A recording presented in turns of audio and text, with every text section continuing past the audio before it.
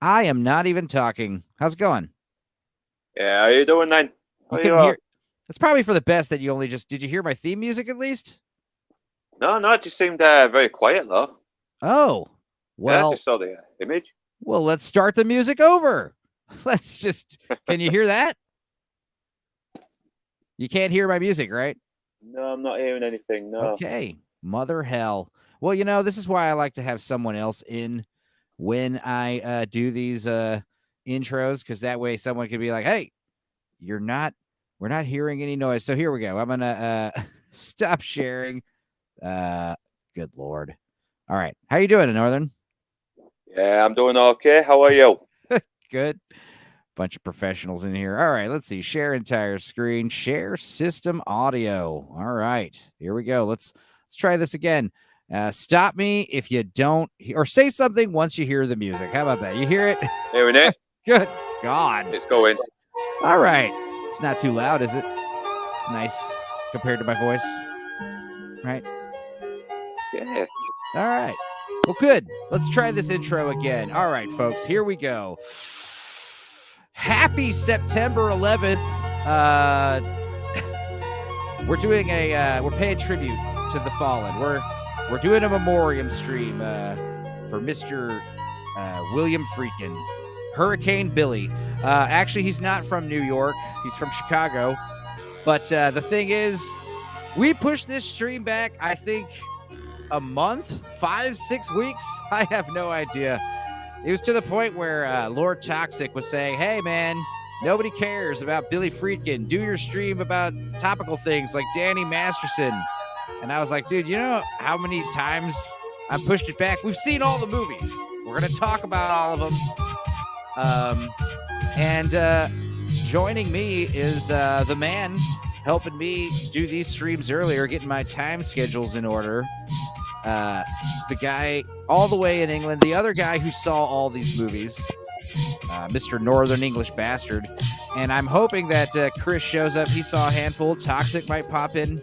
We might even have some unexpected guests. I don't know. Everyone's seen a Billy Friedkin movie or two, right? Right. Well, yeah, we've got the classics like French Connection, haven't we? So, and The Exorcist, but they're like Right. the obvious ones, aren't they? I mean, that's the thing. I wanted to really. This is something that, because Toxic, love the guy. He's always asking me every weekend, what are we talking about on Monday? And I was laughing because I was like I've been saying, we're finally gonna do the freaking stream. And he was like, no, we already talked about it a bunch. I was like, yeah, but I talked about it a bunch without Northern English Bastard here, like, and we glossed over everything. And I was like, look, I care enough to watch these movies, and it's one of those things where that's something I wanted to talk about, was how criminally underrated this guy is. I didn't realize the huge amount of movies this man made. Yeah, I didn't even know. I did not even know he did The Hunted either. I saw that years ago, and it was fucking hell. So up until his death, not really, a little bit before his death, maybe, I think I was aware that he made about 5 movies. This is how I thought his filmography went. I thought he had made The French Connection, The Exorcist, and then he didn't make anything again until Bug and then Killer Joe, because those are the only movies where it's like, from the director of The Exorcist. How dare you speak my name without fear? Yeah, Toxic, I hope you come in here. I know he said he might be having to work a little bit, which is, okay. But as far as Danny Masterson, I know he wanted us to touch that. Pun intended. Danny Masterson, I don't know. The thing about Danny Masterson is he got 30 years. What's funny is we were going to watch Dracula 2000, me and my cousin. We had already made plans for that, or at least I did. And without knowing in advance, like, his sentencing had happened that day. So we were watching it, making all these jokes. But it was funny because I remember we were saying, like, Danny Masterson's going to enjoy 30 years of getting sodomized.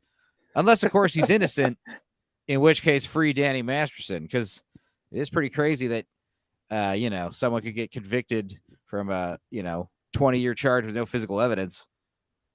Yeah, so what's happening there?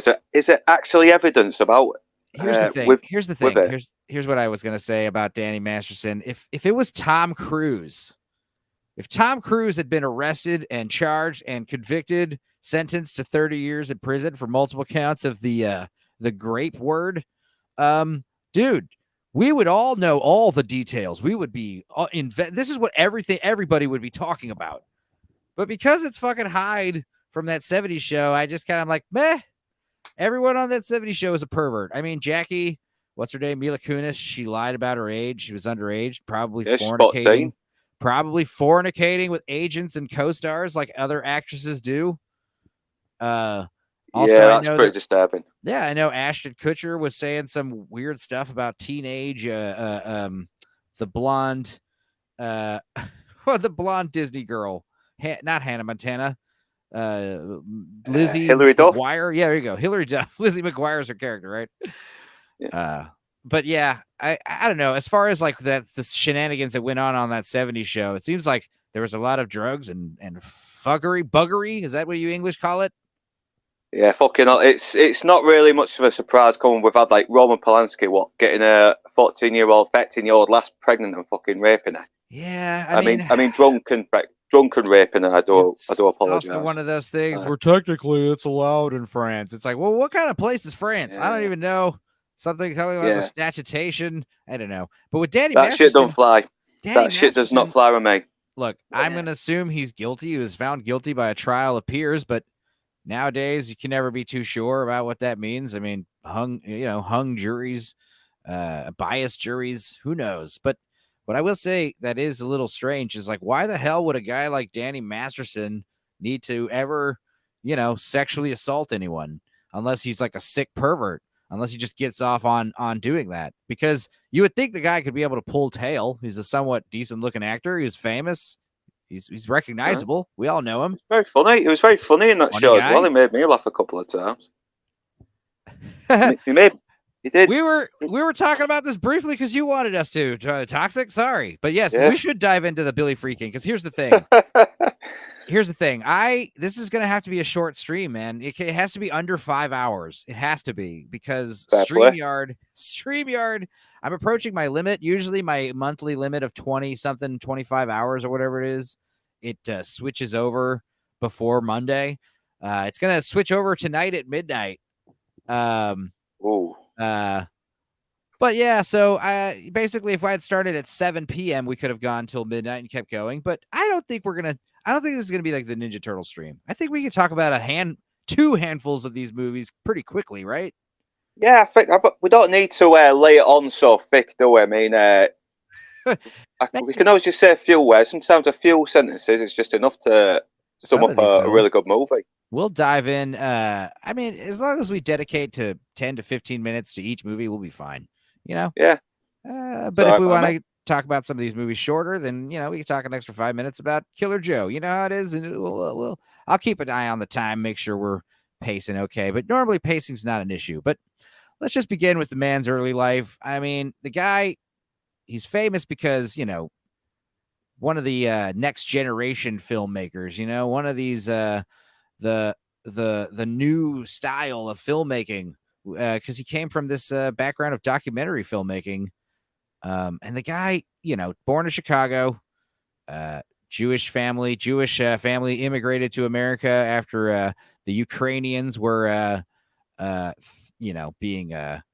Ukrainians were being harsh on the Jewish people. It's funny how that happens around 1900s, early 1900s. Yeah. So he is in Chicago, goes to, this is what's interesting. We'll talk about this later, but he was a basketball player, well enough to consider turning professional. But he saw the movie Citizen Kane some point when he was late teens, early 20s, and swears that it was the greatest film ever. He saw it like 8 times in a row that day and just decided he wanted to become a filmmaker. And he swore to the day he died that it was the greatest movie ever made, Citizen Kane. So I was very skeptical. I was very skeptical on that film because every fucking movie list said it's the greatest film ever made. I watched it. I was like, yeah, you know what?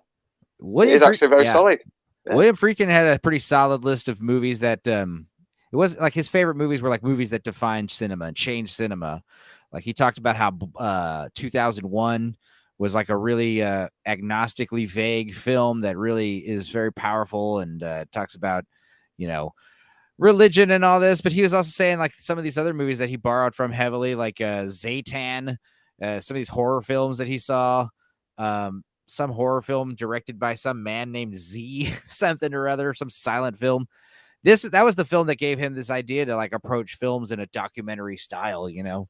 But he's one of these guys that just moved to tried to start from the ground up, you know, working in the mailroom, starting doing little jobs here and there. Oh my God. Wes Kelly, Citizen Kane is so overrated. Maybe it's underrated. I do prefer Casablanca more. I think Casablanca is a better film in a way.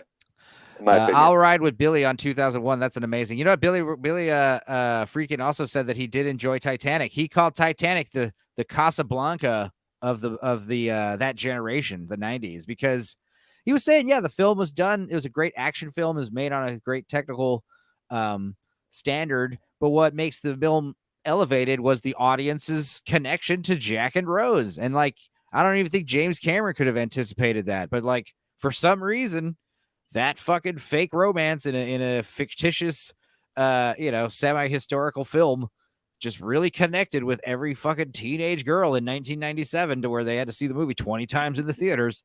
And it was the first movie to make $1 billion. But he had some other great lists. He said like the last contemporary movie he really watched over and over was Blade Runner. He said, yeah, good film.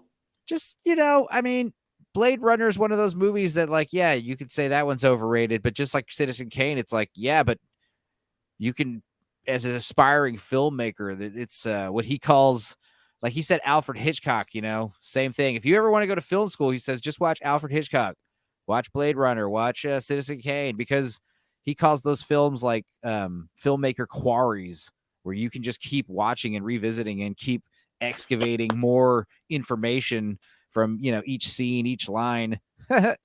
Especially with the final cut, because the theatrical cut just spells everything out when it shouldn't, though. But Blade Runner? It's funny you should mention Blade Runner, because I am actually trying to listen to the audio book on YouTube, do Android's Dream of Electric Sheep. Right. And it is faithful in a way, but there's differences as well. But I can sort of see why they changed it for the movie. But yeah, moving on anyway. No, that's fine.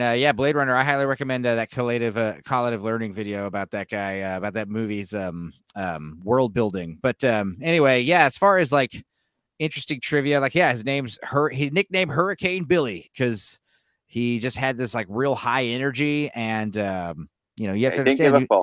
Yeah, and he also had a real bad temper. That's another thing he's famous for. Yeah, we've seen his interviews, haven't we? Especially with Al Pacino. Yeah, that's kind of what we did with the donut stream. With You Didn't Make It On. I was just kind of like talking more about his antics and brief like stuff about what I thought about these movies a little bit, but as far as like deep diving, I was trying not to do any of that until here. But yeah, I mean, basically, he starts off doing documentaries. Which, this is where we're going to skim over the documentaries and the TV movies. I mean, he obviously got to start doing some, what are these, like football documentaries? It was first thing he did was a court case documentary called The People versus Paul Crump. Then he did The Bold Men, which is the first of 3 freaking documentaries made for producer David Wolper. Then he started doing Mayhem on a Sunday afternoon, which is football, sports. Then he does the Thin Blue Line, which is about police. He's got the 70s. By this time, he did some other documentaries in the 70s, 80s, and 2000s. We'll get into those. But like it's around, he does 1965, the Alfred Hitchcock Hour. He does one of the last episodes of the show called Off Season.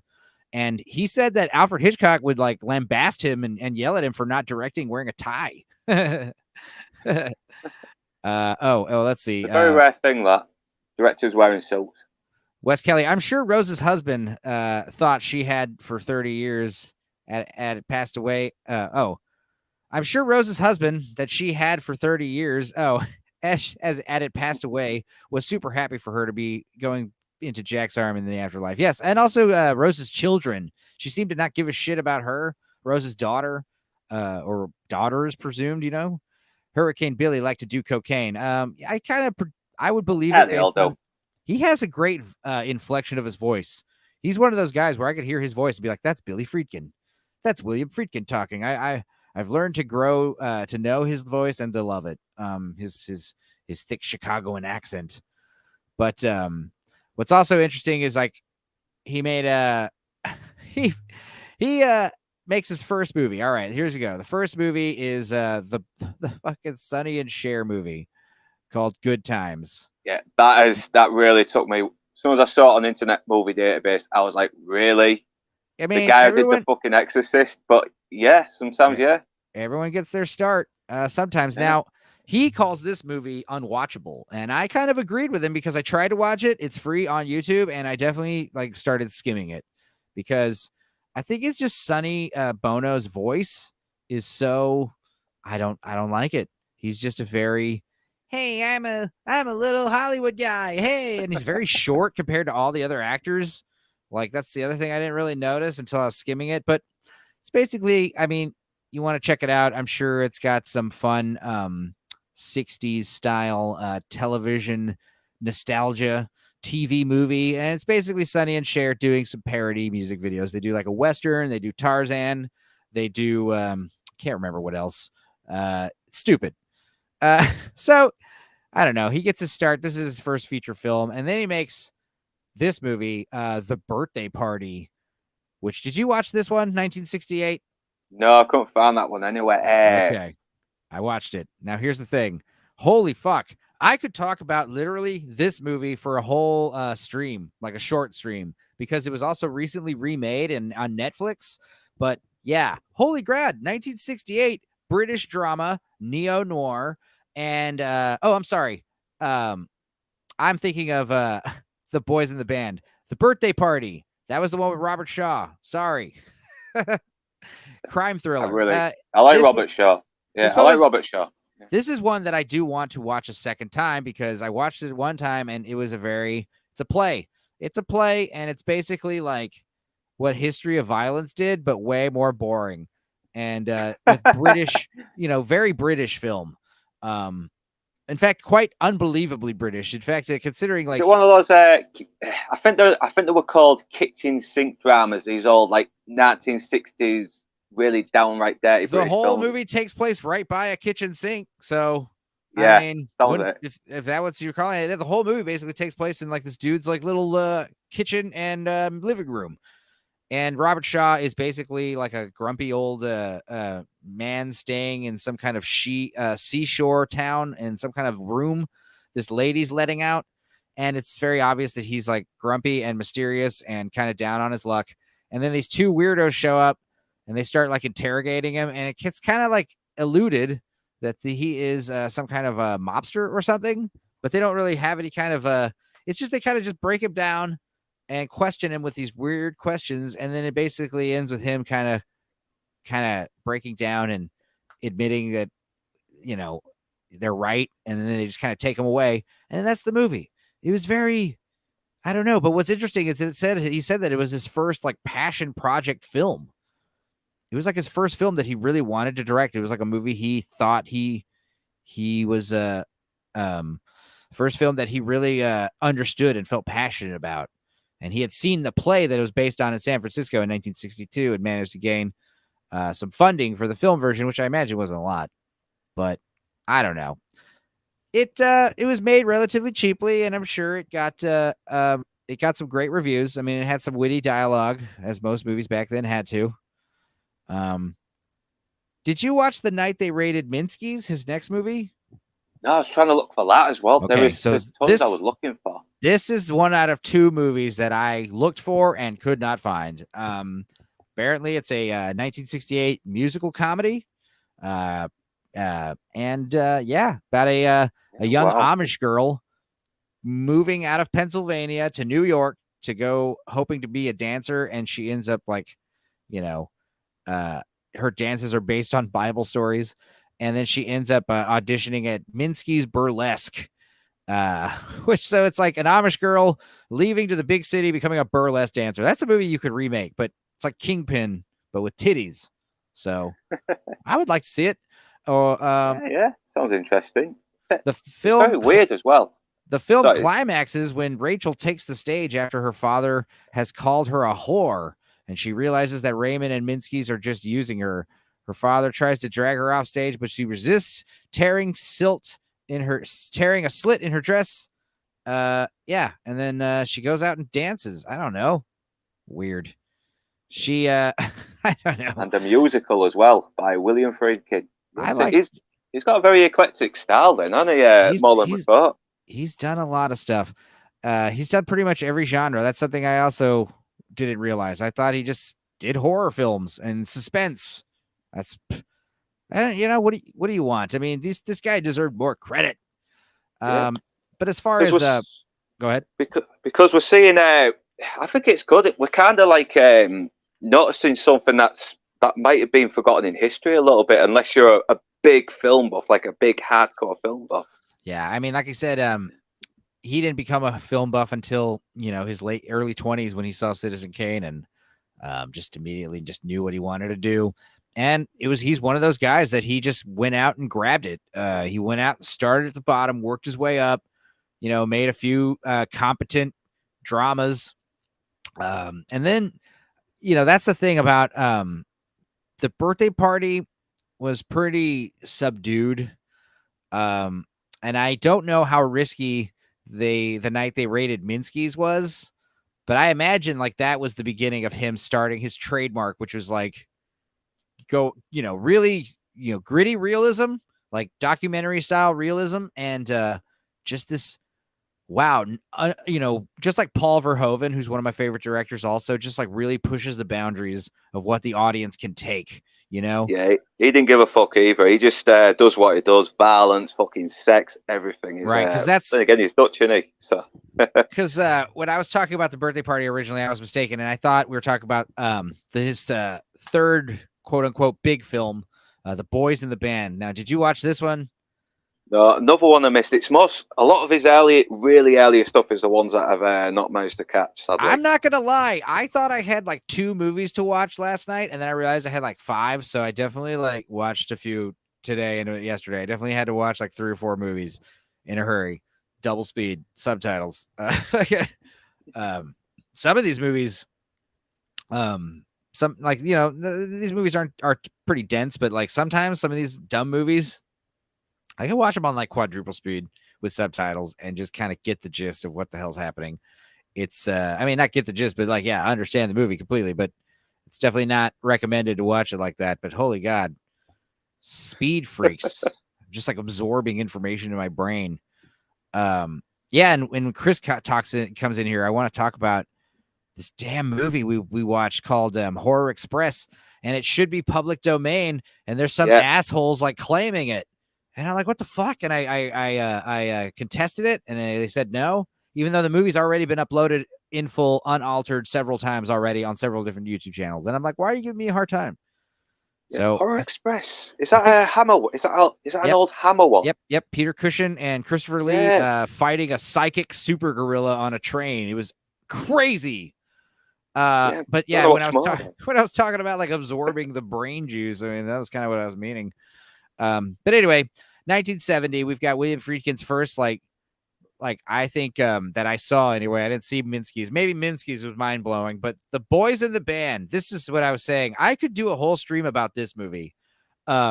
Because holy Lord, first of all, super utterly, totally gay, unbelievably gay, which is crazy for 1970. This is obviously heralded as one of the first truly queer cinema films. And definitely, this is what's crazy. This is the first movie to use the word cunt, and they say it several times. Yeah. So if I had told you hey, because I mean, even The Exorcist, when they were saying cunt, it was still pretty memorable. But yeah, The Boys in the Band beat them to it, but it's also William Friedkin. So what are the odds? But yeah, the movie was actually pretty interesting, and this is why I wanted to do a stream about it. Or not about it, but I could talk about it longer than most of these other movies because it was recently remade by Netflix, and I want to watch that remake and see how much gayer it is. Because, I mean, here's the thing: extremely. this was still a good movie. I mean, it was a decent movie, but it was like a play. Another one of these movies based on a play, and it takes place in an Upper East Side apartment in Manhattan in 1968, and it's based off obviously a off-Broadway play, screenplay by Mark Crowley. It's based on his play, and it's just like ensemble cast about a party, and it's like this gay dude named Michael, who's like a recovering alcoholic, sporadically employed writer. He's basically hosting a birthday party for this dude Harold, who looks just like a I don't know, he looks like Sean Penn and Bradley Cooper mixed together with bad skin. But yeah, they're gonna have like a totally unbridled like gay party, and it's like a dinner like hangout party. And I don't know, there's like, what happens is this guy Alan is calling Michael saying, hey, I need to come see you. And he's like, well, I'm having a party. He's like, that's fine, I'll come see you. They think Alan's not coming, and then he does show up, and there's like, very I think it's like 7 gay dudes at this party and 1 straight guy. And it's way more hostile than you think it is. You think this is going to be like awkward comedy? No, it's like, I can't explain it. Like, first of all, there's this character named Emery, who is a I want to say a interior designer, and he's very like flamboyant, like, oh my god, LOL, ooh, what's up, Queens? But he's very like hamming it up, and I'm sure it's the actor doing it, but I'm sure at the time it's like they even address it. They're like, what is his deal? He's just a pansy. Like, I mean, he's just very like, you'd see someone like that, and it's like an alien almost.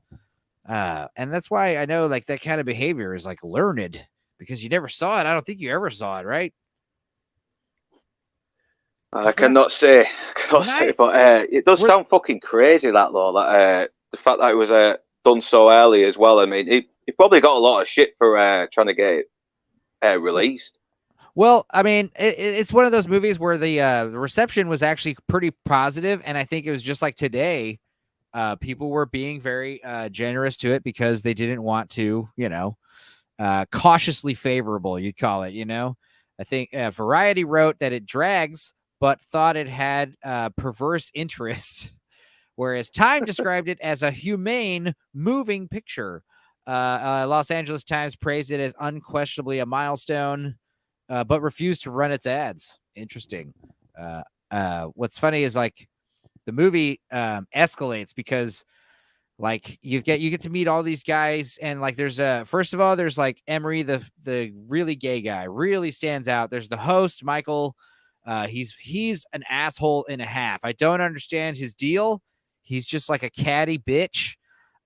He just wants to start drama. I don't understand. Hank is this normal looking, like straight laced school teacher. He's a guy in a suit at the party, and he looks straight. He acts straight. He's soon to be divorced. He has kids, but apparently him and this other guy, Larry, this dude with this like insane chest hair hanging out, they're actually like a couple, which is, I assume, why he's getting divorced. And then there's a black dude named Bernard. And very diverse group of dudes. And then there's Alan, the straight guy. It basically shows up, and what happens is, and there's another guy, Harold, the birthday boy, shows up, and then Cowboy, who is literally a male prostitute that Emery has bought for the birthday boy. So there's like this dude in like a fucking vest and no shirt, like hanging out at the party, like, hey, what's up? He's just very dumb, and I don't know. It's very weird. But what happens is Emery is being super gay and saying some stuff about pronouns. They're talking about pronouns in this movie. Now. I swear. Nice. It's like an insult about his wife, because he's like, I have to go to my wife, Alan says. And something about, I get pronouns confused. And I think he'd been saying a lot of catty, like gay remarks to this guy, Alan. He has it. And he starts calling him the F word. He punches him in the face, and they start wrestling around. And I don't know. Then Harold shows up. And then they start, and then Michael starts drinking again, and I think maybe this is why he becomes a giant asshole. The host of the party starts drinking, and then they start playing this telephone game because the power goes out, and they're stuck inside because it starts raining suddenly. So it's game night, time to play a game. Let's do charades. No, it's too queeny. Alan's here, let's play this game called Telephone, which is not the game you're thinking of. This is a game called We're Gonna Call someone that we loved once and tell them you love them. And it's like these gay dudes like calling like, flings they had and married men like, I love you. And it's just like some of them don't answer, some of them are on dates, and it's just like very depressing. And then the whole thing climaxes with like, hey, we want, Larry and the school teacher call each other, and Larry's like thinking the school teacher is going to call his ex-wife, but that was kind of sweet. I guess they called each other, very gay. But then the movie ends with like them trying to, Michael's trying to out this straight guy as actually being closeted. And you've got to call this guy named Justin that you had an affair with in college. And like he picks up the phone and he's very upset to find out that he actually called his wife. It's just like, and then the party's over and then he like sobs hysterically. And yeah, the movie basically shows that like gay men at the time were very unhappy, and they were basically very bitchy with each other because like I think at the time, you were lucky to find like a gay dude to hang out with. I mean, obviously it's different in the Upper East Side, but like if you were a gay man in the 1950s or 60s, you probably took any gay friends you could get, you probably, even if you hated them. Yeah, because that actually reminds me, I think I heard something like gay men are more prone to depression because, I don't know, and that's why a big portion of them lead a hedonistic lifestyle. So I don't know, but I don't know if that's actually true though. Well, like I said, it's a stream that I would like to talk about all in itself because what the fuck? Toxic. I was in that play in college. Are you shitting me? Are you talking about the birthday party, or are you talking about the boys in the band? No judgment, obviously. I mean, no men kiss in that movie or play, I think. Yeah, it doesn't sound very explicit. It just sounds like a bunch of just gay guys hanging out, and that's it. Wes could have played Alan and beat up a flamboyant interior designer in a scene. That would have been fun to hear about. If that had happened, I would have heard about it. Yeah. And like I said, the first movie to use the C word several times. There's even like a part where like he like explains, to Michael, the host, has a guy helping him throw the party. I can't remember his name for some reason, but he explains to what him, about that word, about hearing that word. I guess it was like a hot new slang. I don't know, or at least in movies it was. But I guess finally we come to the French Connection. Yes. And fucking brilliant. This is, arguably, I mean, technically it's his best movie. It's his only movie to win Best Picture. He won Best Director. I think Gene Hackman got an Oscar, didn't he? Yeah, and the thing is, these characters, they aren't exactly fucking all-round altruistic goody two-shows. They're a bit dodgy themselves, but dude, yeah, Gene Hackman makes no apologies about it.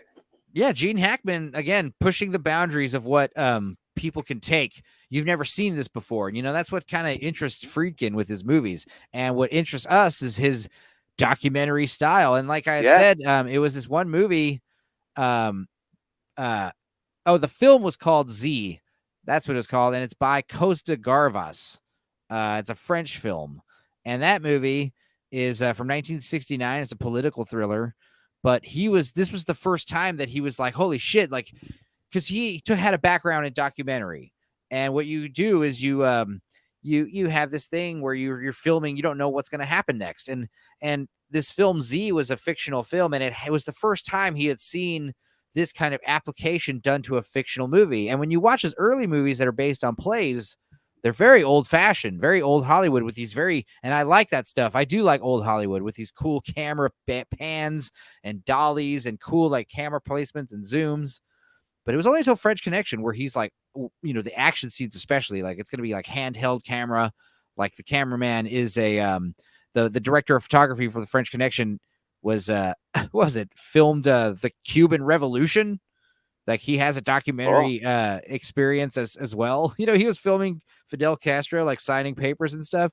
So that was like the cameraman's background. And what you were saying about Gene Hackman's character, like the beginning of the movie, like what happens in the beginning of the movie? Being some black guy, Hartley, fucking hell. Saying the N-word and stuff. And just like, I don't understand. What does it mean? Like he keeps asking him, and it gets asked to him at some point, something about his shoes or his feet. Remind me of the line. I don't think the character's full on racist. I mean, he seems to get along with that informant, doesn't he? But I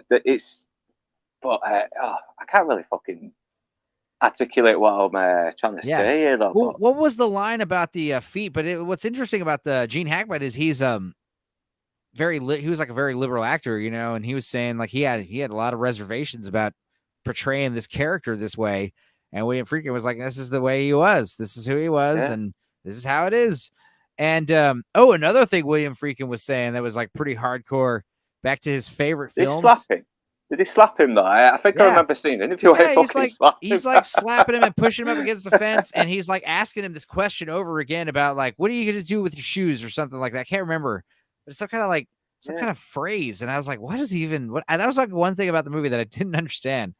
And then later some cop asks him the same question. I don't know. Maybe Toxic knows what the hell I'm talking about. What is this? Did you guys hear how they have edited the French Connection on streaming service because it's problematic? Yeah. That's why I watched it on DVD. Right. We had just talked about how he was rewatching it for the stream, and he's like, Disney edited it. I assume they took the N-words out, probably. I won't be surprised. Well, what's going to be funny if it wasn't that? Because like that's clearly like the most offensive part of the movie. But like, what else would it be? It was like, oh, it's the part where like the guy was smoking. We can't have, so can't have that. They're talking about how like Wolverine can't smoke anymore, can't smoke cigars. It's like, because like part of his character though. Yeah, little kids are going to want to smoke cigars. It's like, let them. They'll never smoke a cigar again, Let a little 8-year-old smoke a cigar once. He'll swear off cigarette for, smoking for the rest of his life. Secondly, Wolverine stabs people with knives, Like, you'd think that they'd be worried that they try to mimic that. But also, what's also funny is, like, Wolverine also has regenerative lungs, so he can't get lung cancer. It's like, God, there's so many stupid things about that. But, like, anyway, I would hate to see how they butchered my boy Billy's masterpiece. Really, it's the movie that got him on the map. It's the movie that was like, all right, who is this French Connection guy? And he won Best Director. He was considered briefly to be the youngest guy to have won an Oscar, period. But then it was revealed that he was actually a few months older than they thought he was. He was actually 36 at the time, so he technically was still tied for second place or something like that. What's funny, I know that Megan didn't like it because she thought it was boring, but I kind of like how it's a little slower. I like the fact that it mostly revolves around them watching the fucking criminals, hoping they can catch him for one dodgy minute for a second. Yeah, there was a lot that I saw, like The Wire borrowed from the French Connection. There's so many things about how, like, you watch these older movies and you're like, oh shit, like I see the inspirations here. And I see the stuff that it inspired. And there's that specific part on the train where he's like, no, that's directly The Wire, where fucking Avon Barksdale, getting chased. And he's like, no, don't be following me. And what's so funny is like, obviously when you talk about French Connection, you have to talk about like, you're just talking about gritty, real guerrilla style filmmaking. These motherfuckers, you got to talk about the car chase. They did this car chase. You could argue it goes on too long, but you have to understand, nobody saw anything like this. It was like people were on the edge of their seat watching these cars drive around. And what's even crazier is it was done completely illegally. There was no permits. The stunt driver was literally driving around real pedestrians and cars, endangering people's lives. Plus, it's not like in the Fast and Furious where they're fucking swerving every fucking car while driving at high speeds. No, he crashes into cars. He crashes into walls, everything that he would in real life, because you can see he's focusing on trying to get this villain on the fucking train, but at the same time he's got to watch the road as well. Can't do both things at once. And it's also, I love that. It's obviously one of the greatest car chases, but that's the thing, is like those old 70s cars, they were built like tanks. That's why you have so many fatal car crashes, because like this is before like crumple zones, and I know crumple zones are a drag because like you have to get a new car. When you get in a car crash, your car falls apart basically. But the reason why it does that is because it keeps you alive. Because back in those days, these two cars were like metal fucking boulders just smashing into each other. And everybody inside both cars were getting killed, especially like in the 30s and 40s when they had like windshields made out of like real glass. They were beasts. Those cars in the 50s were beasts. Look how big they are. That's what would happen. Yeah. You ever played Mafia 2? Have you ever played Mafia 2? You control those cars. You actually feel the weight of them when you drive them. They drive like boats. Yeah. It's like my mom's car. She's got like a Lincoln Town car. It handles like a boat. I feel like I'm driving on a lake. What's funny is like with these, like it's like those old cars. Like they would survive their drivers, you know. Like big, like this car was in a car crash, so the owner died, but obviously the car still runs, so we're selling it. It's like the car is perfect, like it's fine. The guy got killed, he couldn't, you know. These cars were built to last, American made, I tell you. Yeah. Every time I see those old cars in films, I'm thinking, no matter how dented, you can probably just park your ass on it and it'll straighten out again. See, nowadays when you see like an old car, you're like, that car is gonna blow up. They're gonna crash or blow that car up. That cliche you see in movies where the car falls off a cliff and just blows up for no reason. Yeah, it'd probably do that for real now. It lands directly on like a mine, like a landmine. But what's funny is like, with like Fast and the Furious car chases, like you're saying, like very high octane, lots of cuts, lots of flashy like camera CGI stuff. I mean, that's what he was even saying was like he was saying one of the better car chases. William Friedkin was saying like one of the better contemporary car chases he saw was like Bourne Ultimatum. But he's like, yeah, but a lot of that stuff's computer, you know? You do all that stuff in the computer. Like back in the day, he was saying how he started watching Buster Keaton and he was like amazed. And he was like, dude, he never saw Buster Keaton. If he had seen Buster Keaton before he had seen French Connection and Live and Die in LA, he said his car chases would have been done way more dangerously. Like, because the Buster Keaton stuff was like not only in camera, but like in one take, you know, like drop the house on him and make sure it just misses him by like a few inches, you know. Yeah, Crazy I know. It's kind of intense to watch as well because it could have gone wrong. They've got to make sure they timed it right. He had he was stepping in the right area. You talking about French Connection or Buster Keaton? Buster Keaton. Keaton. Yeah, I agree. But yeah, I mean, as far as like French Connection, I think that was the part that was like Megan was tuning out by the time they were at the nightclub, like just like watching those like guys spend money. Like, where are these guys getting their money? That was the other thing about the French Connection that like blew my mind was like the jurisdiction these cops had. Like they could just go into a bar full of like fucking crazy looking scary black dudes and just be like, all y'all put your hands up. All y'all put your fucking contents in your pocket. Put your contents of all your pockets like all out of the bar. I want to see all it. You nowadays you'd be like, motherfucker, you ain't got no probable cause. I'm just a patron in a bar. You ain't got to see shit. It was crazy. And then, like I said, Gene Hackman just like really being fucking intense, you know? I just kind of like how they make no apologies about the characters' flaws. I mean, they don't judge the characters either or glamorize them. They just show them, no, this is who the guy is. He's a bit of a fucking asshole, but this is the guy he's stuck with. Yeah, and again, back to another thing it has in common with Born to Live and Die in LA is like this central cop character who's just going way overboard. He's got passion, but he's got passion in all the wrong places, man. He's like he's breaking the law. Yeah, he's just like, at what point are you like just a criminal yourself? You know, I know. Gene Hackman's crazy, but what I say is like, very similar. God, another similarity with Live and Die in LA is like this fucking bummer ending of like, you know, you want the bad guys to get caught and they don't, or they kind of do. They get a slap on the wrist and shit. And no, Willem Dafoe does die at the end. He gets banned. No, but I'm talking about French Connection though. With Live and Die in LA, you get the main guy getting like Departed style. What's his name? Yeah. But we'll get back to that in a second. But yeah, French Connection though, it just ends with like a shitty prologue. Like, you know, it's like he accidentally shoots a fucking FBI agent, right? Yeah, he doesn't even fucking blink. He's like, he's just killed the cop, and it's like that guy's in there, and just fucking goes after him. It's yeah, and then that's where it like hard ends right there, and just says like, you know, so and so was fucking, you know, dishonorably demoted, you know, got sent to a lot of 70s films that did seem to fucking end abruptly at times, especially in the early days. They just kind of wrap it up. Didn't fuck about. There was another freaking movie that ended with a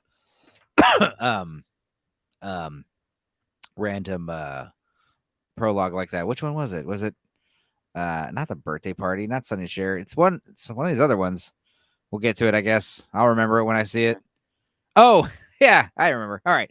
So because he wins Best Picture, anything else we want to talk about? Let's talk about French Connection a little bit longer since how long are we on the stream? About 45 minutes. minutes. All right. Yeah.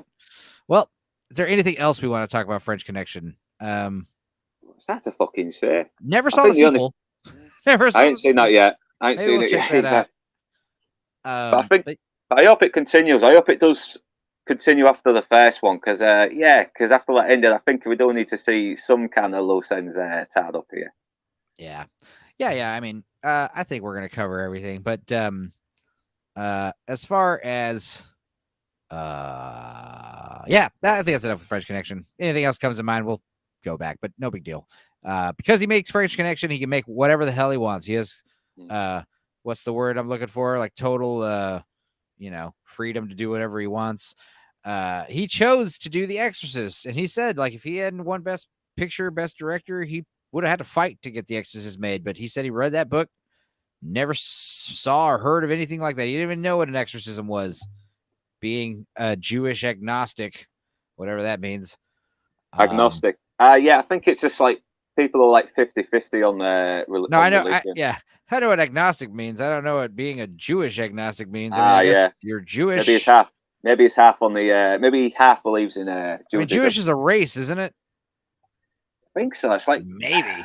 I don't know. Yeah, I think kind of. Maybe if you maybe in the Israeli area. I don't know. Yeah, Israel area. I'm going to do a stream in October on Cannoli Sasquatch's channel about this movie, and I want to talk about all the crazy shit. But as far as like the surface level stuff, like there's still a lot to talk about. Like, hiring 3, not 1, not 2, but 3 real priests as actors, playing themselves, basically. That's good. The famous slap. Everyone knows about how he slapped that priest because he's not an actor. He couldn't do he's supposed to be doing the last rites for someone that died, and he couldn't do it. And everyone's standing out in the freezing cold for 25 takes. And he just says, hey, what does he tell that priest? He grabs him and he's like, hey, do you love me? He's like, yes, I love you. And he just like slaps the hell out of him as hard as he can. And he's like, all right, start rolling. Let's go. And he's like, he did the take, and he said he hugged him afterwards. He said he's like thanked him. He's like, yeah, you really did it. Unlocked it, But I don't know. As I watch The Exorcist more, I like the excavation stuff more and more each time I watch it. Stuff in Iraq, Yeah. It's like the expositional stuff. I think they overdid it though on the second one with with him being in the other country. Oh yeah, Africa, all the African stuff, the African boy being possessed. Yeah, that's something I need to rewatch 2 and 3. That's something I should do soon. 2 is shit, but 3 is really good. 3 is really underrated. 3, I would argue, is scarier than Exorcist 1, but Red it's not Doors, better. Man. Yeah, but when I say scary, jump scares and creepy images, like that's easy to do. It's not done enough though. But as far as like The Exorcist, like I don't know, the director's cut, I feel like I don't even remember not seeing the director's cut, because the director's cut has the famous spider walk, which was reshot, because you've seen the original one, right? Where she like crawls down with her spider walk, and then she flips around. And she does her little tongue flick with her little serpent tongue, and she chases the babysitter. So I think so. Okay, no, I've got it on DVD, but I don't know if it's the uncut version or the original version. Yeah, in the new version they reshot, she crawls down the stairs upside down, has blood pour out of her mouth, which is weird. But it just kind of suddenly ends. But it happens like right after they find out that homeboy fell out of the window out down the stairs. And miraculously survived for the third one after getting possessed. No, this is Carl, who was the director that the actress lady, the mother, worked with. And they were like, the guy comes over and he's like, did you hear about Carl? He's like, where's Carl? He's like, you didn't hear. And he's like, he takes his hat off. He's like, he was found down the street. He fell down those stairs outside.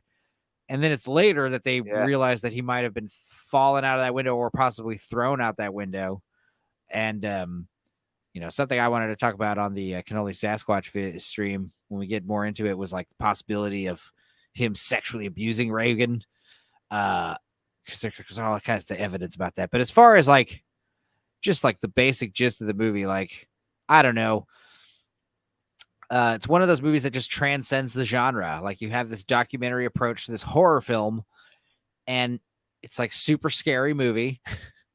And nobody wants to see a scary movie, really. A lot of people don't, but I don't know. It's done so well. It's done so scarily that it just, people have to go see it.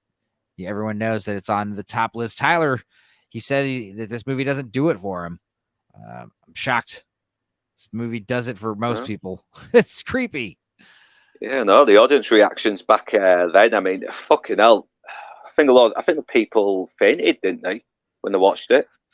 There's a lot of creepy stuff that, people were freaking out, dude. This was like one of the first blockbusters because in the 70s sense of the word, because before, and this is, try not to repeat myself too much in October, but like, this blockbuster thing, Steven Spielberg and George Lucas get credit for it. Jaws gets credit for it, but like this movie did it first, but Jaws was like the first like summer blockbuster, doing the summer thing. This movie came out on Christmas, The Exorcist. Like, how baller is that? Like, What they always try to put Christmas and Halloween together half the time. Like, look at the first Child's Play.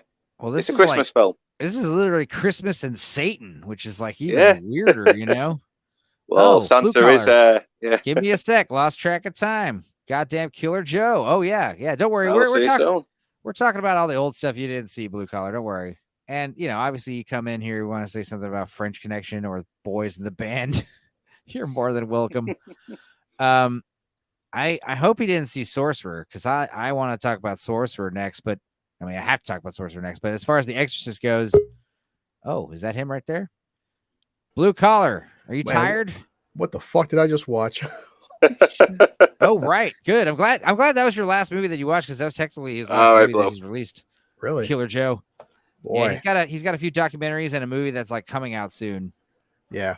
No, but it's weird telling my mother about. It's like how we talk about older people. I mentioned mom because she was like 15 when Exorcist came out, and I listed all of his movies, and she's seen every one of them. But like you said, she didn't realize he directed 90% of the films he directed. Yeah, talk about you had said that she had seen her Sonny and Cher movie. Or what was the one? The fucking the Christopher Lee and what's his name? Oh, horror or the Horror Express. Yes, yeah. We'll have to watch that. I had said this earlier, but those fuckers are like claiming my video, and it's like not it's blocked in the United States, even though like you could look up Horror Express. It's on several channels. I think what I'm gonna do is adjust the brightness, put a little filter on the corner, and maybe put a little bit of overlays. But I'm gonna beat that copyright claim. I got a whole month to do it, but it's just like another speed bump. I'm trying to start recording more videos for October, and I can't be like, I want to try to re-upload Silver Bullet so Northern English Bastard can watch it. Unless you already watched it with a VPN. I might look into them a bit more. I think I've been looking up free ones, but from what I'm seeing, now you have to like pay for the premium. So next time I get paid, I might just do that. Now let me try to re-upload it and see if that works. I'll try to do that this week. But anyway, I was saying another thing is we only got 4 more hours to go, because I think I'm going to approach my StreamYard limit before it renews, which is tonight at midnight. Yeah. So I got 5 hours to do this streaming. We're in an hour in, and we've talked about his early life, and we're basically at The Exorcist. Okay. So you saw French Connection, you saw Exorcist. Oh yeah, I've seen all these films. Just for some reason, Killer Joe, I just for life of me just don't remember. I don't know why. It feels like if I saw it, I forgot about it, and that's why I said with digital for Town West and everybody, it was on sale for $5. I'm like, fuck, why wouldn't I buy it? I feel like The Exorcist is something, obviously it's many people's favorite movie. So I think it's one of the movies we should talk about a little less. But if there's anything you want to talk about The Exorcist about that, you want to get off your chest, go for it. Because I know like my sister Kaya, now she's 21, but when she watched it like one time at 12 years old, and she thought it was a comedy because she's 12, and this is back, it's 10 years ago. You're thinking of Repossessed with Linda Blair and Leslie Nielsen. No, the very first Exorcist, because that's what we say about like my mother back then, like my dad's with Star Wars, how it was groundbreaking. My mother, she was raised Catholic, like a lot of girls were back in the 50s and 60s. So for her, that was a fucked up movie. So, especially to this day, dude, the piano, that shit's iconic. The freaking but it just shows how like action and horror and everything have evolved, because a kid in 2023, to watch Exorcist and like this shit's boring. But back in the fucking, then. Well, one of the funnier things I heard about, you're talking about the piano, was William Friedkin told the composer, Larry Cohen, according to Larry Cohen, sorry, it was Bernard Herrmann. Sorry, Bernard Herrmann. He was approached by Friedkin to score The Exorcist, and he watched the movie with Herrmann, and Friedkin said, "I want you to write me a better score than you wrote for Citizen Kane." And Herrmann replied, "Then why don't you make a better movie than Citizen Kane?" So then they just went with the piano and no music, which I think really makes the movie. The fact that there is no music. Same thing with French Connection. There's no music background, really, a whole lot. I gotta say one thing, but Exorcist to this day in 2023, that fucking, even in the new trailer for the new film, it's still used. So you could debate that. Hey, what's more memorable, Exorcist or Citizen Kane? I mean, in pop culture. I'm just gonna go ahead and say it. If you guys want to hear me talk about The Exorcist, tune in to Cannoli Sasquatch on October 8th. I'm going to talk about all this stuff. But it's as far as like anything you want to say, Luke, about Exorcist before we move on to the one of the best fucking movies I've seen this year, Sorcerer. Yeah, it is.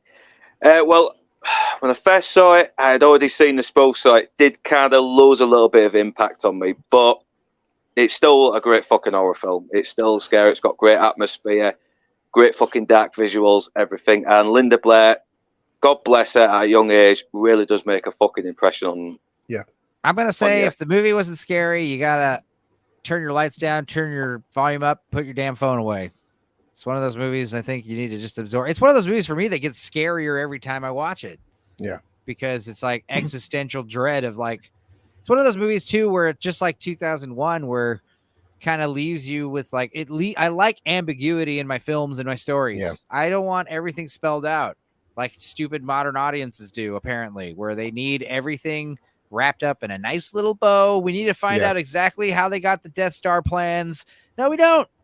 The other thing is, like, when you leave a film and it leaves you with questions, your own bias will answer those questions in different ways. And sometimes, like with 2001, like with The Exorcist, you could watch a movie when you're 15, you'll watch it when you're 20, watch it again when you're 30. You could have different reactions, different takeaways from these movies at different ages, And The Exorcist is one of those movies because, like, if you're not religious, if you're, then you could just think, oh, well, what kind of God would allow this to happen, If you are religious, you would just think, oh, yes, of course, good can triumph over evil, you can confirm your own biases with these movies, which is a good thing. Keep smelling cigarettes. I think whenever I know when Wes sees this, because was talking to, after me and Wes saw Equalizer and I uploaded a video, I went to go see a second time my friend Big Al, and Big Al loves it. He goes, dude, he's like, he walked out, he goes, Chris, my favorite movie of the year, hands down. And he's like, I work at the garage. He goes, a couple guys said, oh, Al, we heard Equalizer wasn't that good, and we're like, and we were saying that, like, when you watch Equalizer, because I've watched all three. That's why I said during my video, we live in now a TikTok generation of fucking YouTube shorts, reels and stuff. You don't need action every fucking 5 seconds to make a good action film. And that's why I said for anybody to say, oh yeah, The Equalizer, it was kind of it could have been better, or like it wasn't as action packed. Well, the first two weren't either. Hey, well, shout out to Dark Hour. Just sent me a screenshot. Let's see here. How do I do this? Solo. Yeah. He's got 2,500 subscribers. Oh, sweet. Yeah, where's mine keep going down? I don't know why. Are you serious? Dude, the past 2 weeks I've lost 30. I mean, I'm not. The Dark Hour told me like a lot of time bots come out there, but I mean, it's not a big number, but I mean, I'm still good. And just say like, every single one hurts. It's true though. Now you can't give a shit about that stuff. Shit. No. Maybe they're tired of you talking about video games. Who cares? It's what you want to do. I didn't realize I was going to be watching a video game streamer. Unsubscribe. Yeah. I mean, but don't watch the video game ones. Just don't watch the video game ones. Just watch the movie reviews. Well, it's funny. My views, like Barbarella and all these videos were going way up. Now, they're all nearing 1,000. And then all of a sudden, like Broken Arrow got 20 views. Yeah. And then Silver Bullet got 12 views. But to be fair, it's blocked in like 80 countries. But yeah, and I we'll noticed see how the thing with two heads goes. Well, I noticed on with Dark Wednesday. Hour, I was checking again on YouTube. It's when he had Drinker on, and he figured Drinker's obviously a big name, boosts his numbers up. And not that it's bad, but Dark Hour for Total Recall, he only had like 2,000 views, which I'm thinking, I mean, Total Recall, very popular film, obviously having the Drinker on, and I just would have thought that he would have got by now more than $2,000, but nah, it's one of those things where you got to get the, you know, I mean, also I'm sure the Drinker was retweeting where he was. That's kind of important, but also it's one of those things where as far as like how many people are watching it live, you know, like that'd be pretty cool. You get like a whole, you get the Drinker basically yourself. What do you call an intimate viewing, you know? Well, that's what I'm saying, but I checked like even today when I was uploading and finishing up my last night Equalizer and stuff and Final Fantasy, said like Dark Hour popped up and like 2,500 views. I'm like, I just thought it'd be like just higher numbers for the movie Drinker, Dark Hour. Well, what I will say is if I was having a big celebrity guest on, I would hate it if like there was like suddenly like 10,000 people watching and I'd be like, oh fuck, they got like all these comments. I don't have any moderators. I don't know what to do here. I'd be like, whoa, okay. Yeah, especially super chat when somebody wants to unalive themselves. Yeah. Like, why are you not? That was I guess we can talk about that. Yeah, we can talk about that. Yeah, I just want to be careful because I guess we know YouTube. If you say the wrong word, that's why I guess unalive is a PC term that we can use. I just don't want to get your shit taken down. I don't care, dude. I care. Take it all down. Fuck it. No, I'm joking. But as far as like I know Wes was very chivalrous, not the word I'm looking for. Jump into action, just trying to find out who this dude is.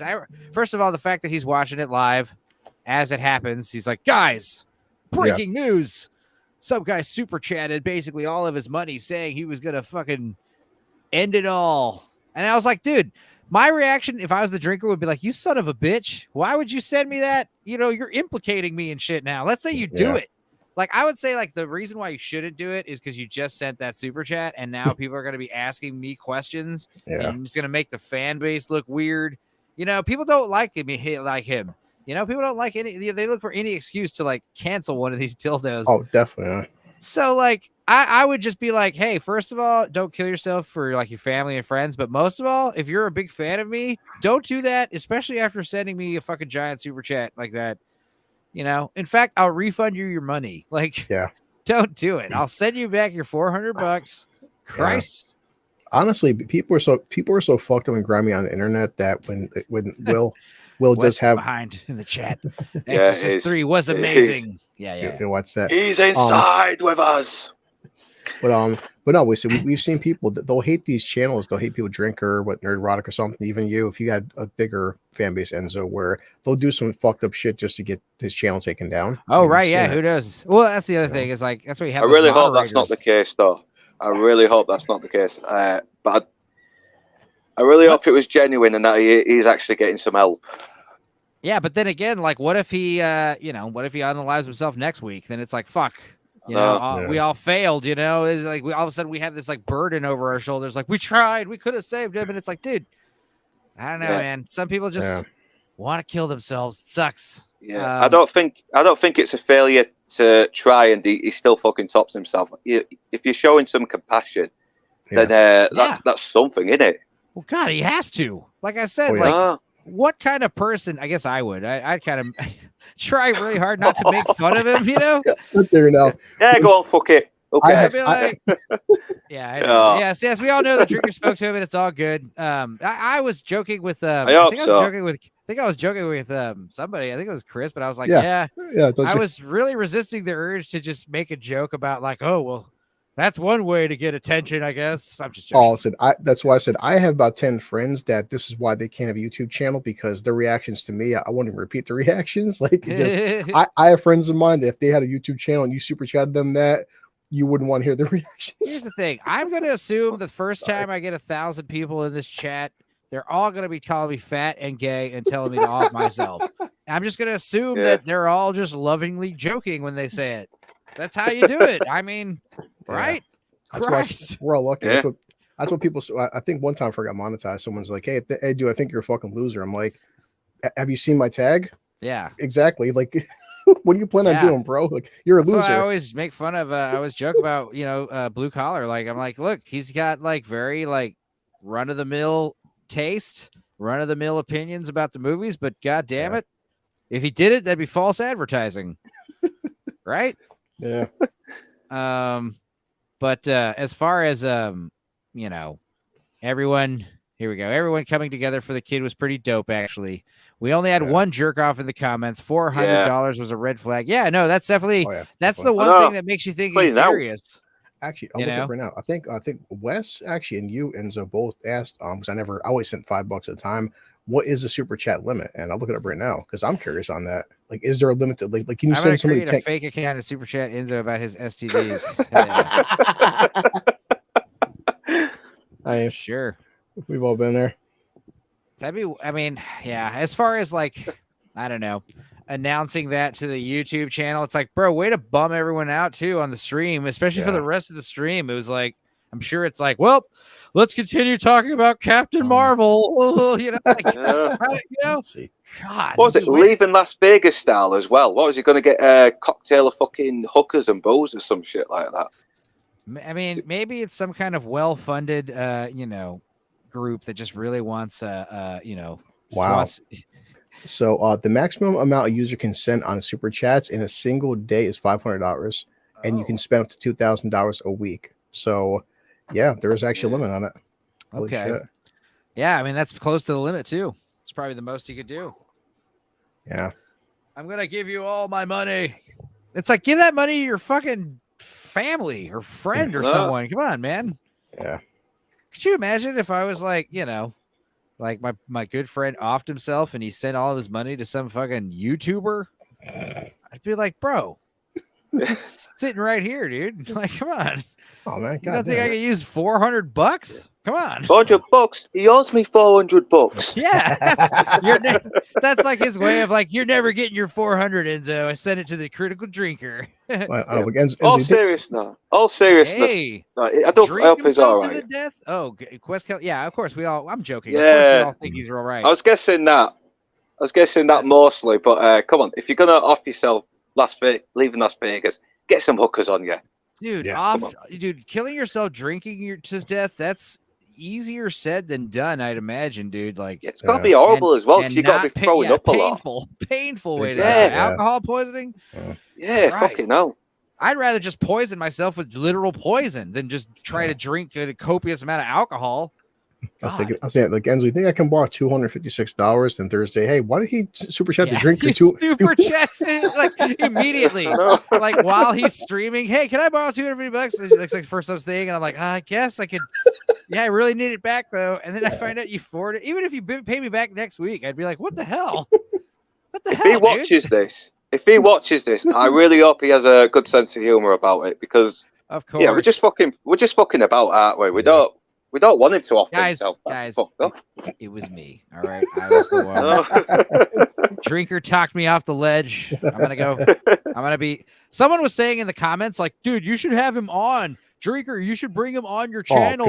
That's like the worst idea, because because everyone else trying to off themselves will want to get on as well, won't they? And he won't have his guests. Yeah. Also, like, what's to say the chat just isn't gonna be like, you should do it. You should do it. Don't do it. Like, I'll bring you on the chat. I'll bring you on the show. You have to promise me you won't read the chat. You have to promise me you won't fucking look at the chat at all. Anything the chat has to say to you, I will highlight.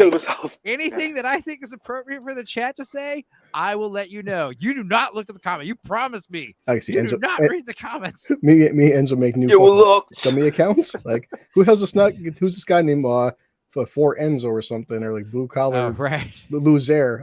What's up, buddy? Now it'd be funny. Like, he finally gets on the stream and he's got like a noose hanging behind him. Like, hey, drinker, how's it going? I'm kidding. All right, just hanging.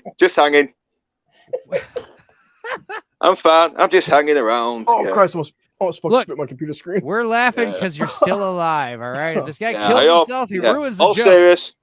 All seriousness. No. Yes. I hope you don't get better. I really do. Yeah. If you're watching, I doubt it, but I hope you are.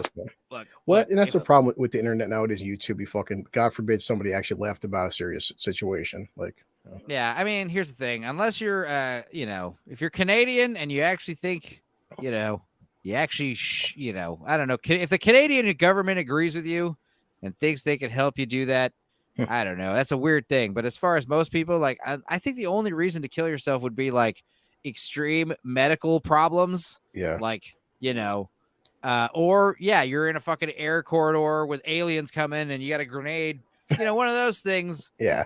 Yeah. But yeah, I guess another good way to get killed would be blowing up in a giant truck, as in the movie Sorcerer. Yeah. We need to get that. I'm sorry. Just trying to get us back on track here. I know. I want to talk about Sorcerer so much. Now, here's the thing. Take William Friedkin's awesome documentary style and instead of because one of the things that I said about the Exorcist, his previous movie, was no music. It rocks because there's no music. It's so scary because there's no music. Everything's freaky. It's got this eeriness to it.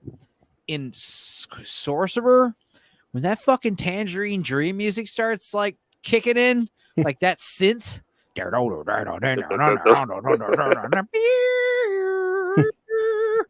like, oh, dude, like I want that shit to like wash over me like a wave. And I don't know. I had seen Sorcerer. Sorcerer's one of those movies, like I'd always seen the poster of the fucking truck. And I always assumed, it was just a weird title for a movie because you'd hear, I thought, it sounds cool, Sorcerer. And you look into it and you're like, the director of The Exorcist. Oh, and it's like, it's about truckers. You're like, what? Okay. I put that in the backlog for far too long because I finally saw it and paid attention to it. And I was like in bed with Megan and she was asleep. And I was like on the edge of like my seat, man. And it's intense. It's so very intense. It's like anti-speed. It's like the anti-speed because they gotta go slow as fuck. Right. It's like and they put the bomb on it themselves. There's no like bad guy, But what's so great about this movie is like this documentary style. And this is another thing that I'm noticing with William Friedkin's movies. Obviously this gritty realism, but also like very like a lot of scenes that take place in like ethnic markets or bazaars or like Middle Eastern or Latin style, like not slums, but like third world settings, And this is another thing that with like the French Connection and Sorcerer, not French Connection, sorry, Sorcerer and a few of his other movies, they kind of start with these little vignettes, like, Sorcerer, we don't understand. Like if you go in that movie blind, it's very hard to kind of predict where that movie's going. You would have no fucking way to understand, right? If I was going to do it, I'd be drunk AF. Take a flying fuck into a rolling donut. There you go. That is a good way to do it. You're dying because you're about to die any second. You're sitting on some unstable nitroglycerin there that can just fucking go off by the slightest bump. It's right. Yeah. Well, what's funny is like, this movie, it starts off in is it Jerusalem, right? Or Israel, somewhere in the Middle East? Is that the first story? Palestine. Yeah, we see some Middle Eastern guy involved in some kind of like government overthrow that fails, and friends get all arrested and shot down. He escapes. Then we see some French dude who has like the craziest looking actor I've ever seen. He's got horrible teeth and these piercing eyes and this big mole on his face. He just looks like he's got this very lovely looking wife though. Oh yeah. As well. Yeah. Rich as hell. He's got this fancy ass house and something about That's what got it. Something about how he owes some money, some kind of laundering, some kind of fraud, he's being investigated. And it's like, well, give me a week and I promise everything's going to be fine. And then he's like, we got to get out of town. We got to hit the road. Tells his business partner, and this business partner blows his brains out. And then he just kind of leaves his wife at a dinner with his colleague. I'd imagine the parking attendant is going to be very confused, like, because they literally tell the guy at the dinner, they're like, hey, there's someone to visit you. Someone in the parking lot to see you, sir? Because back in the 70s, no one had cell phones. You'd have to have the waiter come and be like, someone knows you're here and they've called the restaurant and they're asking for you. And it's like, could you imagine how annoying that would be if you were a very busy restaurant? It's like, you only got one phone. And it's like, we're trying to take reservations here. We need the phone lines clear so people can call and order ask for reservations. We can't have everyone calling asking to talk to some random patron in one of the tables. We don't know, what a bummer. But anyway, I digress. We find some other guy. That's what it starts with. The first guy is some weird ex-Nazi dude, like doing some assassination in what country? I forgot now. Shit. I don't remember. But anyway, fourth story is Rob Schneider and some kind of Irish mafia, and they are stealing a bunch of money from some kind of Catholic church. All this money's like being kept in the back, and obviously there's like mafia guys, like Italian mafia dudes who are involved with this Catholic church, somehow money laundering. And Rob Schneider, again, with the car chases. Roy Schneider. Roy Schneider. He basically gets in this badass car chase after they leave this church, and one of the best car crashes I've seen in a movie. Fucking car flipping over, dudes flying out of the fucking and it's all because take your eyes off the road 1 second, see a truck. Oh, it's like the worst possible way to crash the car. Guys, if you ever get in a car crash and you need to talk to your insurance, you tell them, I could not stop. It was impossible to stop in time. That's what you say. Those are the key words. Okay. Because if you say, I didn't see him, or, I accidentally stepped on the gas instead of the brakes, don't say anything like that. Say, it was impossible for me to stop in time. He pulled out in front of me. I couldn't react. It is like literally impossible. You won't be at fault. Nice. But yeah, so the point is, we don't know where the hell this movie's going. And then we find ourselves in South America, and we see all these dudes living in these, favelas in some kind of jungle area. And there's like a oil derrick nearby where they drill for oil. And that's like the big source of income for the town. Obviously, people just spend their days just drinking in these little, inns, these cantinas, eating shitty food. And the whole idea is like, what the fuck are these guys doing? They're obviously all on the run. And what the hell's going on? They all got their own problems. And it's around like the halfway point of the movie where we finally understand what's happening. The derrick has blown up because of terrorists, and it's on fire, and we need dynamite. And source, they gotta. I'm sorry, Northern English Bastard. You made a great video about this. They kind of got to get the. I think it was a terrorist attack, and they had to get the dynamite to blow it up because it was like somehow it clears it. It clears out all the flames. Stops up the hole. You need explosive. Unfortunately, the explosives are kept 200 miles away in a little shack in the jungle, and these are sticks of dynamite, mind you. So they're supposed to be like filled with like a gunpowder with like a gel. Is that what it is? What is dynamite supposed to be like? Anyway, the point is, it's like liquid in it. It's like liquid. What happens is the liquid. It's the liquid separates, so you get these dynamite sticks that are bone dry and they're basically inert, and all the explosive liquid is like seeped into the box and just like resting on the bottom. So basically, these 6 boxes of dynamite have become 6 extremely volatile bombs. And just like the slightest disturbance, because they were kept in this like humid shed, will cause them to blow up. And they say with a helicopter pilot, like, hey, we can't fly it because turbulence will cause it to blow up. So we got to drive it. And they these bastards, like they asked everyone at their mine at the oil rig, hey, who has experience driving? We're going to pay you the most exorbitant money so you can drive how many boxes? 6, 7 boxes of TNT and 2 trucks across 200 miles of unroaded terrain, jungle, mountains. And then there's like a monsoon happening. And then like one of the coolest montages ever is like, first of all, they all got to get the audition. They all got to get the interview. And obviously like these 6 dudes are the ones that are doing good. Roy Schneider, he's like a professional driver, he's kicking ass. So it's these 6 guys, they get the job. 4 guys, excuse me. And it's like one guy gets killed because the ex-Nazi dude has to like, that was one of the problems I had with the movie was like, I knew ex-Nazi guy was one of the 4 guys. So when they select this random 4th guy, I'm like, wait a minute, something's going to happen to him. And I didn't realize like he was going to be murdered and then I don't know, they forced the Nazi guy to do the job, but they're still going to pay him, but he goes willingly. I'm very confused with that aspect of the movie. Yeah. Did you understand that, Sorcerer? Yeah, Blue Collar? Sorry, Northern. Yeah. Yeah, I'm a little bit confused by that bit as well. But then again, I've only watched it once before I reviewed it, so Right. But you saw it, right, Blue Collar?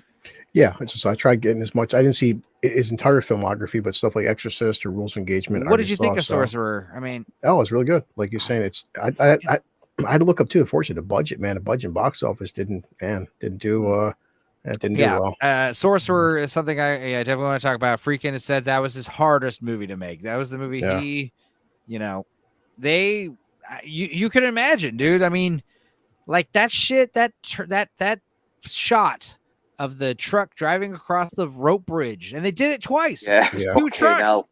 It's Crazy, worse man. the second time, and dude, it's like that doesn't look like fake rain.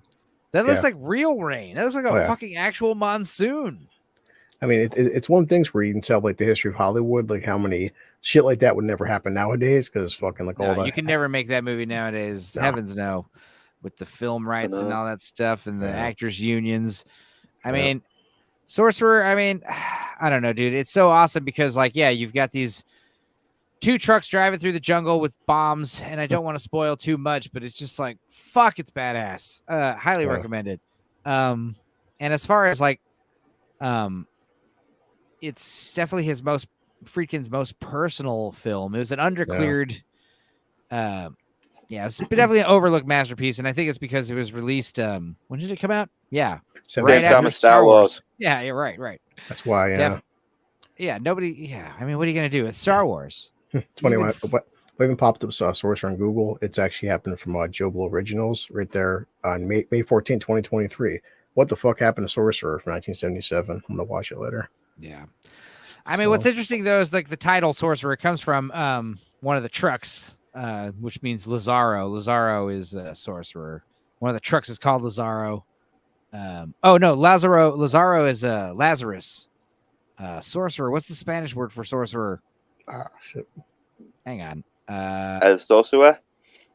No, it's a cool word. Hang on, I'm doing this came here from Movie Web, and so even here, this is from August 13, 2023. Sorcerer, William Friedkin's overlooked masterpiece. That's right from Movie Web. That was just a month ago. Someone published an article, so people are still talking about it. People are finally listening to me. That's what's happening. People are finally figuring out that I'm right about everything. I don't really see this. This is actually a remake too. Sure. No, yeah. Wedges of Fear. It's not actually. William Friedkin has testified that it wasn't, and even though it's a remake of the book, but it gets credited as a remake of the movie. Yeah. Kind of like how, Thing from Another World, and the things based more on the Who Goes There story. Yeah, I think Enzo liked good this shot, article. good story as well. Yeah, because even says right here, Movie Web, it says the greatest action sequence ever filmed. Hey. Oh, yeah, it's funny because like it's not. I mean, it's like suspense action. It's like reminds me of the Mission Impossible 1 when he's like going down into the fucking Langley headquarters. It's like super quiet. It's like not what you'd call like action. Yeah, because like there's really nothing really happening. There's a guy like hanging from a ceiling, but it's so intense. Same thing.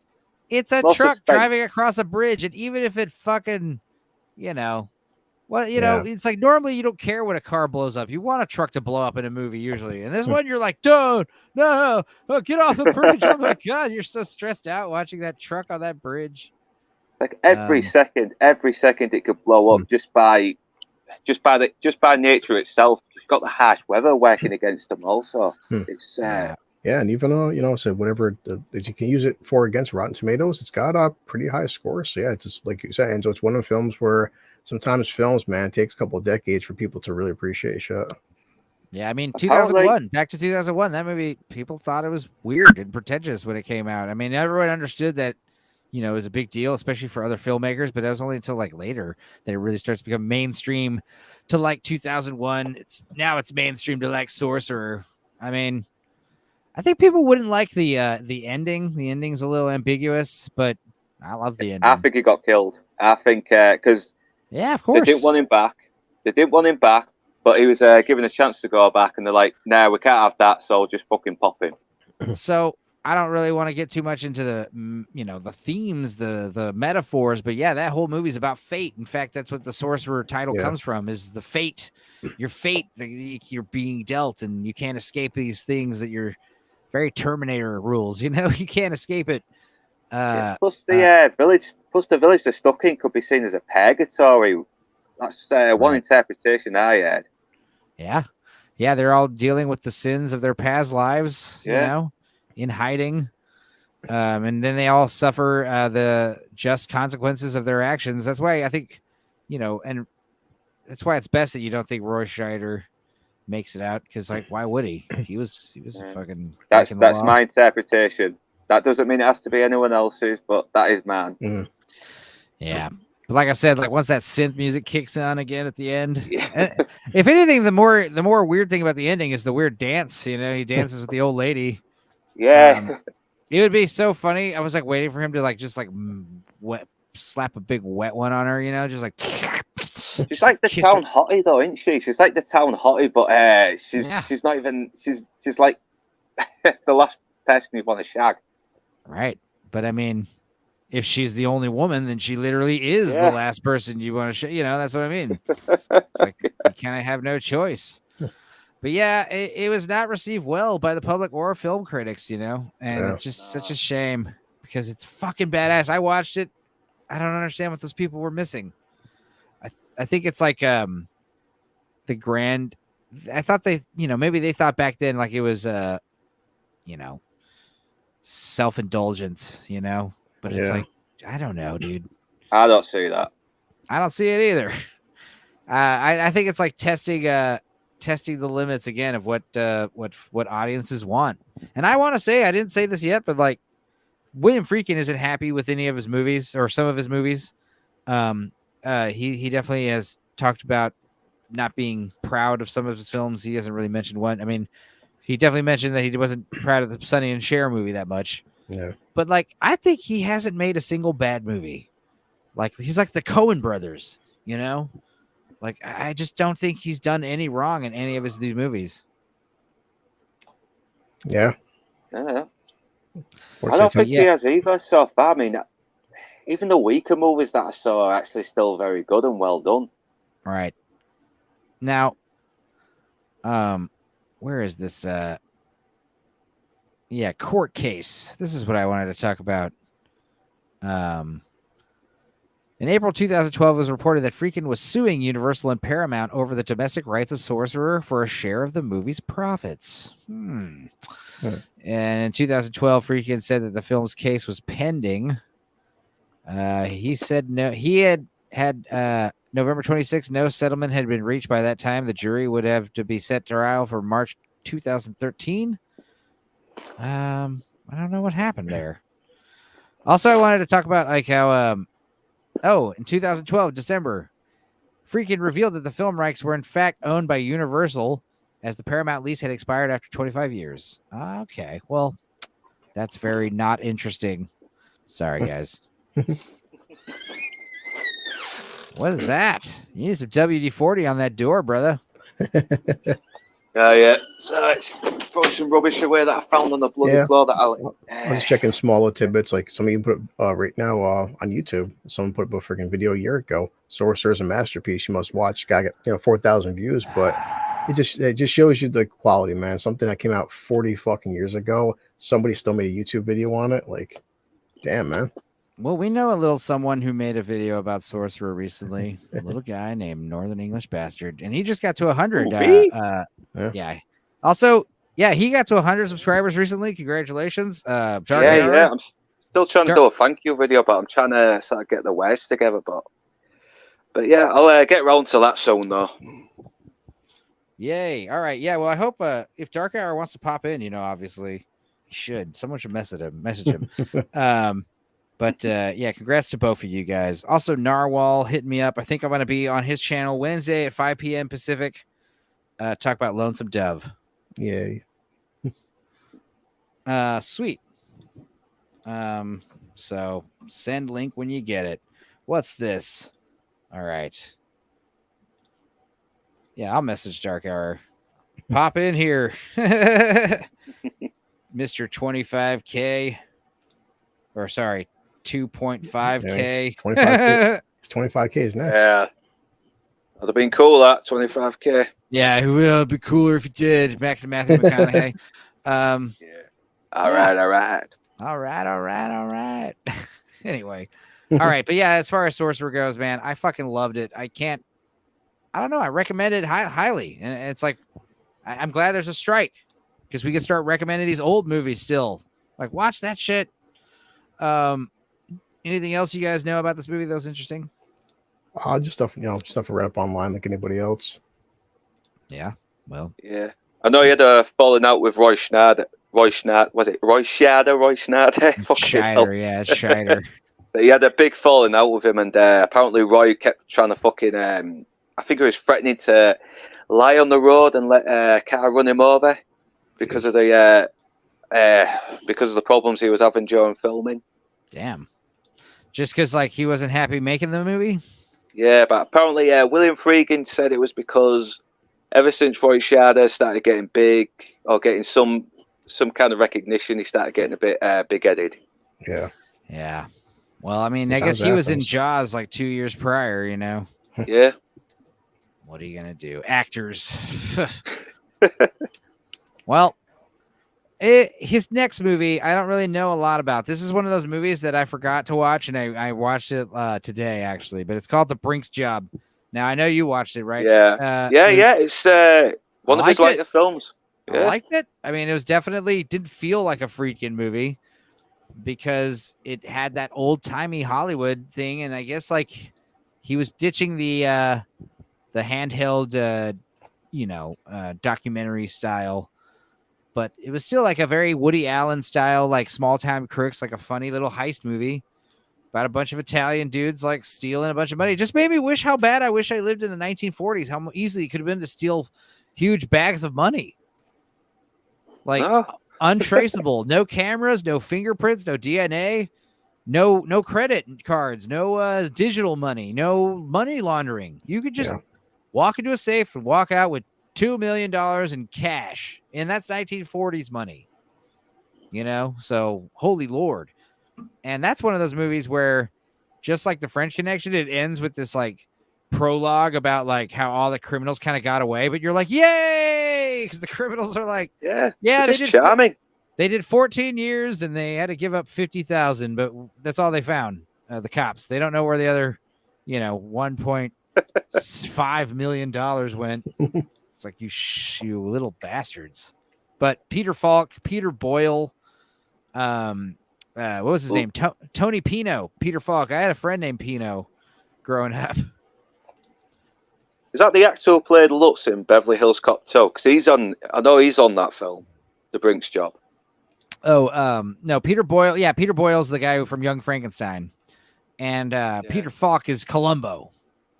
So, who is the guy on Beverly Hills Cop 2? Yeah, he plays Lutz. He's on The Brink's Job as well. He's the one who keeps an eye out while they're trying to actually do the job. Oh, right. Yeah, I don't remember his name. Let's see. Is it Alan Garfield? No. I don't know. Oh, there's Warren Oates. And that's the other thing. Yeah, he was a good old school actor that doesn't get much recognition these days. You get all bummed out with how it you get kind of bummed out because how they all get busted, but then it ends on a happy note. They only did 14 years in prison. It's oh God. I guess that's a long time. But for $2 million, I don't know, maybe. I don't know. But yeah, in in August 1978, 15 unedited reels of the film were stolen at gunpoint. Whoa, while the robbers demanded a $1 million ransom, the money was never paid because the robbers, showing a distinct lack of filmmaking knowledge, had hijacked outtakes and dailies.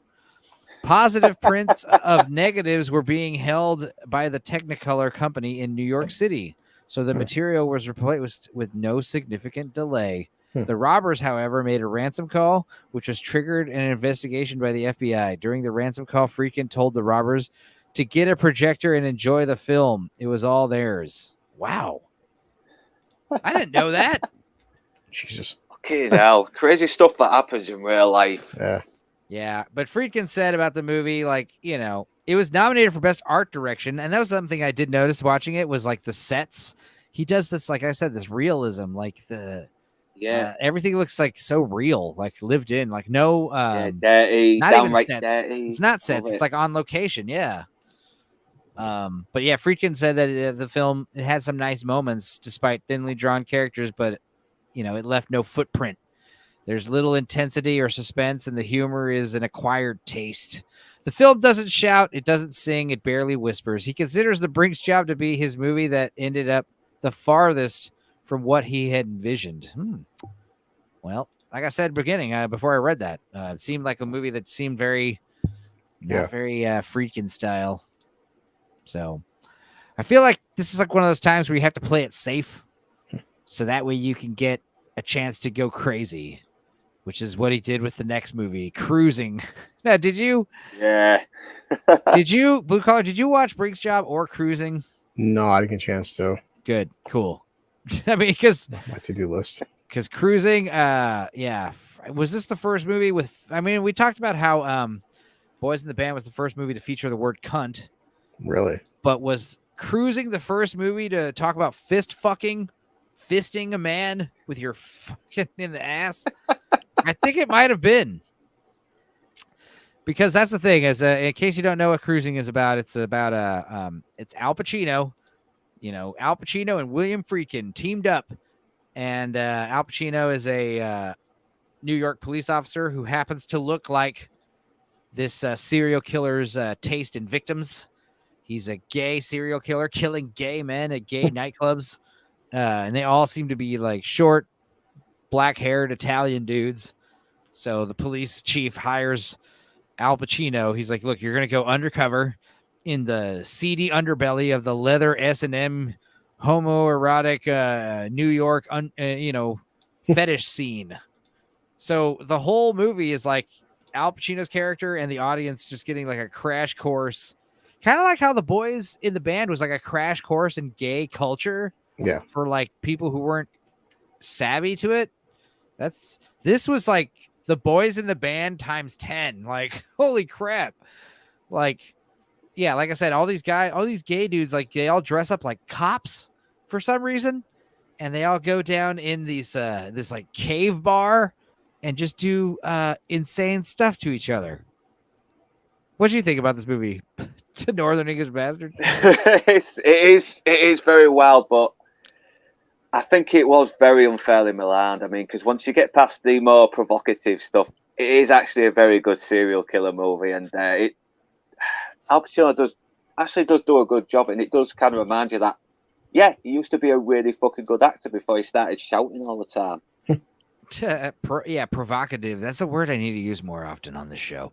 Provocative. But yeah, I don't know. It's just funny because like this is something we talked about on the Flying Donut stream that I want to bring up again. But like, yeah, Al Pacino, his character, spoilers. There's a serial killer killing gay dudes. Al Pacino goes undercover, lures the gay serial killer out as bait as he's like stacking up victims, and the death scenes are brutal. The murder scenes are fucking awesome. This is one of those movies where Megan was bored with the French Connection. She was riveted during this movie. She was like loving every second of this movie because, women love their homicidal murder porn, and that's exactly what this movie is. And it's just so fun because it's so gritty and so realistic. But what's more fucked up about this movie is like there's one. It's like Blade Runner, where like that one scene with the little origami unicorn changes like the whole movie. You just add this, or it's like it's the dream sequence of the unicorn, right? That's the one scene that like changes the whole movie because like at the end he finds the little origami paper unicorn. And in the theatrical cut, it just means that Edward James Olmos was there. That's all that means. But in the director's cut, he has a dream about a unicorn. So when he sees the little paper unicorn, it means that he knows what he's dreaming, and it insinuates that he might be a replicant. Cruising has one of those scenes, except it's at the very end of the movie. They catch the killer. He stabs the killer, and it's weird because he kind of kills the killer the same way the killer kills, stabs him with his big knife. And you start thinking, like, for just a second, like, wait a minute, is he the killer? No, he's not. But then the movie pulls a total 180, and you find out that, like, this gay neighbor of Al Pacino's undercover alias, he's like mysteriously stabbed to death, and it's obvious that Al Pacino did it.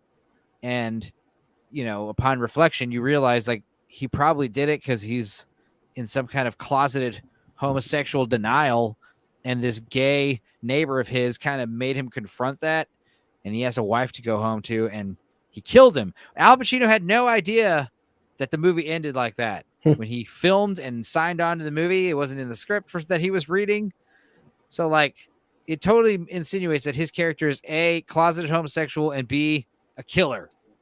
And, like, not heroic at all. It has this very, like, morally ambiguous ending.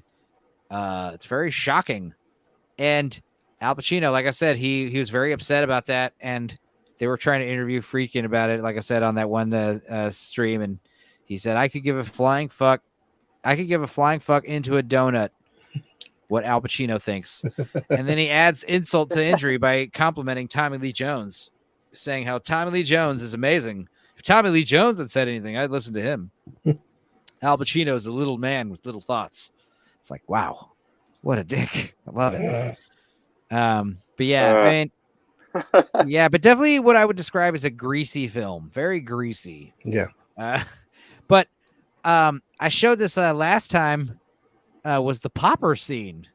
That was the one part of the movie where I was like, and it's like good, like fourth or third into the film, but like, yeah, Al Pacino hits on the dance floor in this gay club, and he's like kind of resistant, and then he like does like a rag of like poppers, and the color just like saturates and comes out and gets all the muted blues go away, and like the flesh tones come out, and then the music gets real loud, and then they just start partying.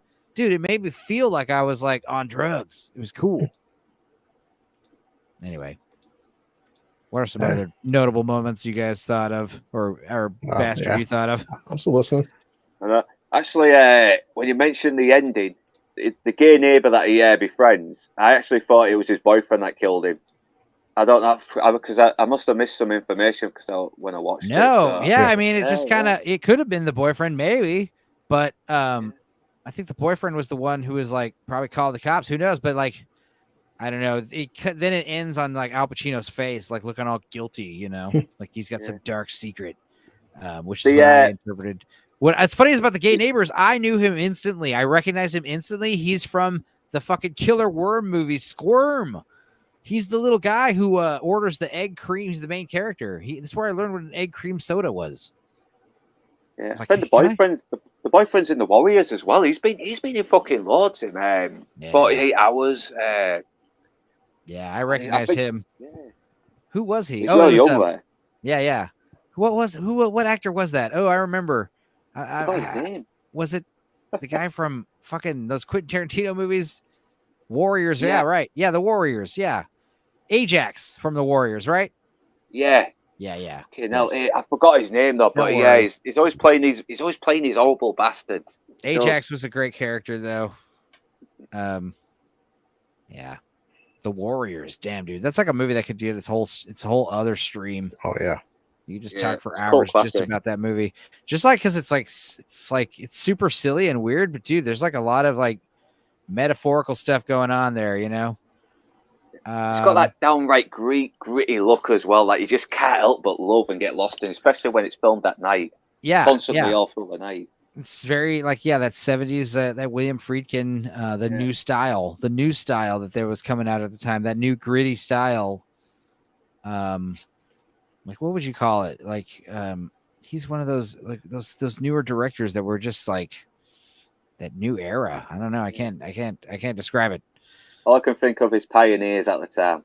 That's it. Pioneers at the time. Brian De Palma, Scorsese, all that stuff. Yeah. All those good guys. But yeah, Cruising was awesome. Great death scenes. Great shocking homosexuality on full display. Al Pacino being a very tiny little. He's no Serpico in that movie. You know what I mean? Yeah. He's That got released. That got re-released in some cinemas not too long ago. Serpico is great. I would definitely recommend Serpico over Cruising. Yeah, love a man's garden. You gotta love the man. So then, I guess after Cruising, now fortunately with Cruising is like, you know, you have to understand. Philip Diatoni, who had produced Friedkin's French Connection, he approached Friedkin with the idea of directing a film based on the New York Times novel about a serial killer targeting gay community, and Friedkin was not particularly interested. And Steven Spielberg was also attached, but they didn't get him. But then what happened was, this is what's interesting, is General Cinema Corporation, they successfully blind bid to exhibit the film. And after they previewed the film, they were like, "Oh my god, this needs to get like an X rating," and they refused to release it in their theaters. And it became a huge bomb. Unfortunately, it was also pretty highly negative highly negative press against the LGBT activists. They definitely didn't like it. They don't like it when you portray, the serial killer is like a gay man. We finally have a gay man in a movie. Yeah, but he's killing gay people. Yeah. And what about the scene where the coppers are beating up that poor gay kid? I mean, it's like, Al Pacino's. It's definitely shown not to be glamorized or anything. Dude, the beginning is like two, I guess, like corrupt cops like harassing a male prostitute. Yeah. 2 male prostitutes, and then they end up ending with having to getting blowjobs. It's like, what the hell? That was like a total curveball. Just a dark. It reminded me of like 8mm and Hardcore. You know, those movies are fucking dark and twisted. I liked it. But there's some dark, twisted people out there, though, isn't there? I mean, they're going to talking to one. Oh. Oh yeah. I admit it. James Remar. Thank you, Wes. James Remar. That's is his name. Yes. Couldn't look it up. Man. The style you refer to is neo-noir. Thank you. Yes. I had said neo-noir a couple times talking about some of these other movies. Meg is the typical white woman. Psycho. Enzo is a provocateur. Haha. Good. Wonder how long. Okay. Didn't miss too many chats. Anyway, I'm getting really good at not getting distracted by instant chats. Like that's something I used to do, like a dog, like fetching a ball. Like I'll be talking and all of a sudden a chat will come in. I'll be like, "Oh, a chat! Enzo's a provocateur," and then we'll just like derail, derail whatever the fuck we were just talking about. I gotta stop doing that. I'm good at it now. I'm good at stop doing that. Okay, so now I watched this movie. This is the movie I thought I was the only one I had to watch next. But it turns out I had still forgotten a few of the older ones. But me and Mother watched Deal of the Century last night with Chevy Chase, Sigourney Weaver, and Gregory Hines, and I liked it. It was fun. I was really trying to find that because I do like the old Chevy Chase comedies from the 80s. You weren't able to find it? I was not able to find it. Motherfucker! No. See, I thought you were asking because I did. I should have told you it was on Tubi or one of those dumb websites. I had to resort to using one. I had to resort to using one of those dumb websites, and I actually got an ad like 2/3 into the movie, and I was like, "No!" The ad block was like holding on strong until about 2/3, and then some commercial for insurance popped up, but it was fine. I also couldn't like what was it? Well, it doesn't matter. Deal of the Century, though, as far as like, I guess I'm the only one who saw it then. Yeah. Okay, well, I'll be brief. Sadly, yes. Fun little movie. It had that, again, starts off, a lot of it takes place in like a Mexican, Latin American country. You got Chevy Chase, like doing like, he's like an arms dealer. Fuck. Let me see if I can find at least one scene from that movie, because this is something I did like, I did enjoy. Let's see here. Deal of the Century, Demonstration. Let's see here. Okay. Now, let's see if my internet, usually it kind of gets weird if I, okay. All right, here we go. Let's see. Let me pause it, and I'll pull it up here. Yeah. Also, stop me if you don't have any audio. I guess it doesn't really matter if you don't have audio, but this guy, he's like doing the Lord of War thing. Yeah. Like selling illegal weapons to people, and he's in some weird like Nicaraguan style country, and he's like doing his this demonstration. Oh god damn it! I full screened StreamYard. All right. Okay. Here we go. Let me move this. Let's move us over here. Okay. There we go. So yeah, demonstration. Here we go. Now what we have here is an HK-91. You can hear this? Yeah. .62 NATO rifle made by H&K Industries of West Germany. Used only once in the '68 Yemen Rebellion, and given the way things went, I doubt whether they got up a few rounds. It looks new. It is new. Yeah. Now, incidentally, I would not recommend this maneuver in the field of combat. That's so good, dude. It's like I was like, hell yeah, I'm liking this. And that's like the beginning of the movie. And then what happens is like long story short, he's basically like, you know, trying to sell guns, and next door is like Wallace Shaw. Wallace Shaw? The guy from My Dinner with Andre, Princess Bride, Inconceivable. Yeah. He's like going crazy and in some hoarder's apartment hotel, and he's basically like talking about how he can't leave the room because like these arms dealers are calling him about some autonomous jet that they have coming out called the Peacemaker. Yeah. I don't know, and he can't leave the phone. It's like some kind of convoluted story about how like they're gonna call and he can't miss the call because once they call, they never call back if you don't answer, and if he answers, he's gonna make this 30 million arms deal to sell this like again, this is like about drone aircraft, which is like pretty ahead of its time. And I guess he also meets Sigourney Weaver, who's a beautiful woman who's also married to Wallace Shaw. And Wallace Shaw, I guess, kills himself. And the phone rings, and Chevy Chase answers it, acting like he's the arms dealer. It's a very silly movie. He has to pretend to be, selling this like autonomous plane to these arms dealers. But what I found interesting about the movie is it was very cynical and comical about just like weapons manufacturers. I don't know if this is real, but like, the big end of the movie, it's like takes place at like a kind of like an air show where like, it's just so funny because there's like these dudes from like, all these generals and like army people from like all these different countries. Like there's like American generals and there's like dudes from Libya, and they're all just walking around this airfield, like eating ice cream and cotton candy and popcorn. And it's like, look at these new bombs we've developed, like extra killing power, like this aircraft will decimate enemies, and everyone's just like, oh yeah, look at that killing machine. I think we'll get that one. There's like one jet. It's like, they're talking about how it's like practical and color, like the stylish, with the colors. The blue is this big fucking military jet.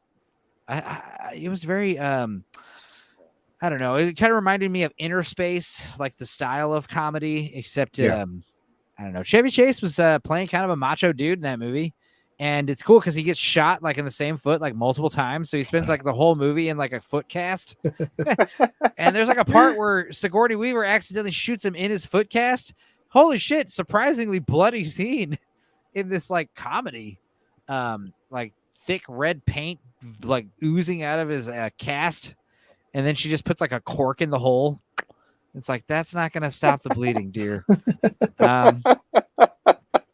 But yeah, it was a fun movie. And also Gregory Hines, he's like this assistant to Chevy Chase, and he's like having like this coming to Jesus style thing where he doesn't feel right like selling these guns to people, So I recommend it. I recommend all of these William Friedkin movies. It's blanket statement.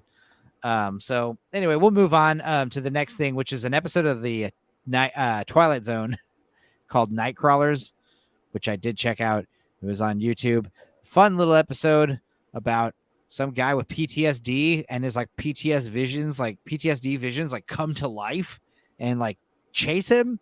So he's like in some diner and the cops are like looking for him because of some chaos. And then like he goes to sleep because he gets knocked unconscious, and then like fucking military dudes show up and like kill everybody. And then like the guy wakes up and then the visions like go away. And I don't know, really trippy. It's fun. But anyway, I know you guys didn't see it, so that's why I kind of just, Yeah, I overlooked that a little bit. It's okay. I didn't blame you. Like I said, I tried to watch everything, goddammit. Followed by the next good one, Rampage. Did you watch this one? Oh, I was trying to look for that one as well. Michael Biehn's in this one, though, isn't he? Yeah, he's the main guy. And this movie was fun because it was like, it was kind of like Manhunter, which is funny because Michael Mann did Manhunter, and we'll get into that later. But it's basically like based on a true story about the vampire killer. And this is a guy who broke into people's houses around Christmas, killed entire families, and drank all their blood. And then he gets put on the death penalty. He gets arrested and put on the death penalty. And the police prosecutors are pushing for the death penalty. Meanwhile, like defense attorneys are trying to get him an insanity plea. Then he escapes and kills more people. And then they capture him and they're going to put him on death penalty. They sentence him, but then they find out at the very end, kind of like the opposite of The Exorcist. Like The Exorcist, they're trying to find a way, they're trying to find a scientific explanation for what's wrong with her. They do these brain x-rays. They show nothing. Yeah. You have to like resort to religion. Whereas this movie was like the anti-exorcist, where this guy was like saying, I'm a vampire. I want blood. I'm drinking blood. I need blood to live. And then they do a brain scan of him and they're like, nope, he's totally psychotic. He's got schizophrenia brain. Look at his x-ray. And that's how it ends with him, I guess, getting the insanity plea. So yeah, fun little family film. Definitely like starts pretty hardcore with like brutal fucking murders, like just like unflinching, like, oh, would you like some breakfast here? Oh, and then knock, knock, knock. What was that at the door? Just like kill the whole family. Like, oh, Bobby, run. Oh my God. It's like, whoa. Awesome. But yeah, it basically, devolves into some kind of court case movie. But yeah, I guess this is like the 80s, 90s phase of William Friedkin, where he's like, I don't know, I would say it's like a lull in his career, but I'm still enjoying these movies. Yeah. 1980 to 1999, kind of, I don't know, kind of resorting more to like B movies, I want to say, but elevating these B movies because, I'm sorry, I skipped To Live and Die in LA, which came out in 85 before Rampage. My bad. So yeah, Live and Die in LA. I know Luke saw this one. Yeah, I love that film. I fucking love it. Now, this is so funny because I should have brought this up earlier, but yeah, this film was actually unsuccessfully sued. Michael Mann sued William Friedkin for plagiarizing this movie off of Miami Vice. And the case was dismissed, thrown out. So weird. And in fact, when Michael Mann made Manhunter, he joked that he wanted William Friedkin to play Hannibal Lecter. So he did not like the guy, basically. I hope they got over it, though. Because shit, sometimes people make similar movies. But yeah, 80s LA movie right there. It's totally different from Miami Vice because that takes place in Miami. So check and mate. But yeah, Live and Die in LA. I wasn't a fan of the Wang Chung soundtrack. Wang Chung with their fucking film score credit. We get that song, a lot of these Wang Chung songs for the first time. I guess Wang Chung was a new thing. And William Friedkin directed a Wang Chung music video, right? For this movie? Yeah. The song's the same title. Which song? Yeah, the main song for the actual film. It's basically the same as the film title. Oh, okay. Yeah. Well, then never mind. I know there's that one song. We were hooked on Vice and I knew and everyone you do. Right? What's the name of that fucking song? Dance All Days. Dance All Days. Thank you. Yep. And then there's, of course, the big one, Everybody Wang Chung. That's, everybody Wang Chung tonight. And then there's a couple others, right? There's a couple others. Yeah, there seems to be a band that was real big in the 80s, but you don't really hear much of them. But they're still touring. They're still going together. God, it's nothing sadder. Like, okay, we're going to go see Wang Chung. What's sadder than that? We're going to go see Wang Chung when they're 70, 80-year-olds. Oh, boy. Fucking God. Kill me. Everybody have fun tonight. Yeah. Oh, my God. But, yeah, this is one of those movies where, like, you know, he got so famous for the French Connection car chase. He had to top it. He just had to top it with To Live and Die in L.A. And then this car chase rocks. And you could tell, like, yeah, so much influence from like Grand Theft Auto. I noticed like watching To Live and Die in LA, like Grand Theft Auto taking a lot of influence from this movie, with like especially like the car chase with like the random like cars of like bad guys just like coming pulling out up out of nowhere. Where are they coming from? They're literally like spawning. It's like, was this like the first time we'd seen that? And William Peterson's smiling. He's just enjoying every minute while his partner's in the back panicking like fuck. Yeah. Yeah, and you got Willem Dafoe. Basically, To Live and Die in L.A. is a movie about two cops. Again, like I said with French Connection, it's about a cop willing to do whatever he can to fucking catch this guy, and it's Willem Dafoe who is doing money counterfeiting. So it's like, all right, like, yeah. I like his intro. I like Willem Dafoe's intro. Like you see him with this beautiful painting that he did, and he burns it. It's like, nah, fuck this. This isn't art. The money I'm printing, that's my art. Yeah. Yeah. And then I also like how, you know, the movie starts off pretty hard and heavy with like, you know, it's like the guy from Fear, the dad from Fear. What's his name? He plays a guy named Chance. And he is, you know, him and his partner are investigating these money counterfeiters. And his fucking, he finds his partner in a dumpster, like in the first like 5-10 minutes of the movie. He gets killed brutally. It was pretty hardcore.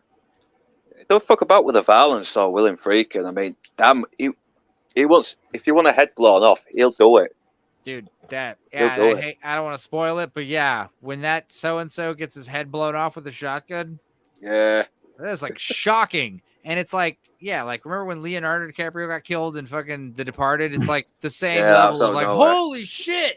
Yeah, and it's really. way bloodier too. Like it looks like his head literally like opened up and spilled like fucking red Vaseline everywhere. Yeah, it's not nice to look at, but you got to admire how they pull it off though. I literally like watched it. It was one of those times where I was like pause, rewatch in slow motion. Like holy god, like action, you know. Because that's the best part about action when it comes out of nowhere. Like, all right, guys, heads up against the wall. All right, you know. And then all of a sudden, shotgun, oh god, bang, and your fucking head gets blown off, and you get like shocked. Holy shock! And they did a fucking version where he's apparently okay in the next scene, lying in a bed in some hut, but thankfully they removed that and got the fuck up. Yeah, they did. No way. Thankfully, William Friedkin managed to get the original ending back. Nice. I'm gonna have to read about that. No way. Yeah, it's a blurry video, but it's on YouTube somewhere. I can't believe that. I refuse to believe that. it's true. It's fucking stupid, but yeah. Well, it's funny because you know, the movie was criticized at the time for lack of accomplished celebrities in the cast, which is like, hello, it's got John Turturro, you know, William Peterson, Willem Dafoe. William Peterson is the guy's name, by the way. He's great in it. He's fucking out the first, right at the beginning when he's dealing with that terrorist. And he's putting that gun. You can tell there's that look in his face. He's kind of enjoyed it deep down. He's got this excitement. He loves the danger. He loves almost coming close to fucking death. Yeah. Well, the movie, you know, mixed reviews, I guess. I mean, Roger Ebert, he gave the film 4 out of 4 stars. He said it was first rate, but Time said its brutal, bloated car chase sequence pliffered from Friedkin's nifty French Connection and called it a fetid movie hybrid, Miami vile. Ew. Oh. I don't know. That was another thing I noticed is like one of the first times you're seeing everything washed in that like LA orange haze that like became a thing in the 90s. Yeah, we're falling down, especially. Dude, falling down. There's so many good ones that have this like, yeah, a lot of these 187s real big on that one. It's like everything in LA is just like yellow and orange and just has this like amber lens color over it. It's great. But yeah, I liked Live and Die in L.A. It was one of those movies that it was the only movie that I had to watch in 2 sittings out of all of these. Yeah. Every other one of them, I just plowed through them, loved them. This is one of the only times where I was watching it in the middle of the night, and I just kind of I was drifting off. I was like, I shouldn't fall asleep. I'll just stop it, rewatch it later. I did. So that's, I guess, my only criticism of the movie. Didn't keep me awake. No, I'm just kidding. I was drinking like always. Speaking of drinking, how are you doing, Blue Collar? Oh, I'm just doing some Sprite for now. Want to get some more as we get more into it. I'll start, when I start talking movies I've seen recently and know more about. Oh, right. Well, you're in luck because we're about to talk about The Guardian. You haven't seen it. I'm sorry. I wanted to watch this as a we watch, and me and Megan recorded it. And honestly, it was kind of like the movie Side Effects with Jude Law, where me and Megan recorded it, watched it, and tried to riff it. And we just ended up just like liking it and just like being quiet, and just being like, whoa, that tree killed that dude. Like it's like, it's not a good riff. We were just kind of like, the movie's awesome because it's a B movie, B horror film, a supernatural horror film. And it's actually co-written by William Friedkin. Because that's the thing, is like William Friedkin, he only wrote a handful of his movies. Like which ones? Which ones did he write? Let's see. He wrote don't know that. Sorry. He wrote no. Cruising. He wrote Cruising. He helped write To Live and Die in L.A. He helped write Rampage. He helped write Guardian. And he helped write this new one, The Kane Mutiny, which we'll talk about at the end. But like pretty much like in this like lull period of his career, that's when he started writing his stuff. Maybe that had something to do with it. I don't know. But anyway, this movie is about a sexy ass babysitter nanny who gets hired by this sexy ass couple in their weird 90s neo tech house, dead tech 90s futuristic looking house of the 90s. And basically they hire this nanny, and she's so perfect, and she's English, and she's beautiful, and she ends up being some kind of weird like tree nymph who basically sacrifices babies to this giant human eating tree in the middle of the woods. You've all been there. And yeah, dude, a lot of nudity. This fucking hot nanny bitch gets naked constantly throughout the movie. There's also like a bunch of wolves. Was it plus? Go ahead. What'd you say? No, it was always a plus. Isn't it? Oh yeah. But yeah, a bunch of crazy killer wolves chasing people, and a bunch of random. Basically, like, I mean, if you had to watch one part of the movie, there's a part where these bikers show up and they're harassing the nanny and this baby.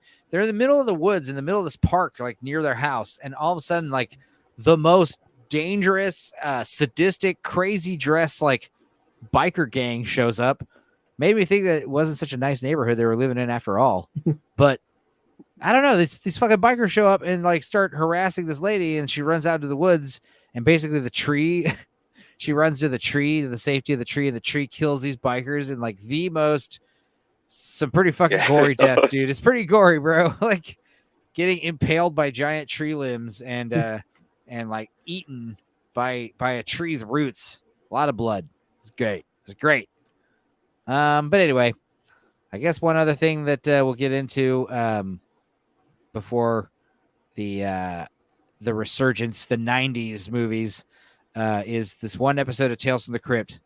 And I talked about this recently, but it's like he did one episode of Tales from the Crypt. And I'm like, which one? It's on a dead man's chest.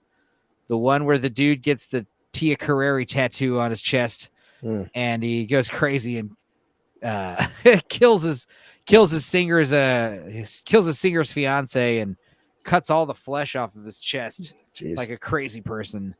Won't be a second, but I'll be back in a minute. No worries. I mean, I summarized it briefly on the last stream, but I'll do it again just because, consistency. But yeah, you got a guy who, rocker dude, gets tattoos. He likes tattoos, and he meets this prostitute with like a cool snake tattoo on her titty, and he wants to know where she got it, and he tells her, And he goes to this, like, it's one of the fat rapper dudes. Mm. He's got like an eye patch, and he's like doing like those old hammer and nail voodoo tattoos.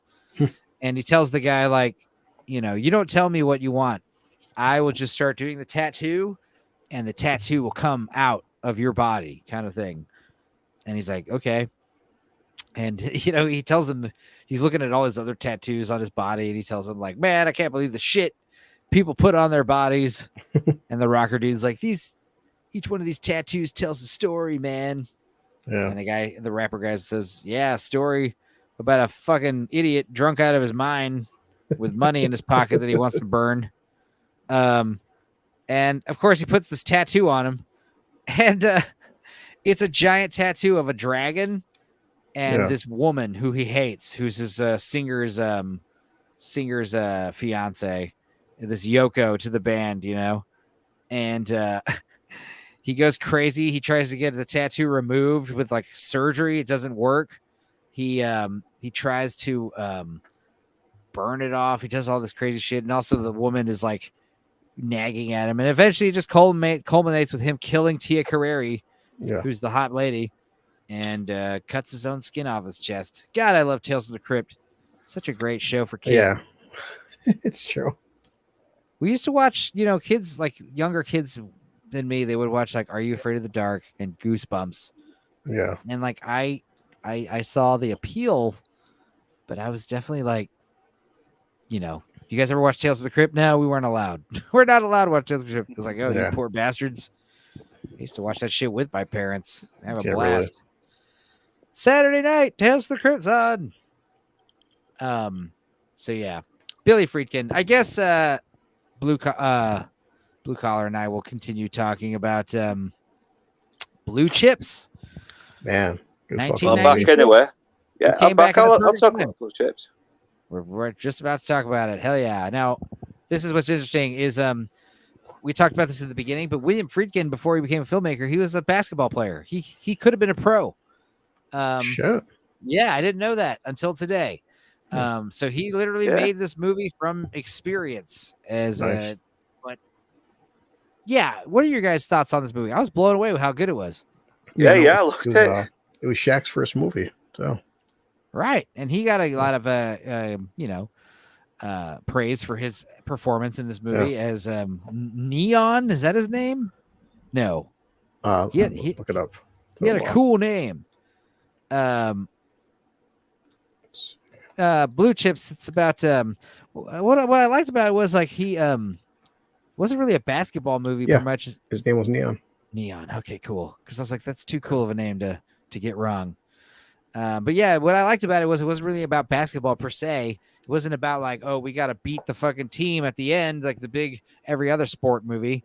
It was about, you know, the lengths that these college universities will go to acquire these athletes.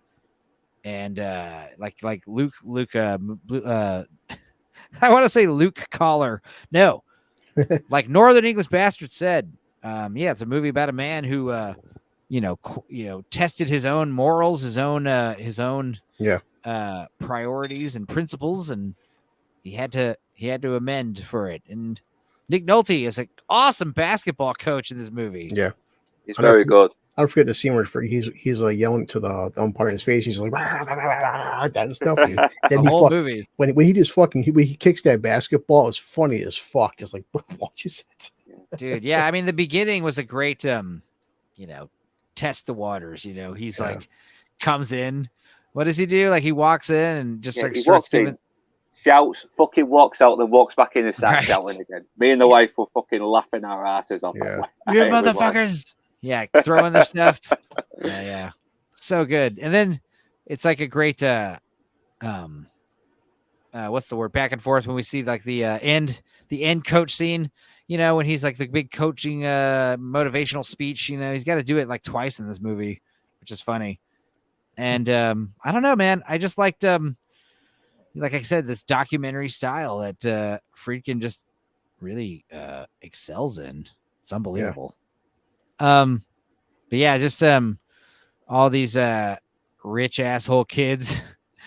Can you buy my mom a new house and I'll play basketball for you? Just weird stuff like that.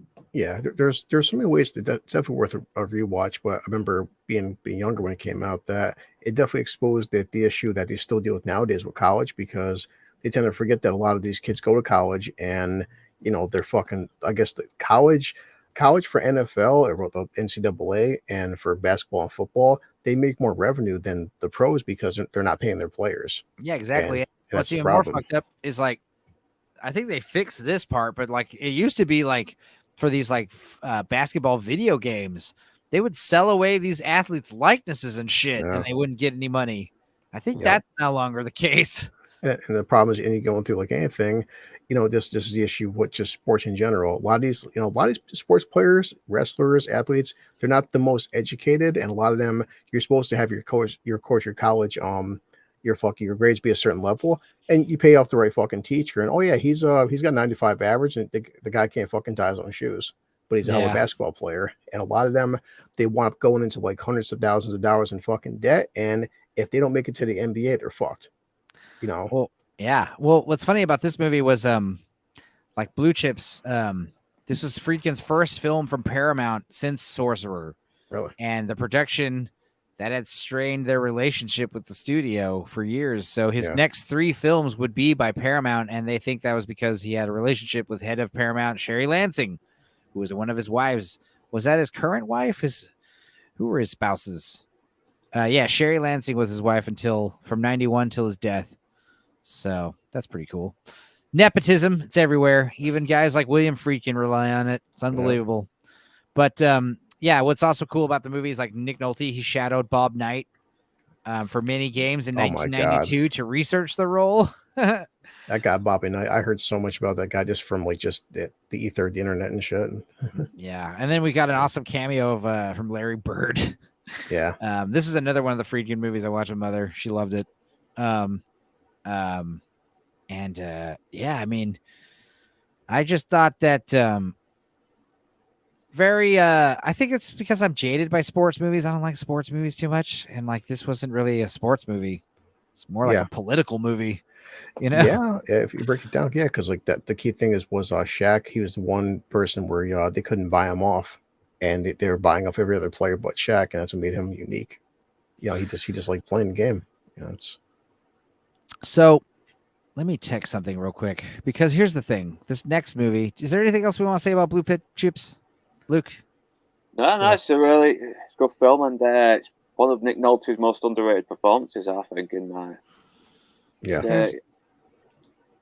guys are holding back on me, I swear. No, I'm just joking. Let me see something here. Oh, damn. Okay. Now, this is what's fucked up. I'll wait for you.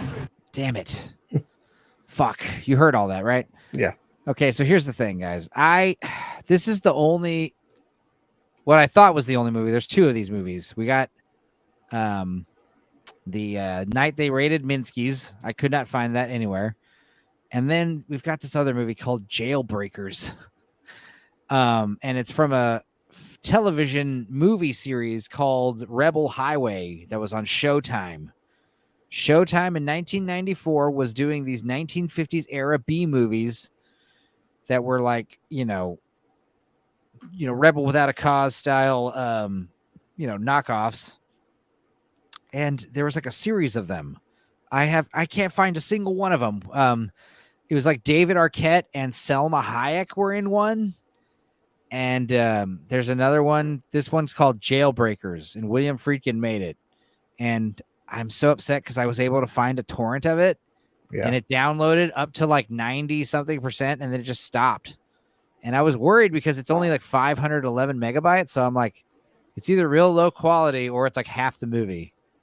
And I just skimmed it, and obviously it's not complete, but it looks like it's most of the movie. So maybe I'll be able to check it out today or tomorrow. But fuck, really wanted to see them all.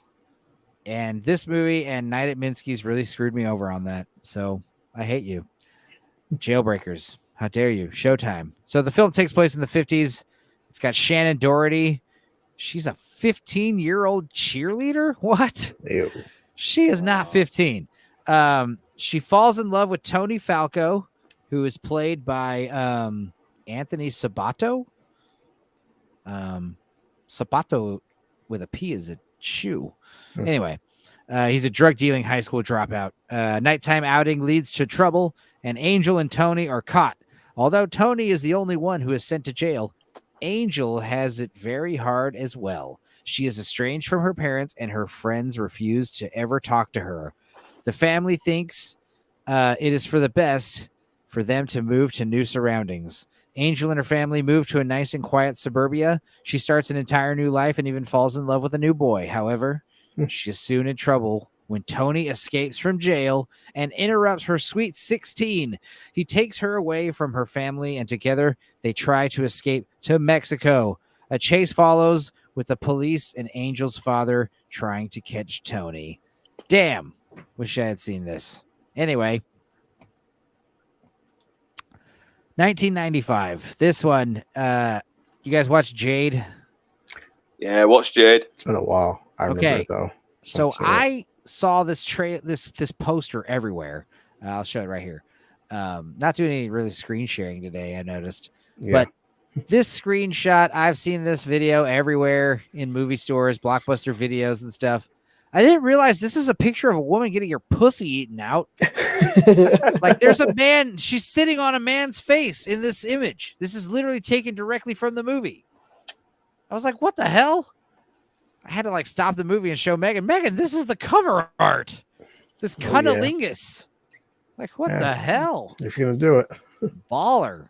Anyway, I like Jade a lot. It was great. And David Caruso fucking kills. David Caruso in this movie, David Caruso in King of New York, David Caruso in Kiss of Death.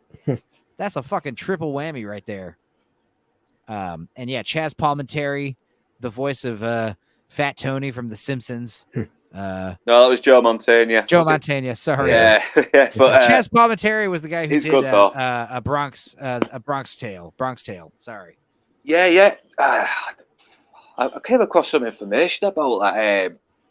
You know the kid from Bronx Tale. Apparently, he was involved in some killing of an off-duty cop as well. And he got a light sentence. But and Chaz Palminteri was the only guy who was like, yeah, you know what? He should have been in fucking jail. You know why you could get a light sentence is if like he's an off-duty cop, hasn't identified himself as a cop, and you felt you were in danger. You could kill a cop like that and be like, motherfucker, he didn't say he was a cop. Pointed a gun at me. You know, what do you want? Like, well, you get 14 years for having a gun or whatever. You know, it's kind of there's more to the story, but I've forgotten a fucking lot. I know I have. Lord Toxic. Hello? We're just getting to Jade, 1995. Oh, yeah. Did I miss Jailbreakers? Did you see it?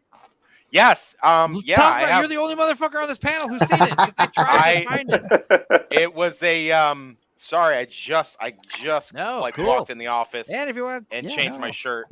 Can you guys hear me okay? Yeah, you sound great. Okay, great.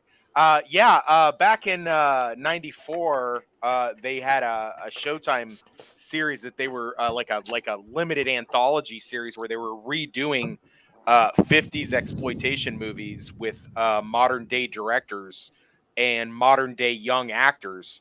And Jailbreakers was one of them. They had a bunch of them. They had The Cool and the Crazy. They had Road Racers with Salma Hayek and David Arquette. And, they were all just based on that one. Actually was Robert Rodriguez did that one.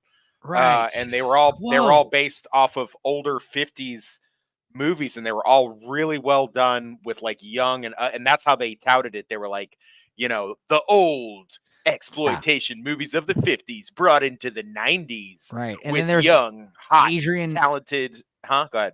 I was saying Adrian Brody was in one of them. How many of these movies were there? There was like 7 of them. And they were, it was like for 2 months they ran it. Dude. And it was really good. I used to have all of them on VHS. Like there was a really good series. Alicia Silverstone, Jared Leto. Here's Jared Leto and Alicia Silverstone. Heather Graham. What the hell? The guy from Friends. Joey. I saw Joey. A young Anne Heche. They did the women in prison or girls in prison with Anne Heche. I need to find this shit. Yeah, they were all exploitation movies, all lots of sex and violence. Jake and Busey's in one of these. Yeah, he was in a really good one with Carla Gugino, a young hot Amy Carla Graham. Gugino.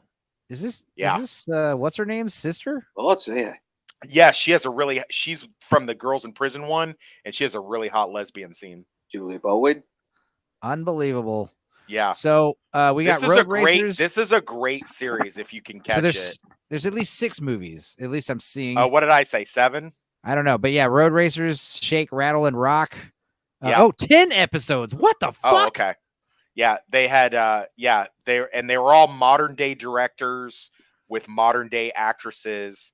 The Jailbreakers one's pretty good. It's not the best of them because it's really light. It's light on sex and nudity because what's her name was Shannon Doherty was way too popular at the time, and she wouldn't do nudity, but everybody else did in these. Unbelievable. So we've got Alyssa Milano in Confessions of a Sorority Girl. We've got, I don't know who these people are. Jake Busey right here in Motorcycle Gang.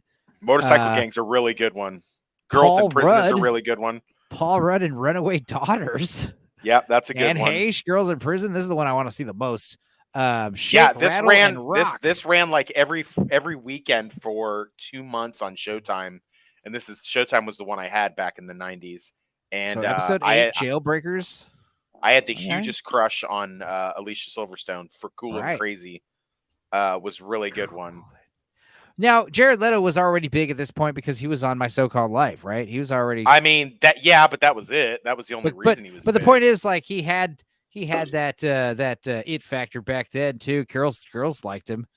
For sure. Just like Alicia Silverstone. He actually plays a cuck in that movie, though. Actually, he's like a boring cuck in that movie. Cool.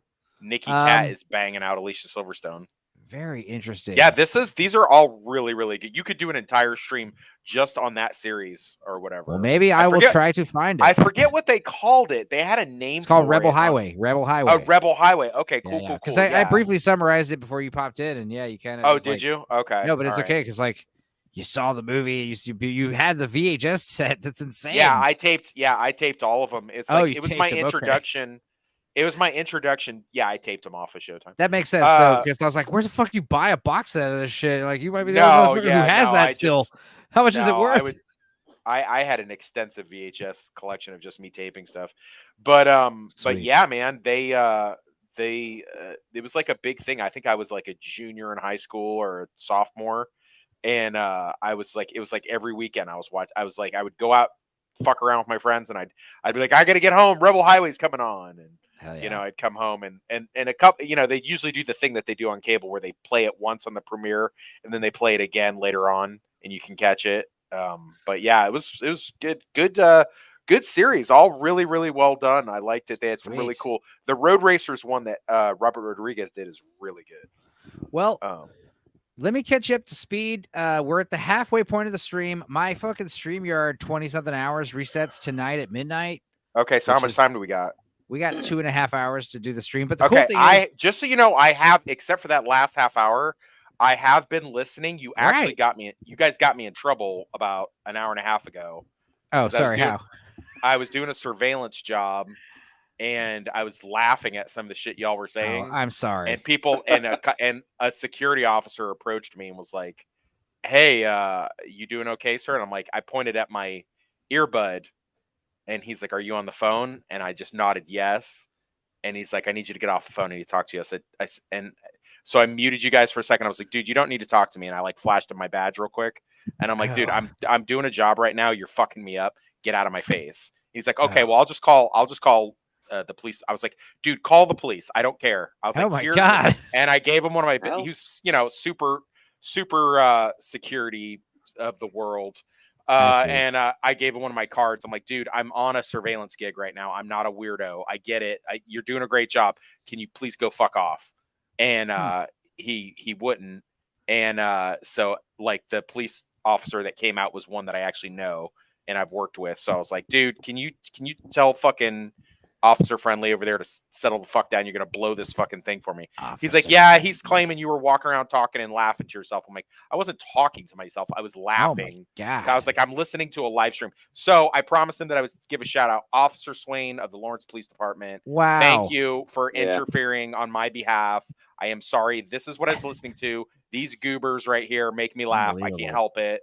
So, you know, yeah, it is Willie what it is. Friedkin. Yeah, I mean, we're just a bunch of nerds. Does it know? Do you guys? I mean, how does it feel to know that Wes is one of us, a nerd? Yeah. No, I am a anyway. nerd. For sure. I was in a gay play in college. So, I mean, yeah, you were saying a play, and I was like, is he talking about the birthday party or is he talking about the boys in the band? The boys in the band. Could you elaborate on what part you played and then how you had a fun time doing that and what was that like? I played Steven. Oh, okay. And Steven is that Michael's? No. Who's Steven? No, he's just one of the party goers. I just was a bit part. He was just one of the party guys at the party that they were at. Okay.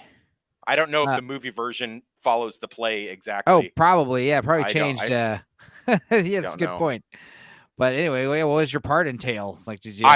It was me coming in. I was like, hey guys, I got some wine spritzers. And they were like, yeah, why don't you fuck off right now? We're in the middle of a conversation. And I was like, all right, I'll be over there. And everybody was like, man, you played awkward and cringy so well. And I was like, is that it? That was like your whole plot? That was the whole play. Well, look, Dick, I was still in the Army and I was going to college and I was doing my best. So I didn't have time to, get a fucking that makes Colonel more Jessup sense. role.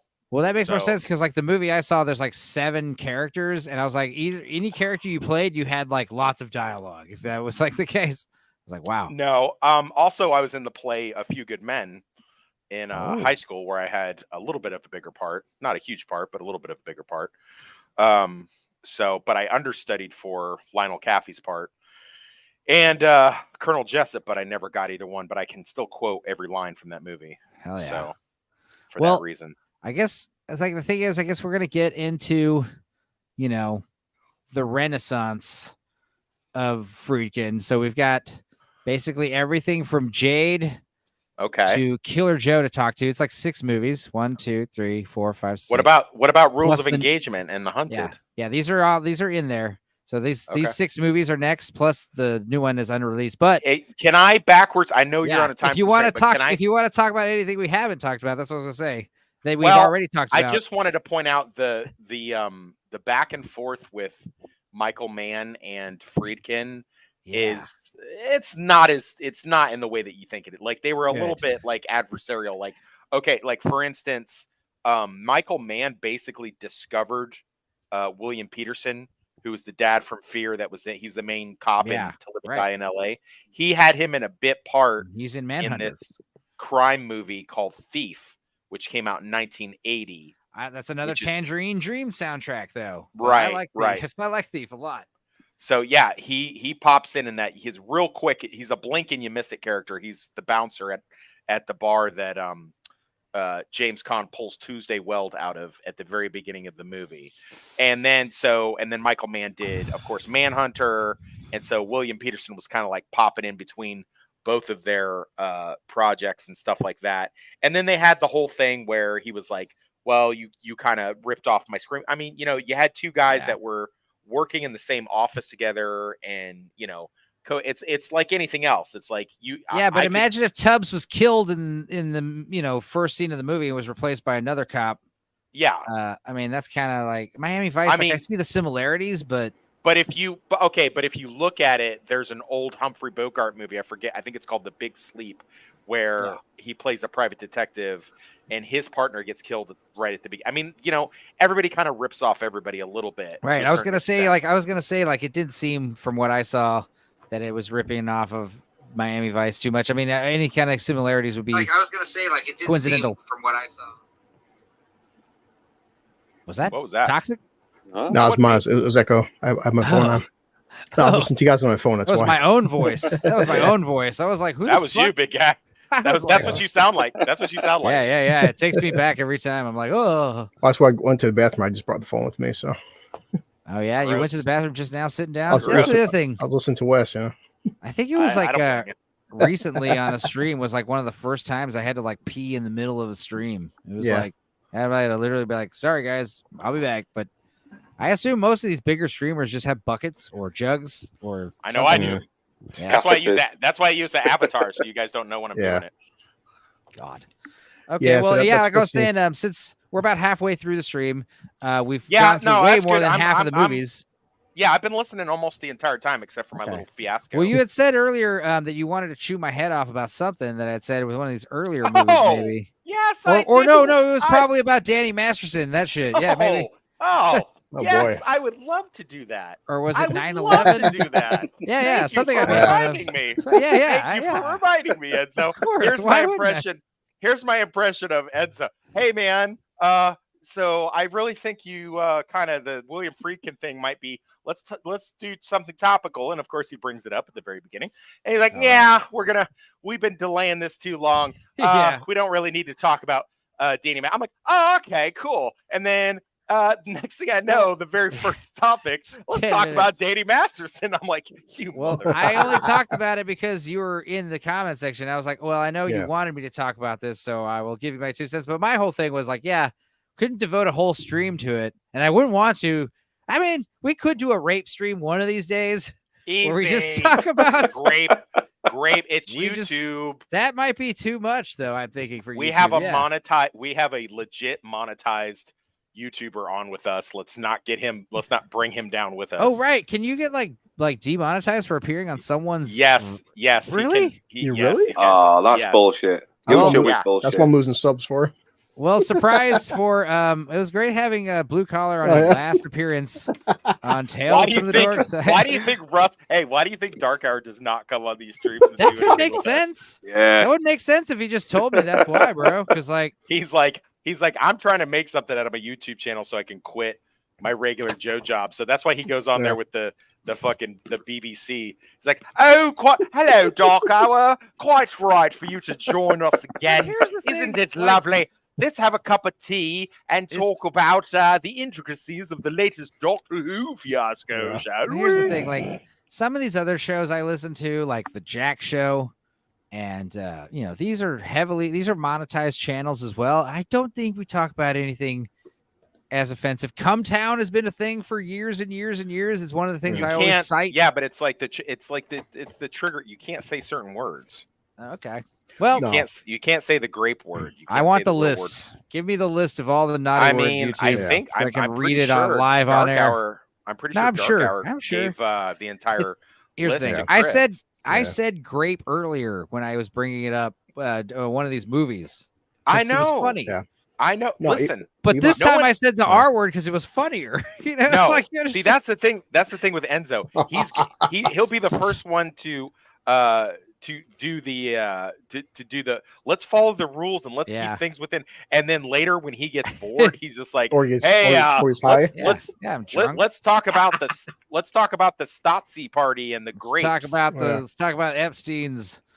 Right. Yeah. I mean, what are you gonna do? I mean. Yeah, I'm a free speech absolutist, baby. But here's the thing: like, if it's fun, sometimes it's funnier to censor and say scientific words. Sometimes it's funny to say pelvis. You can miss me with that bullshit because the only reason that you do it is because after a little while you're like a little kid that you're just like, I'm tired of behaving. I'm gonna go back to default settings right now. Well, I am very upset at YouTube right now, or not YouTube, but someone called Fanatic Film E, who apparently own the rights to some public domain movie called The Horror Express. Yeah, it's already been uploaded in full on YouTube many times already, and I'm uploading it altered, and they're trying to like block it from being released in the United States. It's very hit or miss about whether or not.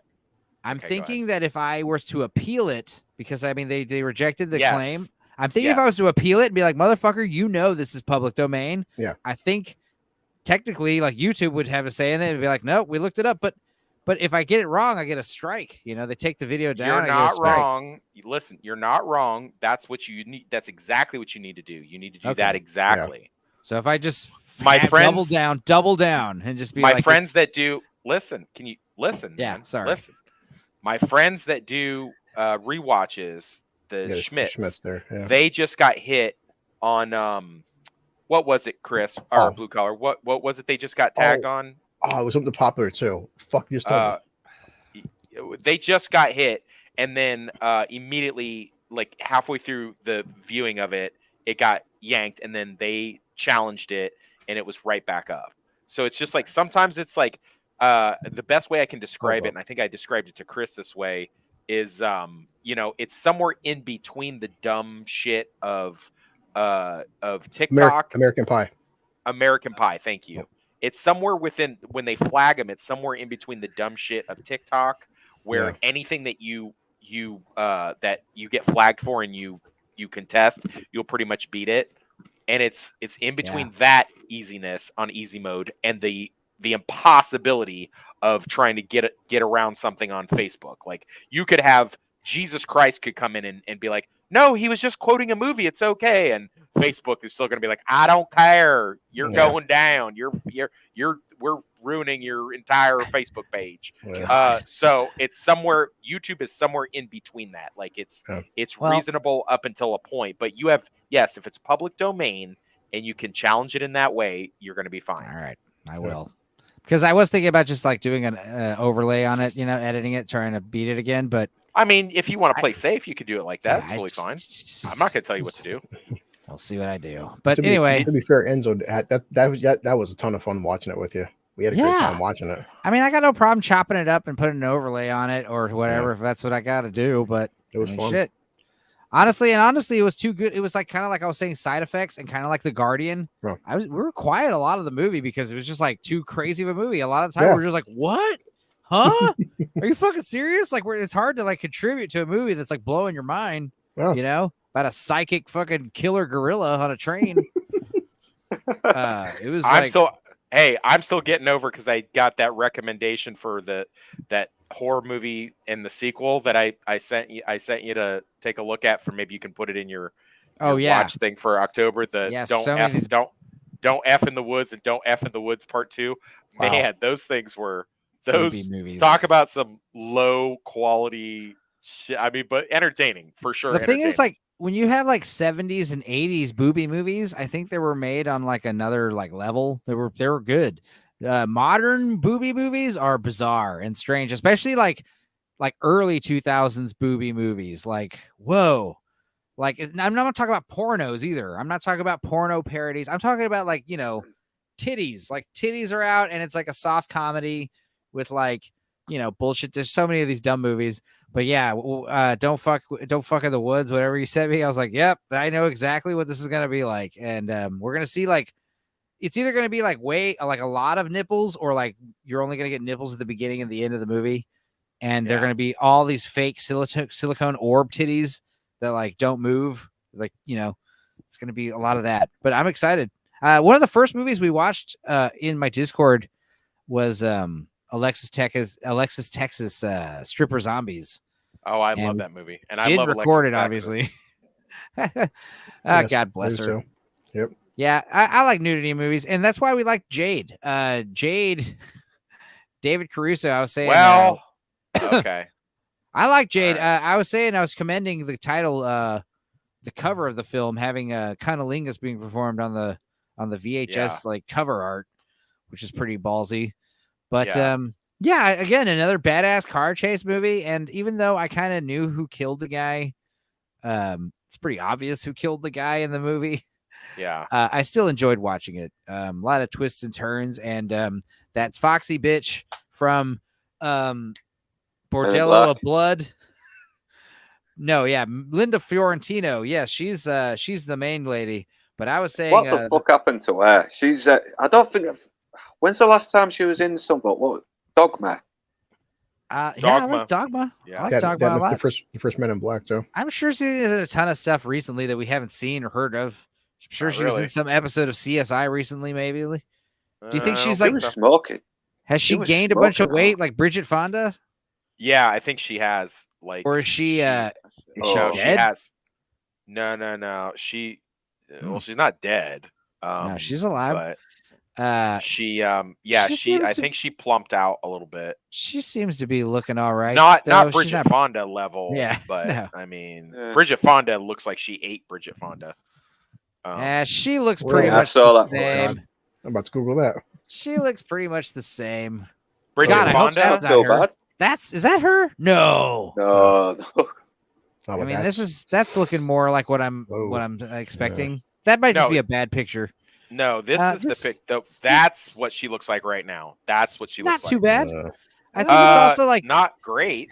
Her shoulders are here. I think it's like if you think her shoulders here, she looks really fat. There's some what you have to understand is there's some celebrities that are okay with using the adrenochrome Nipples. And some are not.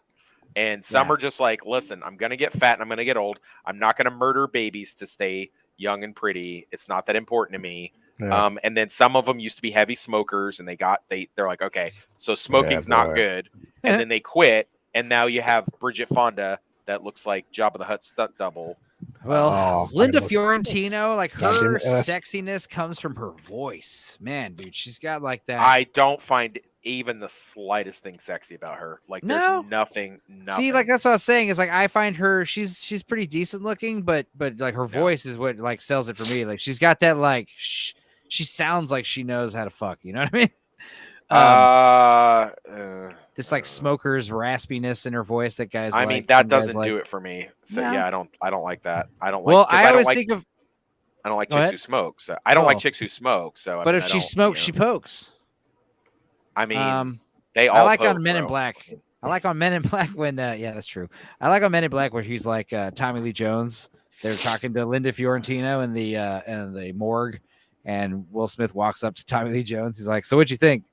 Oh man. She got like a whole Queen of the Undead thing going on. No, the body. Oh, great body. The dead body. Dead body. Oh yeah. I think you'll need to go check that out for yourself. But yeah, anyway, I thought Jade was pretty good, man. Super visceral murder in the beginning of the movie. Like the dude's dead body with his like, eyes gouged out and shit. He's all stabbed. It's like pretty gruesome. And then, yeah, great car chase scene. And yeah, that foxy bitch from the Bordello of Blood. She was in it. It was bothering me watching Jade. I was like, who is this sexy girl, the redhead that they're interrogating? Where do I know her from? And then I just remember. Who are you talking about? Angie Everhart? Is that her name? Possibly. Bordello of Blood, the maid vampire bitch from Bordello of Blood. She was like a playmate. Angie Everhart. That's her. Everhart. Yes, that's her name. Yes, thank you. Yeah. I just had this like watching this movie, Jade. I just had this epiphany of her saying, what was it in Bordello of Blood? You know, she's like gets up in Dennis Leary's ear and just like whatever fucking weird ass line she says to him. Sexiness. I don't remember. I always was disappointed with Bordello of Blood.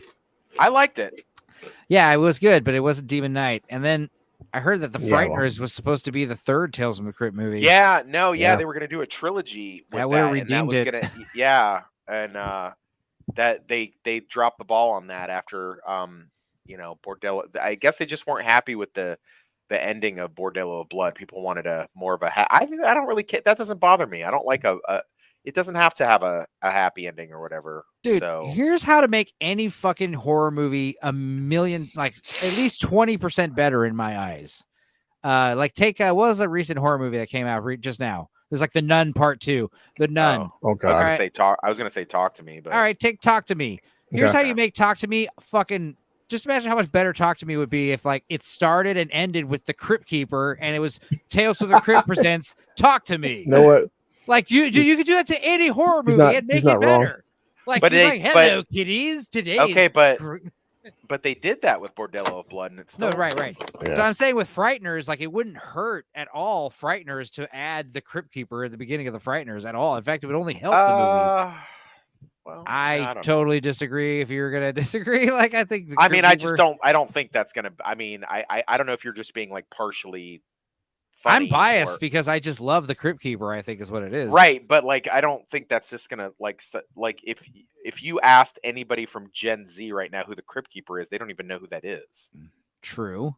So that's true. That only applies because you're an old millennial or a young Gen X. So But that's far the as the only reason. Frighteners, though, the Frighteners came out around that time, and it even has like that Tales from the Crypt vibe. It does. Yeah. No, it does. It could totally be a Tales from the Crypt episode. And Gotcha. yes, I agree with. I'm not gonna delve back into it, but I 100% agree with. I was getting ice from my cooler, and I heard you talking about the Billy Friedkin episode of Tales from the Crypt. I love that episode. Love that episode. One of my favorites. So much. That great episode. Lots of sex. I remember watching it and seeing the sexual content warning on it, and I saw Tia Carrere. I was like, "Oh, please God, Tia Carrere sex scene," and no sex. Stripper, it's stripper snake boob girl who gets naked. Still pretty hot. Yeah, Still pretty hot. And that's the part is like when he realizes he wants the tattoo, he's like looking at her secretly snake tattoo, and the he snake was secretly comes out. Yeah, he was secretly in love with her because what's his name? Not Big Daddy Kane, but the other guy, the other fat rapper, was like, I'm gonna put in the tattoo is whatever you think, like your biggest desire, and that of course he's really in love with Tia Carrere. That's why he hates her so much. So again, it's like that's why it's one of the better episodes, because it's like some of the episodes of Tales from the Crypt were a little silly. Some of them were a little too serious. This one was like more nuanced. Like it's got like a, like I said, like all the Tales from the Crypt episodes are like these morality tales. And this one has a more ambiguous ending. Like you said, like, is it because he loves her, or is it because he hates her? Is he jealous? It's because he loves her. I mean, it's not ambiguous. It's very clear. I think, but I mean, I remember seeing, everyone remembers that end of him just holding his fucking filleted chest. Right. It's so good. But yeah, Jade had that kind of level of violence, which I appreciated. Jade was like a very Joe Esterhaus. Like if you'd already seen Basic Instinct, you didn't need to see Jade. It was basically Basic Instinct, erotic thrillers, It was erotic thriller Joe Esterhaus show. And the only thing I love, and I still love to this day, when in 40-Year-Old Virgin, when what's his name is given the main guy, the 40-Year-Old Virgin guy, giving Steve Carell pointers on how to. He's like, this is how you talk. Just don't answer any questions. Just kind of act like a dick a little bit, like you kind of don't understand what's going on, and just like ask certain questions, and be David Caruso from Jade, and he instantly knows. He instantly knows exactly how to act. And then David Caruso was able to parlay that in order to get back into cop shows, because he was sort of the cool detective on NYPD Blue, but then when he went on to CSI, he was it was just a variation of the detective that he plays in Jade. It was just basically the same, except they added the sunglasses thing where he'd say a quick one-liner and put his sunglasses on. Yeah, I thought, like I said at the beginning, before you came in here, when we first said Jade, I was like, David Caruso, like the Holy Trinity is Jade, Kiss of Death, King of New York. What are the other good ones? Fucking Kiss of Death rocks so hard. How are you putting King of New York in there with that? I don't get it. I like King of New York. Just movies that where David Caruso's on fire. I like him in those movies. Oh yeah, he is good in that. What was the other one you said? Jade, King of New York, Kiss of Death. What are some other good ones where Caruso with David Caruso? Yeah, Caruso's just slaying. I mean, he's okay in First Blood, but he's just kind of bitchy. Yeah. Basically, a glorified extra, isn't it? But not glorified because he was like unknown. Yeah, it's more like David Caruso. Huh, there he is. But yeah, dude, him and Kiss of Death, dude. Kiss of Death is so awesome.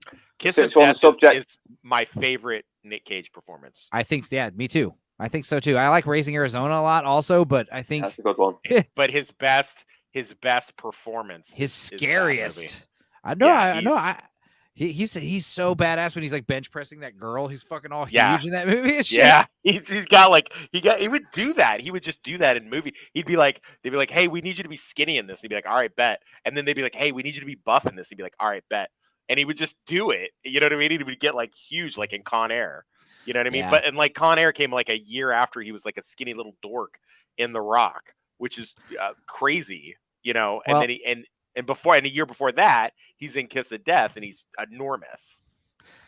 Luke, what was your thoughts on Jade? I thought it was an okay thriller. I don't think it was my favourite out of the William Friedkins, but the actors do a good job. While I mentioned First Blood with David Caruso, Richard Crenna's on there from First Blood and the other Rambo films as well. And Richard Crenna plays the best of all the hype men of any movie ever. Richard Crenna is literally the best. If you ever need a hype man, you get Richard Crenna. Yeah, he's good. To talk to other people about how fucking badass. That's what I want in my life, is for someone to just walk into a room full of people who hate me. You don't understand how dangerous and just be like, he is. Do you realize what a psychopath you're dealing with right now? That's what. Hey, okay, I'm sorry, Luke. I'm so sorry, but I got it. I got to get this up. So do it. Enzo, Go ahead. Enzo, when you throw the gauntlet down to the critical drinker unbanned group, that's what you need to. You need to be like you needed oh, Lord Toxic. He can't be reasoned with. He can't be bargained with. He absolutely will not stop ever. It's gonna be so funny. Like I want to ask to get in there, and I'm afraid they're gonna be like, "We know who you are." No, dude. Do you know how many people? Fucking Blue Collar was in there. Quan, who used to be a moderator, well, I should get in there. He's in there. What's his name? Joe Chudo. I don't know how to say his name. The guy the Riddler in our mod team. He's in there. Yeah. Okay. Well, I know that they have a big no spamming rule, no sharing your own shit in that rule. I assume they started that because of us, you know? I mean, who knows? But I just kind of want to go in and be like, hey, you know, don't worry. I understand White flag, who Toxic white is, flag, but he's right here. I need to I need to tell you. I need to let you know. Lord of Toxicity does not take prisoners. Lord of you want to go live? You want to go live? We'll go live. We'll go live. Yeah. I'm excited about that thing. I also am excited about doing an episode of the StreamYard where we talk about Dark Hour's old comic book Discord server that was hijacked by SJWs. I heard about that. Because like me and him have been like an undercover there, and like it's like, wow, this place is weird.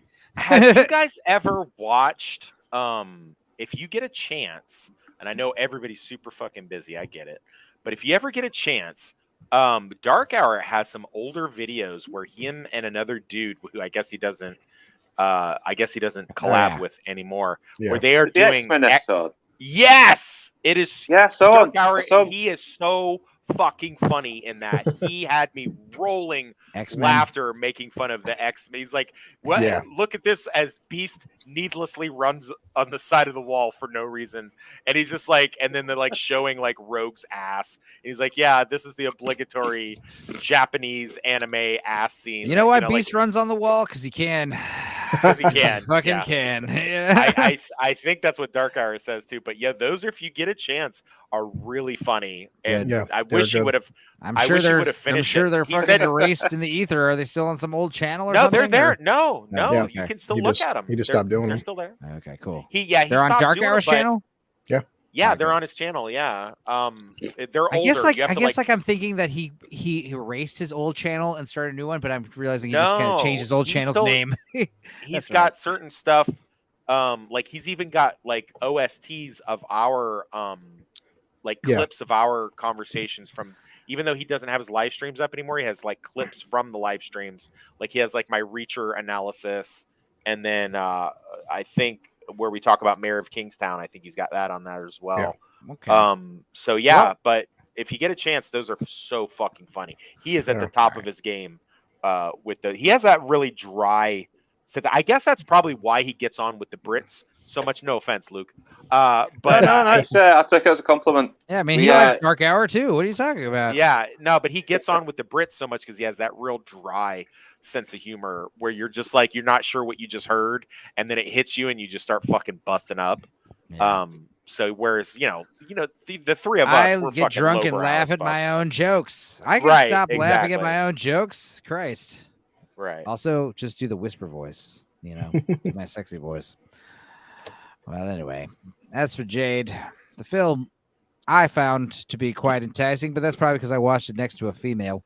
Me and Megan did like watching Jade in bed. It was fun. Oh, I'm not surprised. Women love that shit. Yeah, maybe that's why I'm like praising it high praise, because I watched it next to another woman who liked it You know, I'm Like, enjoying it oh yeah, vicariously. if you want like an aggressive blowjob, turn on a Joe Esterhaus movie with whatever chick you happen to be seeing, and she will suck you blind for sure, because they just get so turned on, because that has the three things that they love. They got disassociative, dickhead, power hungry men, sex scenes, murder, and sex.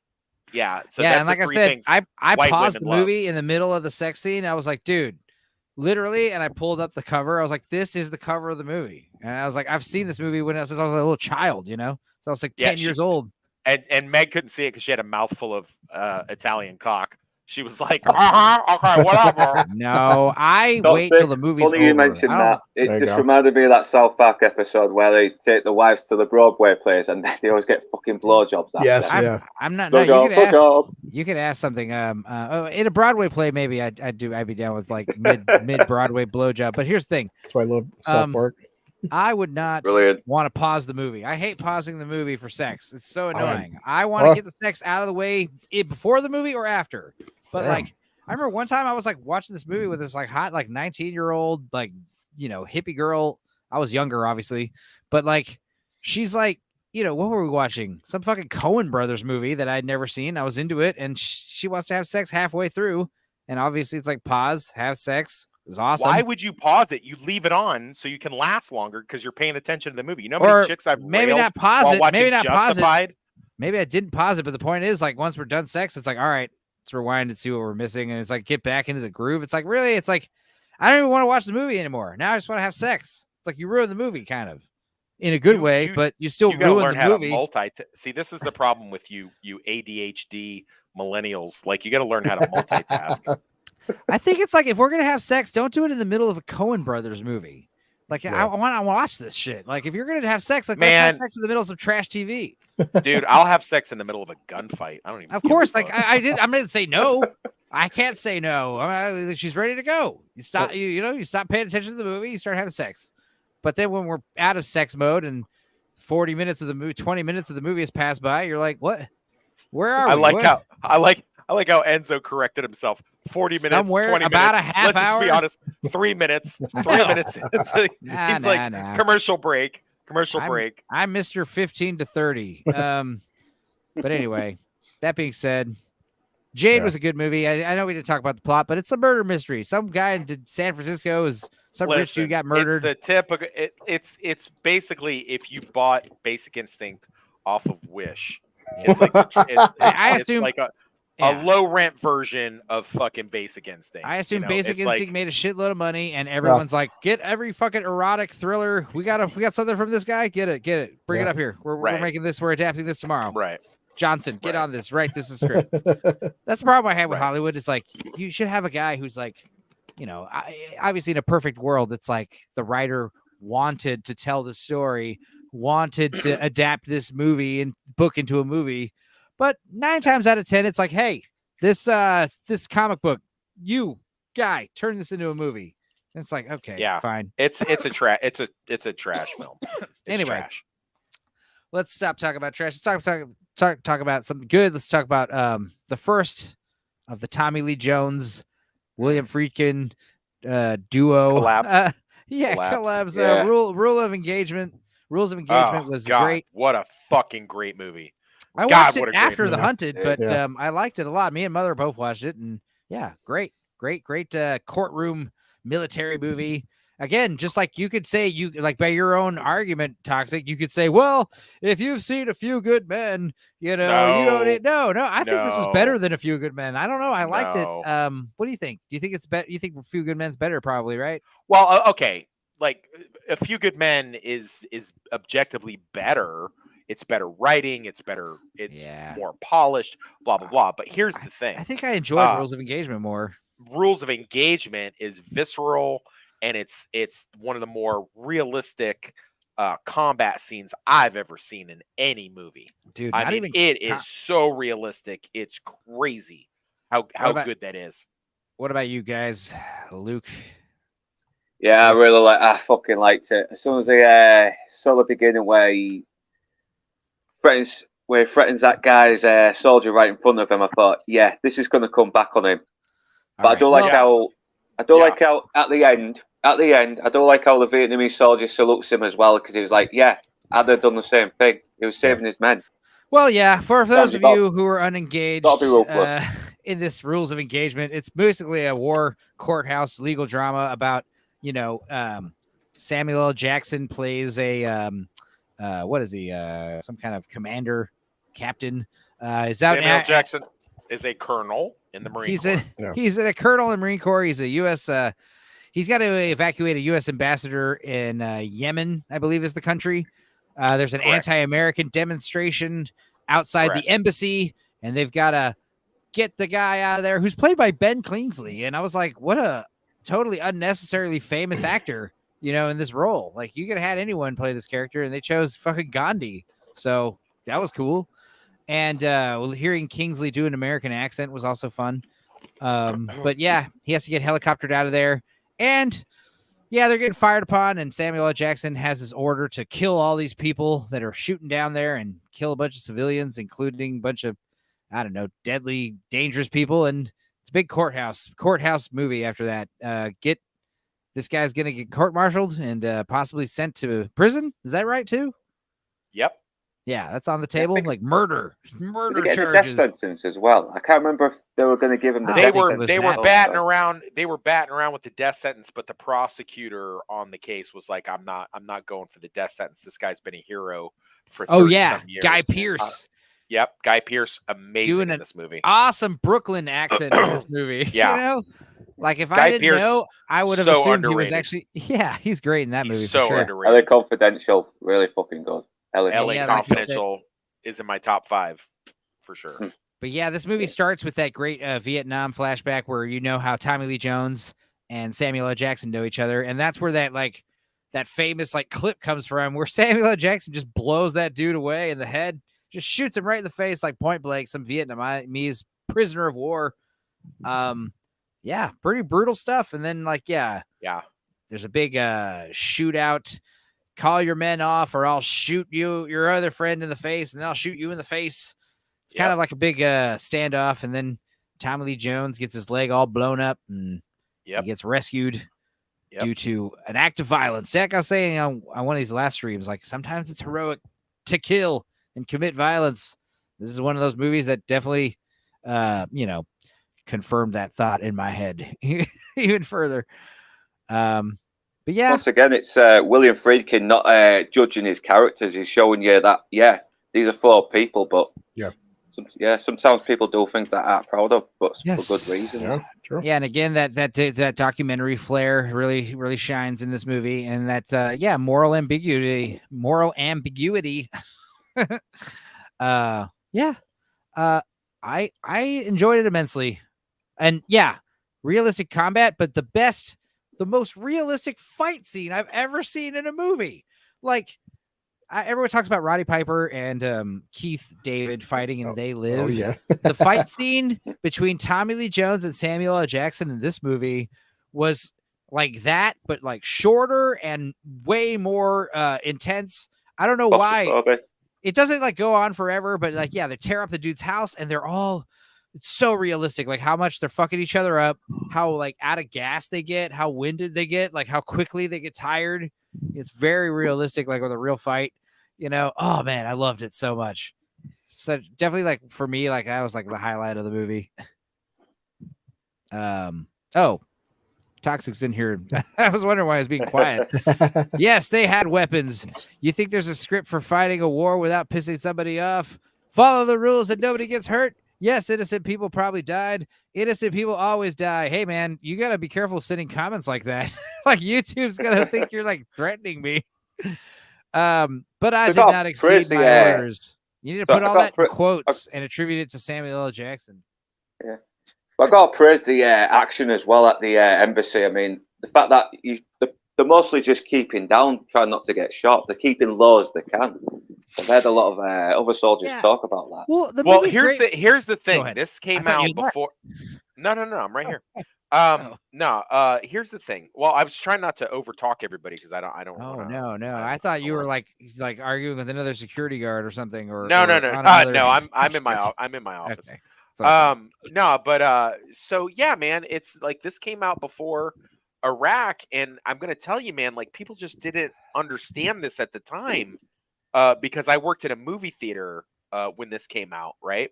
And I had not joined the army yet, and I remember that scene where he wipes everybody out, and we don't see until the very end of or near the end of the movie, at least near the end of the third act, what Samuel L. Jackson was actually seeing.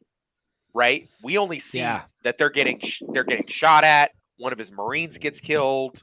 They shoot the American flag. Like we don't know what he saw. We just see a POV of Samuel Jackson's character, the Colonel Childers. Excuse me, I'm sorry. Colonel Childers looks over. We don't see what he sees, but we know that he sees something, and that makes him just say, "I want you to fire into the crowd." Waste the motherfuckers. Yeah. What about that order did you not understand? Waste the motherfuckers. Yeah. So, and the people in the audience were like, "Oh my God, that's crazy!" Like there was even a few people that walked out. And I'm here to tell you, man. In the Middle East, they use children and innocent civilians as cover. They have no qualms about that. That's why That's why we keep losing those wars with them. We have not won a war in the Middle East yet. I don't give a shit what they say about Desert Storm 1. We didn't win that. We just pulled out and said we won. But we don't win those wars because they have a philosophy that we cannot beat, which is basically to say we will put women and children in front of us and we'll fire behind them. Because of course we will. Because that's how we're going to win, because you guys are pussies and you're not going to do anything about it. You know? So the fact that Muhammad, are we the baddies? Yeah. The fact that he won that case at the end is astounding.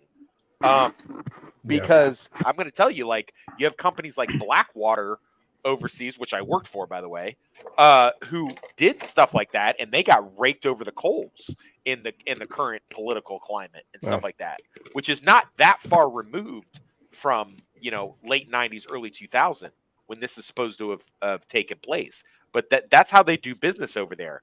And I got to tell you, and then if you juxtapose that between what I watched at the movie theater I worked at with civilians walking out, you juxtapose that against when I went to boot camp in 2001, and we watched that. We had a free day, and they would let us watch movies on free days, and we watched that at the Post Theater, and they played that. Every fucking soldier and Marine jumped up cheering when he did that. They were like, "Fuck yeah, like get those motherfuckers," because that's exactly what you need to do. If you have an enemy that violates the Geneva Convention in such a way, like they're firing from a mosque or a hospital, or they're using, civilians and or children as human shields, then the rules of engagement go out the window. That's in the rules of war. It's automatic. You don't just sit there and keep taking casualties because they're hiding behind a kid. You shoot through the kid and you shoot into the aggressor. Yeah. I mean, that's it. That's what you do. And that's why ultimately he was found, spoiler alert for a 23-year-old movie. That's why he was ultimately found innocent in that film. But I mean, yeah, God, it's such a great film. And yeah, as far as the earlier scene when he's in Vietnam, I remember when I joined the Army, we weren't quite at war yet. 9/11 had not happened. I joined in late 2000, early April. And my uncle, who was an MP as well, but he was in Vietnam. He was telling me, he was like, "Wes, if you're overseas and one of those gookas pretends like he can't speak English, take your 45, lock one into the slide and put it in his mouth, and he'll recite the Gettysburg Address to you. He'll tell you his fucking mom's underwear, what that looks like. They'll fucking speak English all, real quick, fast, in a hurry." I'm like, "Oh, okay, Uncle Francis, that's cool. I'll keep that in mind. I don't think we're fighting Vietnam anymore, but all right." Well, he's like, "Whatever, Haji, Guka, all the same thing." And sure enough, I mean, you see that in the movie. You see Samuel L. Jackson just being like, "Oh, okay, you don't want to call your men off for my men? Okay, cool. Here, boom, you're next." Yeah, it's God, it's such a good performance. Amazing movie. My second favorite from Friedkin, for sure.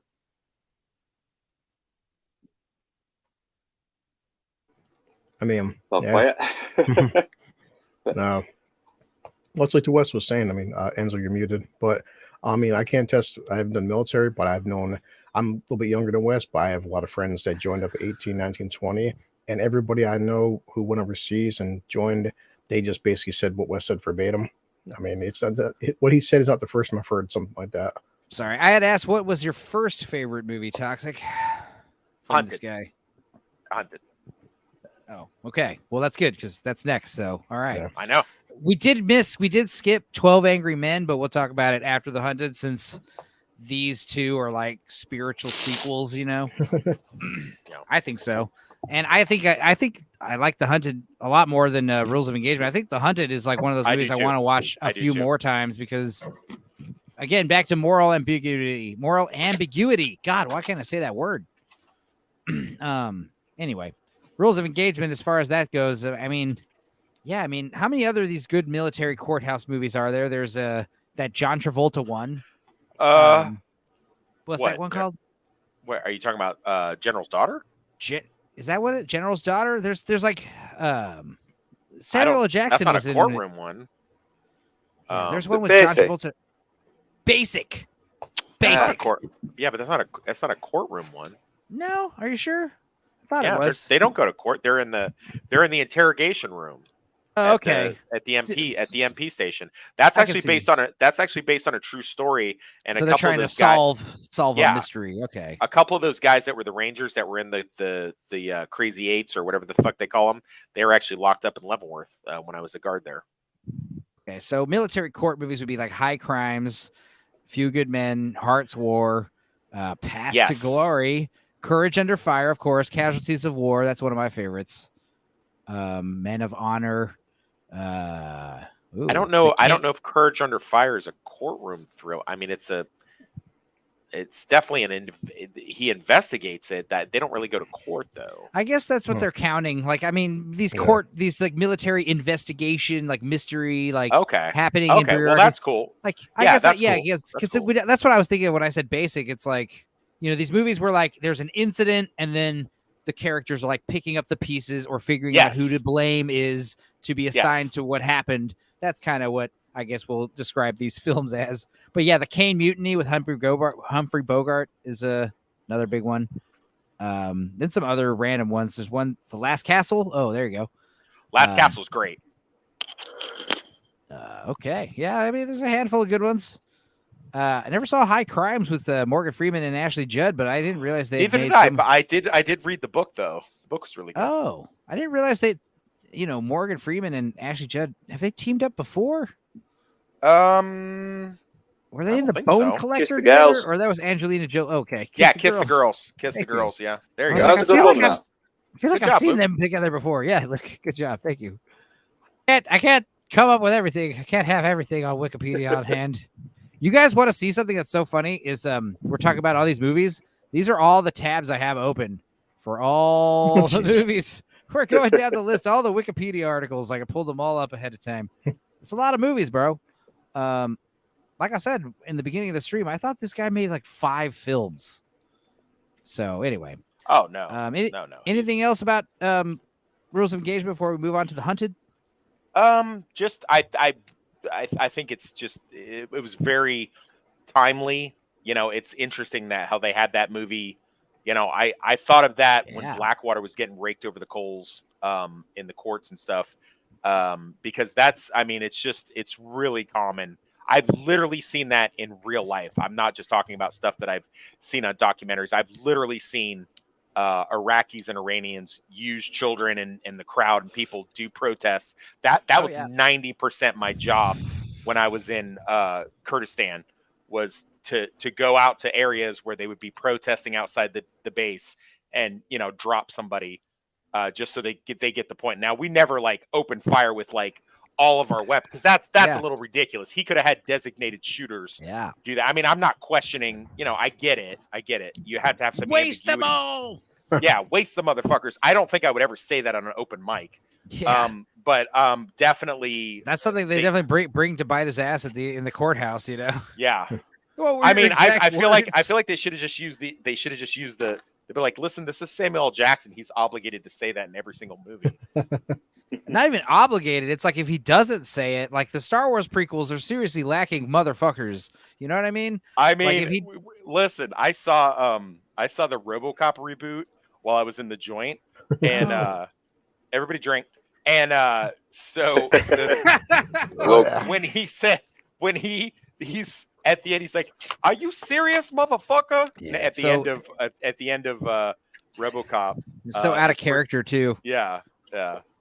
I had blanked that movie from my memory, so thank you for reminding me of that terrible thing. And not only, I mean, that's the only good part in the whole movie, if we're being honest. The only thing I really remember now that I'm thinking about it is like Gary Oldman explaining to this like living man. That's the worst part about him. He's alive. He's not like killed and he's like a reanimated corpse, like put into a machine. Yeah. Because then it's like the ethics are like, okay. But like this guy's literally alive. Like he's got like lungs that are breathing, and he's like, "What am I doing here in this machine?" And it's like, "Oh, by the way, you can't see your family." Like I mean, this is like I don't understand how that would work. Like it's so much worse that he's alive, and Gary Oldman's like, "Don't worry, it's great." Yeah. It's crazy. It's like there's a niche group of us that have watched at least the first 2 seasons, if not all 4 seasons of The Killing on A&E and or AMC. AMC. And Joel Kinnaman is one of the 2 main characters on that. Yeah. And they have been trying to make him a thing in Hollywood since then. And he doesn't get a break. I've yet to see him in anything that like was really well done and really well received. Maybe you could make an argument that The Suicide Squad from 2021 was pretty good, and he was certainly good in it. But he's so electric in that TV series. If you ever get a chance, The Killing is an amazing TV series. It's crazy. He was so good in it. I was talking about. I listened to a big thing about William Friedkin's favorite movies, and one of his favorite. We were talking about. 2001, Stanley Kubrick. He cites that his favorite Kubrick movies are, God, I can't remember the other 2, but the big one is The Killing. That was the one by Stanley Kubrick, the movie, The Killing. So that's just a weird coincidence that you brought that show up by happenstance. Both check out both, I guess. Stanley Kubrick's The Killing and the drama series. We should do a stream one time just talking about all of the people that Hollywood has tried to make happen that haven't happened. Yeah. The good ones and the bad ones. Underrated streams, dude. That'd be good. Also, the other thing is I want to kind of do what Dark Hour and Uninspired and Mr. Brown and all these dudes are doing, where it's like these film dissections. There's a couple. Like me and Meg watched American Psycho, and it's like, dude, I could fucking talk about American Psycho for 4 or 5 hours probably. There's just some movies where it's like, as could I. Yeah. So it's like, I mean, and I'm noticing that in terms of the streams, like, most of the WeWatches get close to like 500 to 1,000 views, but like the streams, they do like, less 20 to 50. But like if it's something focused, like the Ninja Turtle stream, you get higher, way more, watches. So it's like we can hyper focus even more. Like I haven't done a stream on one movie, I don't think ever. You know what I mean? Like I'll usually do streams on like a whole series or streams on like a whole and like a genre, because like it's like you don't know what we're gonna talk about. But the thing about with these like hyper focusing on like, oh, we're gonna talk about American Psycho, or we're gonna talk about the Ninja Turtles, the first Ninja Turtles movie. It's like, okay, we kind of know all the trivia that we're probably gonna bring up, because like any dildo can read the IMDb trivia page and listen to a couple commentary tracks and recite it. And it's fun when you do it on like, a really good movie that you just naturally know all the stuff about. But like when you got to do these crash courses on some of these movies. But like Dark Hour stuff, like he showed me like the list of like the movies he's looking at. And is like, there isn't a single movie on this list that I don't haven't seen and B, don't love. But nice. I'll be nice. I'd like to see that list. I don't know. He gave me some list of like, because I was like, I've been, busting his balls a little bit. I was like, bro, like, he's like, I could get you in on January. I was like, if there's anything pops open, let me know. Otherwise, like, yeah, I mean, I'm down to do like a movie talk about American Psycho or something, like do these hyper focus streams here and there. Just depends on like current events, what's happening. I feel like we're going to be approaching some slow weeks, news wise is what I'm getting at in terms of the movie entertainment industry. I mean, I'm all for that. Like I said in the group, I know all y'all are right to die. I know all y'all are right to die. An unintended consequence is definitely the fact that we're going to be able to delve into some movies that are great from the past. Great. So I'm cool with that. Well, on that note, let's dive into The Hunted, which I think, probably one of the few. Like I watched all these freaking movies and I liked them all. But this was one of the ones where I was like, this is really good. I'm liking this one a lot because on the surface, it's just like another, kind of action suspense movie with some drama. But like, there's just so many like great, like thematic elements going on in here when you really like kind of start to like, ask questions about it and dissect it, just good stuff, man. And also, again, the fact that Tommy Lee Jones was spoken so highly of by William Friedkin. This is the guy who has no problem shitting on everybody. This is a guy who has no problem telling you how it is. And this is the guy saying, respect Tommy Lee Jones. And it's like, okay. Because I've always known that he's like a crotchety old man and he doesn't like Jim Carrey and, these other things. He's always playing like some kind of sad puppy dog, hound dog type character in all of his movies. But the guy's a real deal. Like I'm about to be on this Lonesome Dove stream on Wednesday. And of course I'm rewatching it. And he's fantastic in that. And also just knowing that he's like a true Texan, a true cowboy. He like rides his horses all on, himself, does all his horse work himself. He's like a working man's actor. You know what I mean? Yeah. He's like my dad. Like, he's one of those motherfuckers. You want to see a great Tommy Lee Jones older film where he's young as fuck. The Park Is Mine, which is what introduced me to Tommy Lee Jones. You told me about this. He's a Vietnam vet that is just got bad PTSD, can't make it work in 1980s New York. And so he just decides one of his friends leaves him a bunch of money and guns, and he just takes over Central Park for Veterans Day as a way to remind everybody that Vietnam veterans exist and they shouldn't be shit on and stuff like that. And I kept trying to remember what stream specifically we talked about this movie on, or was it off stream? I'm pretty sure it was on one of these streams, but unless someone else brought up this movie before, it was you for sure, right? I mean, I'm guessing. I don't know anyone. I hope so. I have mentioned this movie many, many times. I don't know anyone except for my uncles who have seen this movie. I think I first noticed Tommy Lee Jones in, actually, I never really watched The Client, but in 1994, when The Client came out, my mother was like obsessed about it. Because like John Grisham, Susan Sarandon. Yeah. And Tommy Lee Jones, I remember seeing that, in passing, but I guess Tommy Lee Jones, I didn't really notice him until fucking Batman Forever, I guess. Oh, wow. Yeah, same. I mean, how old was I when that movie came out? Like 12, Jesus. It's where you start noticing Tommy Lee Jones as like as a person, but I didn't really notice Tommy Lee Jones as an actor. Obviously, Men in Black, like 1999, he's fucking, I think as I get older, he's funnier than Will Smith in those movies. It's that dry humor, isn't it? It's the fact that he just plays it dead straight, deadpan humor. He's so good at keeping it straight, and being exactly like I said, he's the grumpy old, sad old grumpy hound dog, And Fasten your seatbelt, please. Yeah. And we start speaking, he speaks Spanish really well. He's got that great bilingualness that a true Texan has,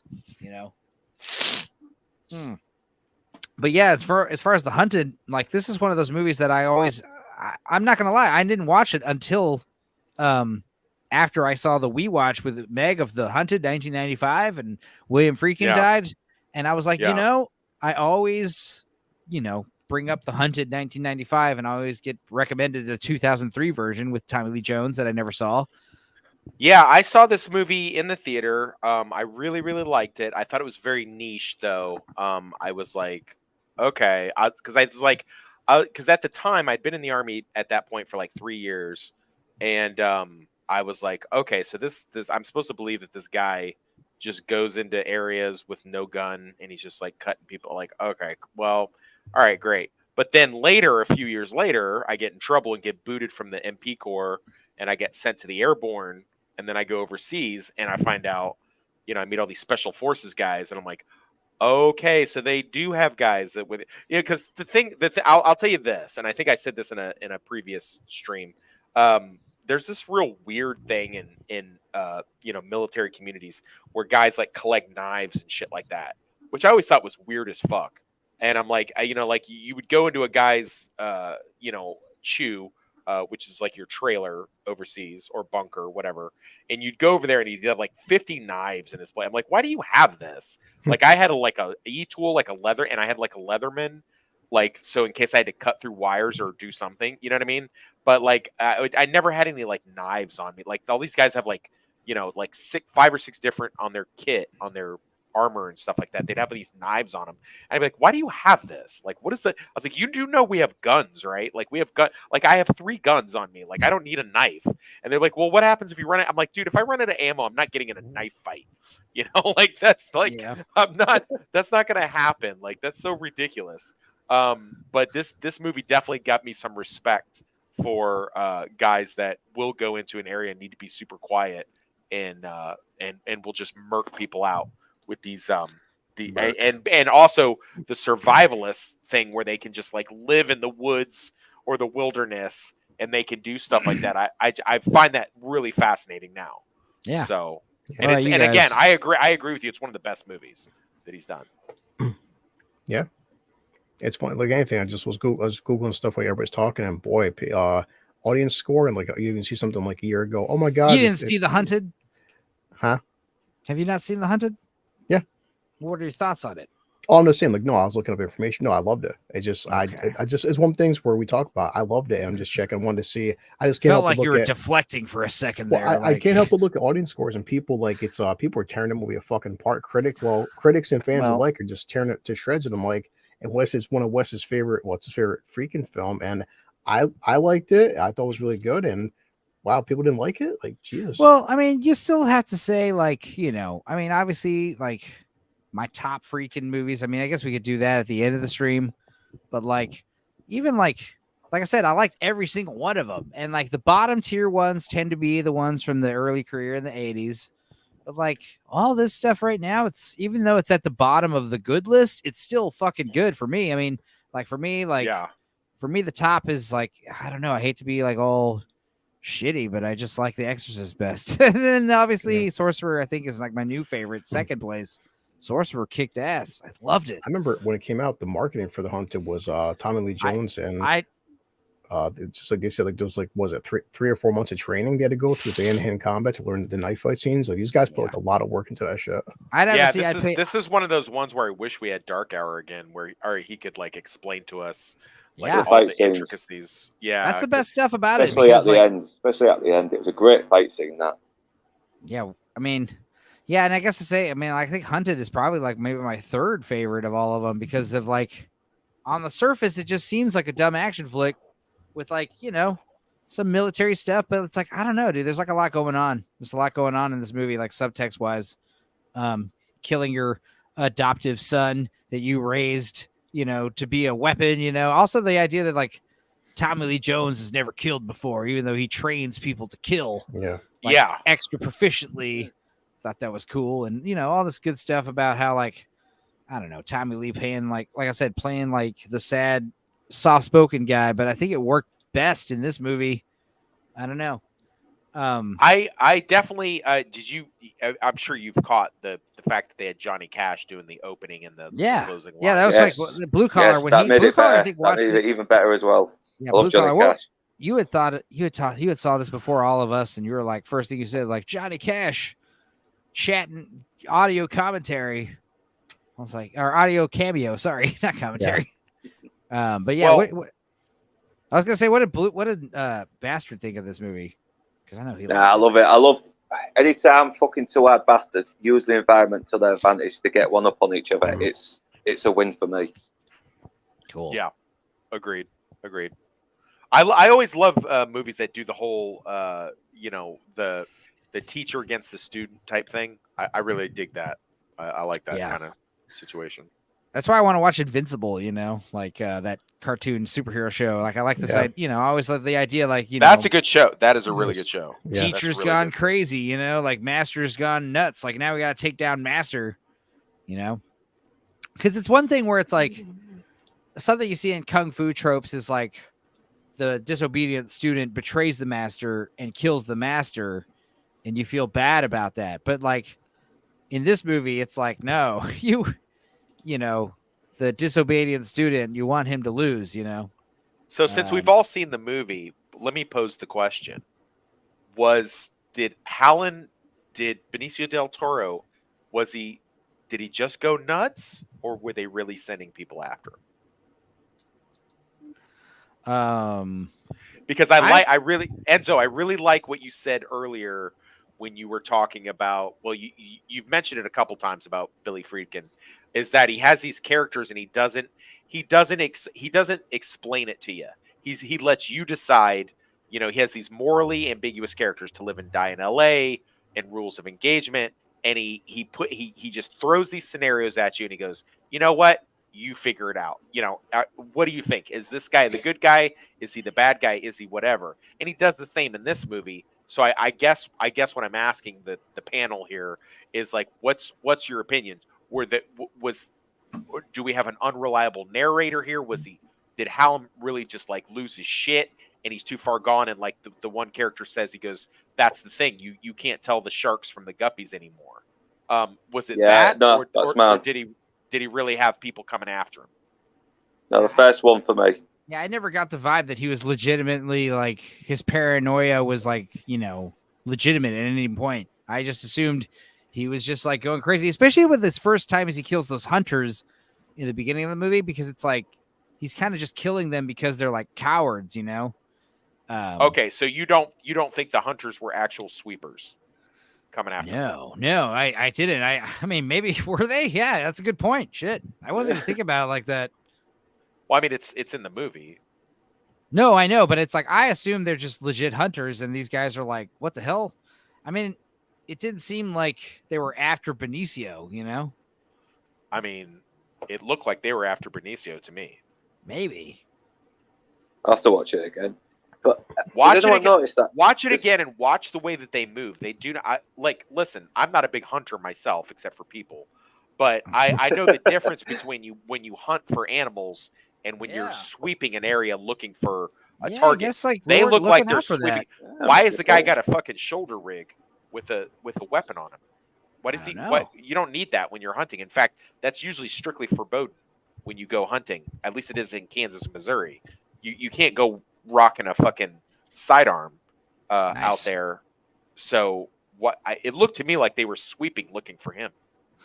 Well, that's very interesting. Yeah, I didn't even think of that. I mean, because I definitely enjoy the death scenes, him killing these people. Like, it's pretty brutal. It's pretty quick.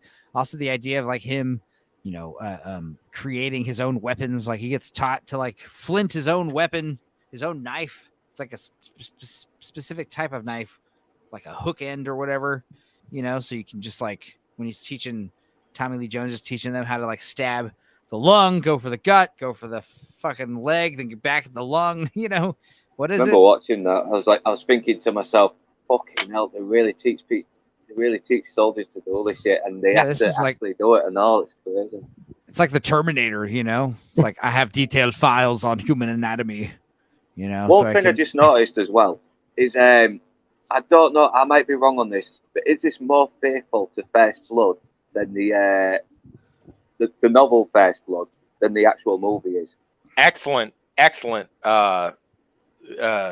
viewpoint, Luke. Yeah. Excellent. I 100% agree. Yes, this is, if you were to be, if they had called this First Blood, and added a sheriff, and then Yeah. had the Colonel Troutman going after, which they do in the novel. I think this is a lot closer. So it's kind of funny that David Morrell, the writer of First Blood, didn't get all pissy with Friedkin the way Friedkin got pissy with fucking Michael Mann and vice versa. Yeah. You know what I mean? I'll yeah, teach you. Excellent analysis. I'm sorry. I'll teach you how to kill quickly, accurately, efficiently. It'll become a reflex action. You will learn how to enter a combat zone and evaporate into a shadow. You will learn how to survive, or you will not. That's good. Good Yeah, quotes. crazy you have to do something really inhumane to, for the greater good sometimes. It depends on which side you're on, though, if that greater good is the greater good. Yeah, I mean, I thought, it's like filmed in like Oregon somewhere, right? Where does it take place? It's in the Pacific Northwest. Where it is definitely. specifically, I couldn't tell you. Some kind of, looking it up. I'd like to see that movie get remade, except instead of like hunters, it's like some random like hippie drum circle he happens upon. You think your life is noble. You think what you're doing is brave. Yeah, but I mean that's the whole point of the thing is like was Hallam out there acting on his own, or and he'd gone too far and his PTSD has gone great, or did they? I mean, because okay, let me put this to you: if that Army military police team that went to go get him, if they were legit, why not just bring him to prison? Why were they handing him a fucking suicide device? Yeah. Well. Yeah. I've just remembered that now. Yeah. So maybe he isn't as paranoid as you're making out. Maybe there was someone out to get him. This is like Yeah. I see Hallam as the good guy in this. He knew he was losing it too, because he was writing LT and saying, "Hey man, I'm not doing good. Like I'm in trouble." And LT was ignoring him. Well, it's funny because the movie has been compared to First Blood, but it's like, I would say like it's more morally complex because like, the whole relationship with Tommy Lee Jones and Benicio del Toro and how like Tommy Lee Jones. Yeah, but you only say that, Enzo, because you haven't read the book. No, First Blood. No, I know what the difference is in First Blood. Yeah, how like, if you read the book, the sheriff's supposed to be a giant asshole. Or no, more sympathetic. Sorry, he's a giant asshole in the movie. Yeah. In First Blood, Rambo's Rambo's insane, killing people. Yeah, he's definitely the bad guy. He's 100% the bad guy. That's like one of those things where I could argue is like an improvement in the movie. I think. I don't know. Of First Blood or The Hunted? No, First Blood. Like I don't know if I would like it if I was like, I like Brian Dennehy being the asshole and you want to root for Rambo, I wouldn't like it if it was the other way around. I don't know. I've read the book. I actually read that book sitting on my porch in the November snow. Like I was sitting out on my porch and I was drinking. I had like a cooler and I just set it in some snow. Yeah. And I was drinking and reading a book in my winter gear and my because it was too loud in my house because I had all four of my kids were in the house and my wife at the time was there, and she comes and she's like, "What the fuck are you doing?" She's like, "You're such a psycho. You're sitting on the porch in the snow reading a book and drinking." And I'm like, "That's a fucking good book, man." And I was like, "I got winter gear on. It's all good. It's fine." But man, what a great if they were to redo that and do it closer to the novel. I mean, really, it would be very similar to The Hunted, but I mean, it's such a yeah. That's what I was saying. It's like it's funny because I'm like, I wouldn't like it if like Brian Dennehy and Rambo were switched places, but I'm like, technically, that's The Hunted, I but mean, that's the thing. You're trying to approach The Hunted from the Rambo point of view, where like maybe Benicio del Toro is like a John Rambo type character in the movie, where he's like sympathetic, and I'm like. Yeah, it's funny because like we're barely thinking of that for the first time. Like, oh shit, it's very interesting to me that you guys we all watched the same movie, and I took it for face value. Yeah, I mean, I didn't really... that's weird. That's weird because I would have thought you guys being so cynical that you would have seen it differently. Nah, I don't know. Yeah, I guess I just assumed, war makes you crazy, I guess, as represented by my dear friend who I will not name on this stream because he's sitting right in front of me. and he has your address because he sent you. Yeah. Oh, I have your address, and so does all their haters. If you want to watch all my episodes, we dox Toxic. If you any of Toxic's haters, fucking that's going to be great when I start noticing a huge uptick in these live streams, and I'm like, people seem to be watching a lot when Toxic's on. And I realize it's not his fans, it's like his hater club. They're like cyber stalking him. I'm gonna be honored when that happens. I'm gonna be like, dude, letting the hate flow. Like I said, we're gonna start getting into the unbanned page and be like, Toxic was gonna be on. We'll start like, hey, all right, Toxic, like if you can't show up this or next week, great. But then when he does come on, we'll like make a big announcement like, Toxic's coming on. All you fucking people in the unbanned group, come in the comment section. He encourages it. He wants you all to. I'm of the opinion that you are, Enzo. With like, I am too. You want to argue it? You want to argue with me? You think you're so right? Let's go live. Let's take it live right now. No, of course, and that's what I've always noticed. The reason why I like to do that is because whenever you start arguing with someone like on camera, the snarkiness, the fucking bitchy attitude, the fucking I'm holier than thou. Watch it just like drop down. Watch it get humbled. You know, when you start understanding people's like, you know, subtext in their conversation, their influctuations of their voice. I mean, it's just one of those things where like, I don't know, someone starts talking a lot of shit on the internet and then you get on camera with them. What's the problem? And it's like, oh, you realize it isn't a problem. So 9 times out of 10, it's like these people have their own personal problems. They're just taking it out on strangers on the internet. You know, the funny thing is like 90% of these guys have no real legitimate beef with me. And they don't understand that I don't just willy-nilly like ban anybody. I always bring it to the team. And there's lots of people that have been banned by other people. Like Michael has banned people and they just assume it's me that did it. Oh yeah. You know also, what I mean? That's the other thing is like, I assumed you also, I know you kind of ruled the page like a tyrant, but like after talking to you about it, it's like, I know why. And I'm like, okay, well, that's fine. You have a reason. That's totally You're a moderator now.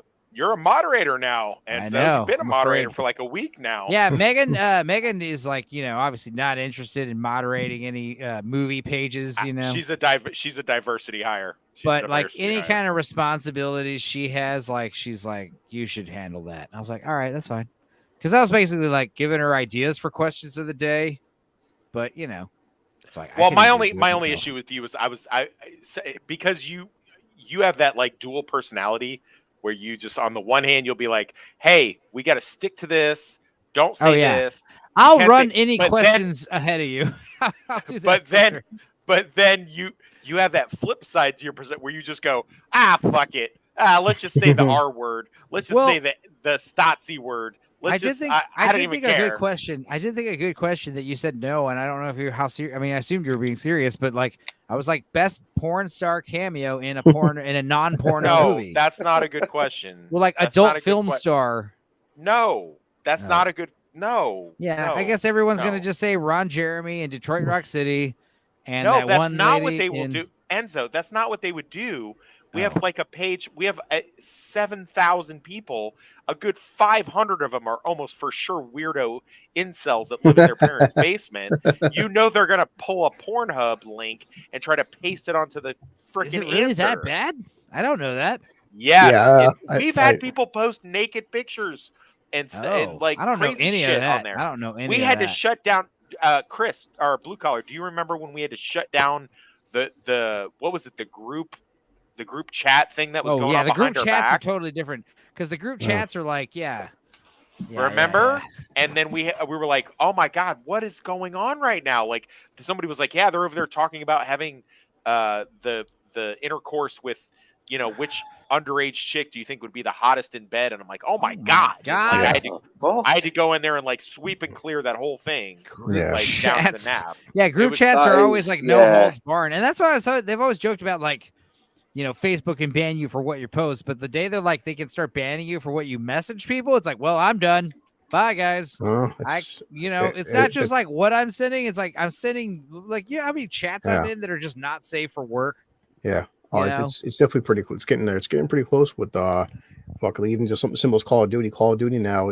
Log on my buddy last night playing Warzone, and you get like, hey, like now we have the new voice moderator, and you can't like they're monitoring your voices and getting shit. Banned on any platform is like one of those things where it's like it's like you get pissed at it, you get pissed about it for a second, and then you realize it's like a blessing in disguise.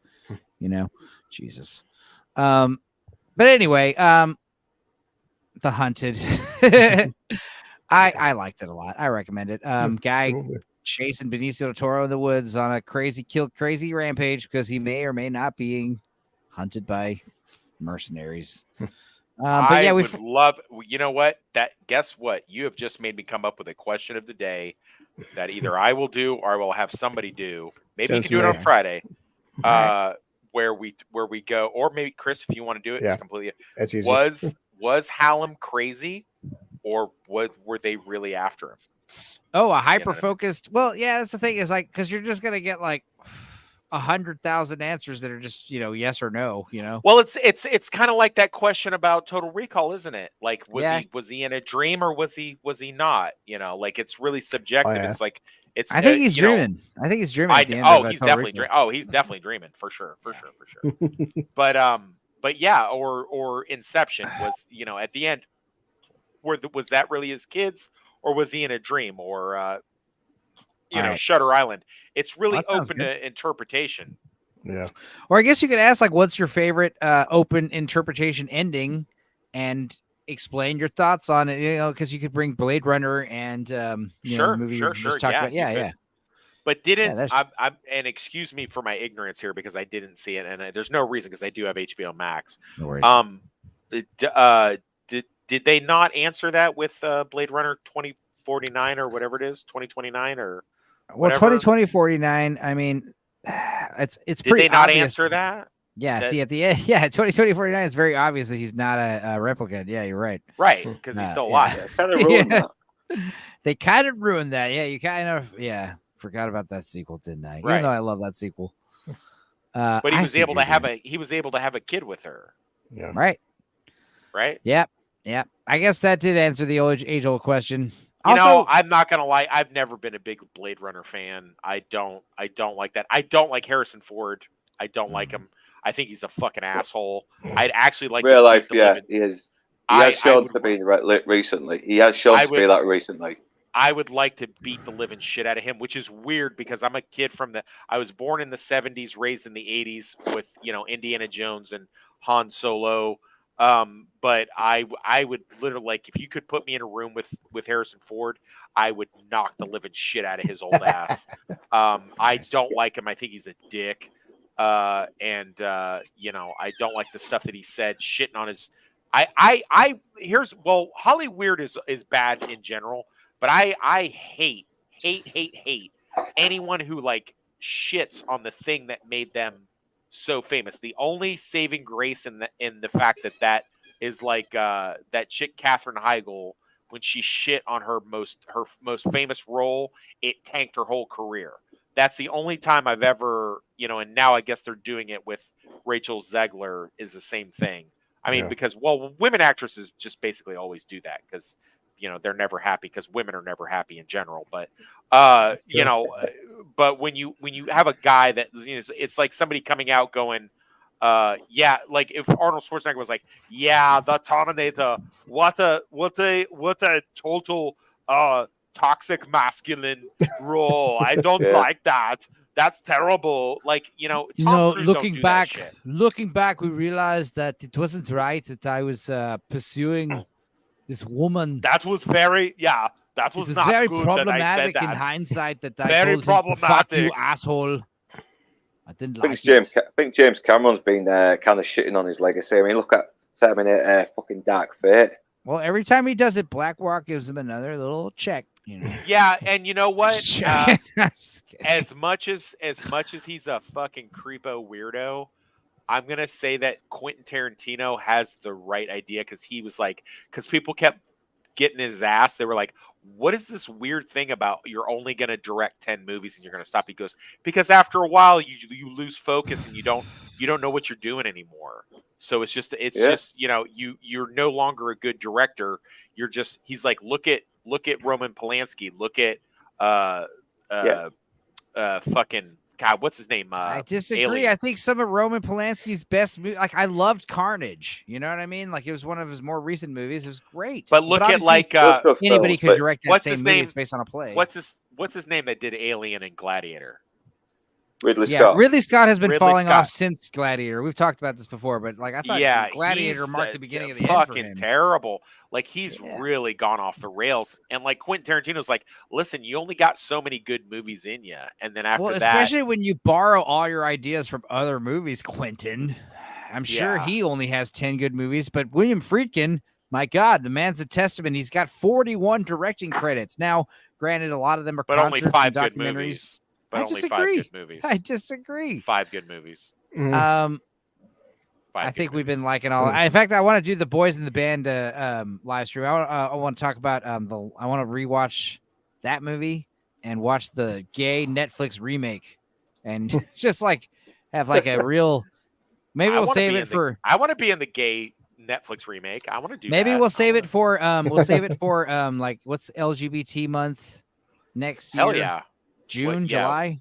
June is June. Yeah. Pride month. Also the month of my birth. I will throw that out there. Okay. Well, we'll save Boys in the Band stream for that. We'll watch the Netflix remake. It's got like an all-star cast. It's like Sheldon from fucking Nerd Show. I will call my old high school and see if they still have those VHS tapes or if they've oh moved my to, God. Yeah. to DVDs Get 'em. and see if they have like the old performances, and we'll see if we can get that up and upload it. Or all right. Well, before we dive in, we got 1 more hour left, and we've got 3 movies to talk about, 3.5 movies to talk about. Let's rock. Let's rock. But here's the thing. Hey. Before we begin, Blue Collar, I know how you think about this. Toxic, I know how you think about this. But, Luke, you agree that 9/11 was a national tragedy, right? Yeah. Of course I don't. Like, fucking millions of people have died. Why are you smiling, Chris? Why are you smiling when I ask that question? Because I'm waiting. What? I'm you waiting think it's funny? Wait, you think 9/11's funny? I'm waiting to joke on Do it. you think 9/11's not funny? It's not funny. Definitely not funny. Good. I'm glad we're all on the same page that 9/11 is absolutely not funny. On that point, I like to bring up a movie that we kind of skipped because I forgot about it. But 1997, 12 Angry Men, the remake with George C. Scott and Jack Lemmon, made for HBO. Metro-Goldwyn-Mayer, I think, made it, produced Good it. movie. I actually like it. I know everyone talks about 12 Angry Men, the original, the black and white one, but I actually like this one more. I do as well. I think it's George C. Scott. George C. Scott really sells the whole movie for me. He's fantastic in this. George C. Scott is so fucking underrated. Not even. It's a crime. I think it's just he's underutilized because he's only in like a handful of fucking movies, and each one he's always like, God damn it, you son of a bitch." If you told me I could bring anybody back from the dead, it would be fucking George C. Scott. I want to party with George C. Scott. You got to bring him back. I want to recast Jurassic Park, but have Alan Grant be played by George C. Scott. There you go. There's an idea for you. I mean, I grew up. The first thing I can remember from George C. Scott was him as Rainbird in Firestarter, and although obviously. Right. Yeah, right. That would never happen now. But they remade Firestarter. What did they do? How did they change that in the remake? I didn't watch it. Well, they had an actual Native American. Is that what you mean? What do you mean? Oh, you're probably right. That's what you mean. Yes. I see what you're saying. I forgot that he played a Native American. That's what I was. He did. Like, yeah, right. Did. You're right. Yeah. And I'm now understanding what the problem was. Was that your question, or did you have a different question? Okay. No, that was the question. But the best is George C. Scott. It's like I remember him in like the first time I noticed him was like 5-10 years old as the grandpa in Angus. Man, wow. Yeah, because like what would that movie come out? 95, 96? Jesus. And Christ. then you realize I hate doing these streams with you fucking young kids. Oh, I know. It really burns my ass. But dude, I had just talked about earlier when we were talking about Cruising, I talked about Patton. Let's talk about Patton. Yeah, Patton's amazing. Fucking brilliant. I was talking about Hardcore earlier because we were talking about Cruising. I brought up 8mm and Hardcore and like, dude, the scene where he's like, turn it off, where he's like watching the porn video with his daughter. Holy Lord, dude. George Who are C. you Scott talking about? rules. Hardcore with George C. Scott. If you haven't don't seen know that that one, one. watch No. that shit. That's fucking because But 8mm. he is so good. He's so good in Exorcist 3 Legion. Yes, He's so good in another that. another one we talked about. And It's not in the books. I've It is seen not. I've seen some people's like, oh, he plays it over the. He really doesn't. It gradually should, because he's very calm You and talking about part centered. 3, Exorcist 3? Yeah. Yeah. He's very calm and centered in that movie. I recently rewatched it on the behest of a couple friends of mine that do rewatch shows, and I recently rewatched it, and I was just like, God, he's so good in it. He really lends so much realism into it, into what could ordinarily be. And so I found out that because I saw that movie when I was 13, I found out that like so many things that he says in that movie, I have adapted into, because things that you do or see when you're in your formative years, you'll adapt into your vernacular or whatever. And so like so many like lines he says, like when he tells the guy, he's like, hey, take Prince, like after the one priest gets murdered. Can I assume you guys have all seen this movie? Yes. Yeah. Yeah. Okay. So he tells his tech guy, hey, take Prince from both sides of the vestibule, the little partition thing in the confession booth. And he's like, that doesn't make any sense. We're just going to get Prince from the priest. And he's like, I'm padding the job. Like that's something that I used in the army my entire 15 years in the army. When I would tell somebody to do something and they didn't understand, I'm like, make sure that you use all the biometrics on both the people coming in and off of the base. And they'd be like, but why? We're just going to get the same result. I'm like, I'm padding the job. Like, he gets so frustrated because he's always the smartest guy in the room and everybody else is such a piece of shit. But, but he also has that cool, like little, it's so believable, that movie, and he lends it so much believability in his performance. And again, it's that one. He has a very small cameo in an Alec Baldwin thriller from 1991 or 2 with Nicole Kidman. I'll look up the name of it really quickly. Well, but he's so believable in that as well. Like he like elevates whatever it is that he's in. It's incredible. Yeah. What do you guys liked about George C. Scott and 12 Angry Men, Blue Collar? It's been a while. Oh, well, let's give that one. By the way, Malice was the name of that movie. Oh yeah, dude, with Alec Baldwin. Yes. That's like one of the best. I am God. What is it? What is that quote? That monologue? His "I am God" monologue. Where he says, when somebody's in surgery and everybody's praying to God, they go into the little chapel and they're praying to God. Let me pull it up. Hang on. Or my mother make it through this. Who do you think they're praying to? Let me do my Alec Baldwin. It's not some invisible person in the sky. Oh, it's me they're praying to. Oh my God, it's so good. Let's see here. It's all video. All right, here we go. So I ask you, when someone goes into that chapel and they fall on their knees and they pray to God that their wife doesn't miscarry, or their daughter doesn't bleed to death, or their mother doesn't suffer acute neural trauma from postoperative shock. I can't read. Who do you think they're praying to? You go ahead, you read your Bible, Dennis, and you go to your church with your any luck, you might win the annual raffle.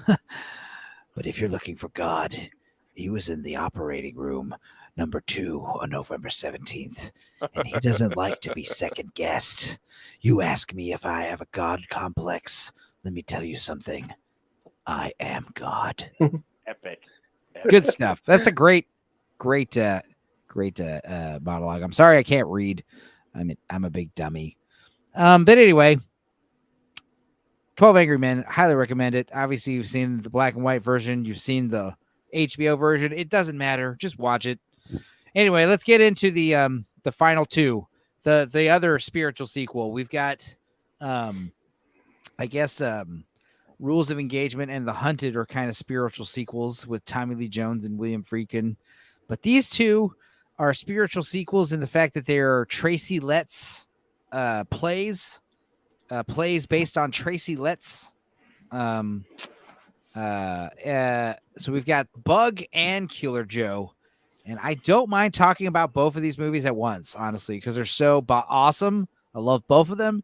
And like I said at the beginning of the stream, I thought William Friedkin made The French Connection, The Exorcist, and then Bug. Because that was the first time I was seeing, like, from the director of The Exorcist plastered on movies. Now, if they had done that for Blue Chips, I understand that would have been, like, tonal clash. Yeah. But, like, it probably would have made me see Blue Chips. If you had said from the director of The Exorcist, The Hunted, I would have been like, I want to see The Hunted, you know? But well, I didn't see The Hunted until this year. I can remember when I saw the preview for The Hunted, I saw it. I don't remember what movie I was watching, but I remember I was watching something and they previewed The Hunted and they were like, from the director of The Exorcist and The French Connection. Really? Okay. The Hunted. Good. Yeah, Good. they definitely did. I remember that. Because I was gonna say, I thought the Hunted, honestly, when I first saw the trailers when I was a kid, I was like, is this a sequel to The Fugitive? Like, what? Is this like a soft sequel to The Fugitive that takes place? Is he playing like the same character? I mean, I thought it was, but it's not. It's not. I thought it was literally a sequel to The Fugitive when it first came out. I was like, really? Okay. Well, I mean, mistaken. Tommy Lee. Well, it's not too far gone. Yeah, from it's that, not too. It wasn't too far of an assumption, but you know, obviously, it's not a sequel to the Fugitive. But I literally thought it was like, you know, the same character hunting a different man, except this time Tommy Lee's the good guy, and I'm like, that's cool. That's cool. I mean, of Tommy course, Lee I never was saw the good it. guy in The Fugitive, though, too. If it had, yeah, but you sympathize with Harrison Ford because you know he's innocent, you know. Whereas like this time, like with my prejudice, I assume Benicio is guilty. And like I said, you're kind of blowing our minds when you were like, "What if he actually was being hunted?" And I'm like, "There's not." Oh my God, listen, there's not a right. what if he was. You might be right. Yeah, you've seen it more than we have. Yeah. I mean, again, that's back to I'm the telling title, you, The Hunted. Yeah, I'm not saying that he didn't have PTSD. I'm not saying that, and I'm not saying with his training, he could not have taken the people who were coming after him. He couldn't have just like shut them down and like maybe it's both. Maybe it's both. But he definitely went too far. I mean, you can't just like someone's coming after you can't cut them into 20 pieces. Like you can't do that. Like that's too much. Well, but. So anyway, well, yeah, but as far as like, what were your thoughts on Bug? I watched Bug with Mother. This is one of the movies. I shut that off 20 minutes into it. I shut that movie off because really? Yeah, that's disturbing as fuck to me. I cannot deal with that. I cannot deal. Like my ex-wife was like, "What are you doing?" I'm like, "I'm leaving. I'm not watching." She goes, "Finish this movie with me. I watch one of your stupid movies." I'm like, "I'm not watching this." Why? What was the problem with it? The whole premise of the movie, that the things living under their skin and shit. Yeah, like, well, I can't deal. I feel like I would have liked to play more because like the whole point about the movie is it's more ambiguity. Yeah. This idea like, are there bugs or are there not bugs? Well, in the movie, it's kind of hard to say there are bugs because it's clear that like I'm not seeing anything. But from a play, like if you were watching a play, like, dude, you have no idea if the bugs are real or not, you know? Like, well, and you really hit earlier. You hit on it like right away, Enzo. You really, I mean, you as far as William Friedkin or Billy Friedkin as a director, you really hit his whole core type narrative. Whereas, like you could say somebody like Michael Mann, he likes to juxtapose cops and criminals because he believes that they're the flip side to each coin. Right. Whereas Billy Friedkin, as you so succinctly pointed out earlier, when I was he sober. likes to right. You were a little more. Well, I'm more drunk. I get a little smarter when I'm drunk, actually. So you most succinctly pointed out that Billy Friedkin likes to, you know, leave this kind of moral ambiguity. You know, is Hallam really paranoid or is he a killer?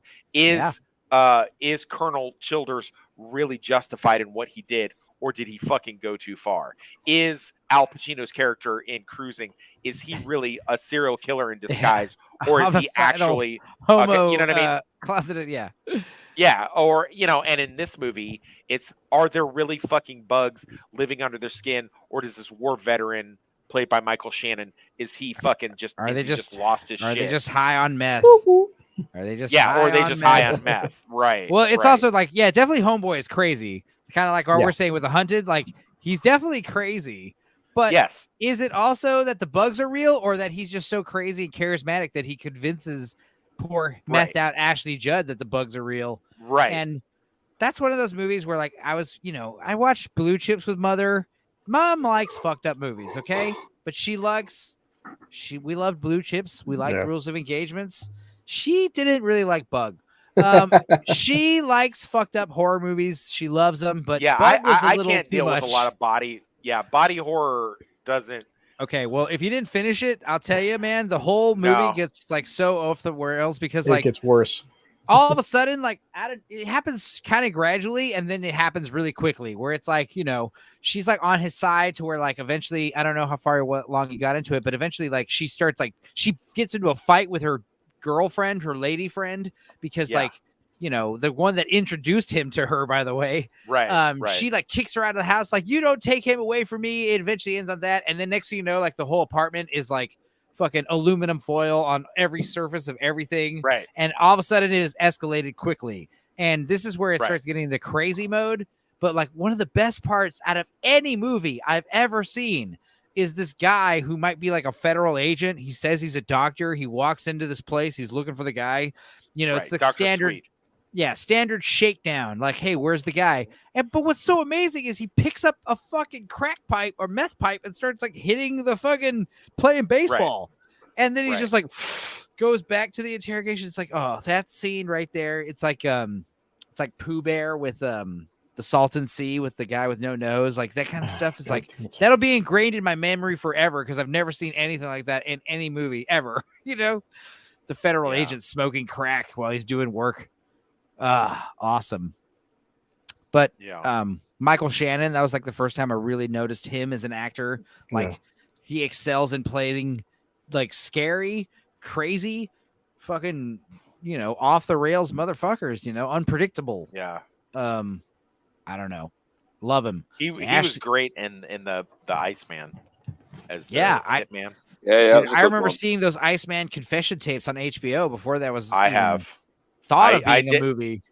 Yeah, I did time with people who were locked up with him in other places. Whoa. Yeah. Drink. So drink.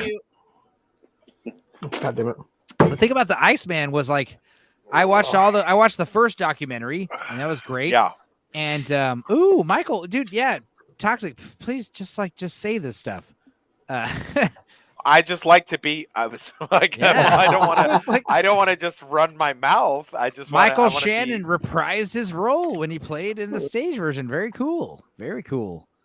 I don't want to monopolize. I want you to be able, because I know you love. You love the sound of your voice. We like to talk. I feel bad because like now Luke and Chris are just kind of just like spectating at this point. I know, guys. I'm fascinated. I'm fascinated. No, the truth of it is. The truth of it is, nobody loves the sound of their own voices more than me and Enzo. Like we will dominate.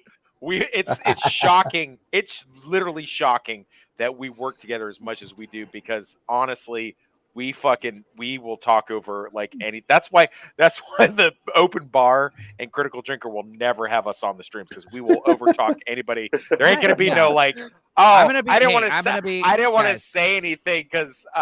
Fucking Critical Drinker was talking. I don't want to say anything because the long man. This is a loose show. This is a loose show. You guys are allowed to talk over each other. I don't really care about it. I talk over people. No, we talk I'm just over saying, like me and I'm gonna be on a show on Wednesday. Yeah. I'm gonna be on my best behavior on Wednesday. Yeah. I'm gonna be like raising my hand. Bullshit. Let's see. Bullshit on that. Let's see if I totally embarrass myself in front of Perch Comics Narwhal. The Irish and the Italian.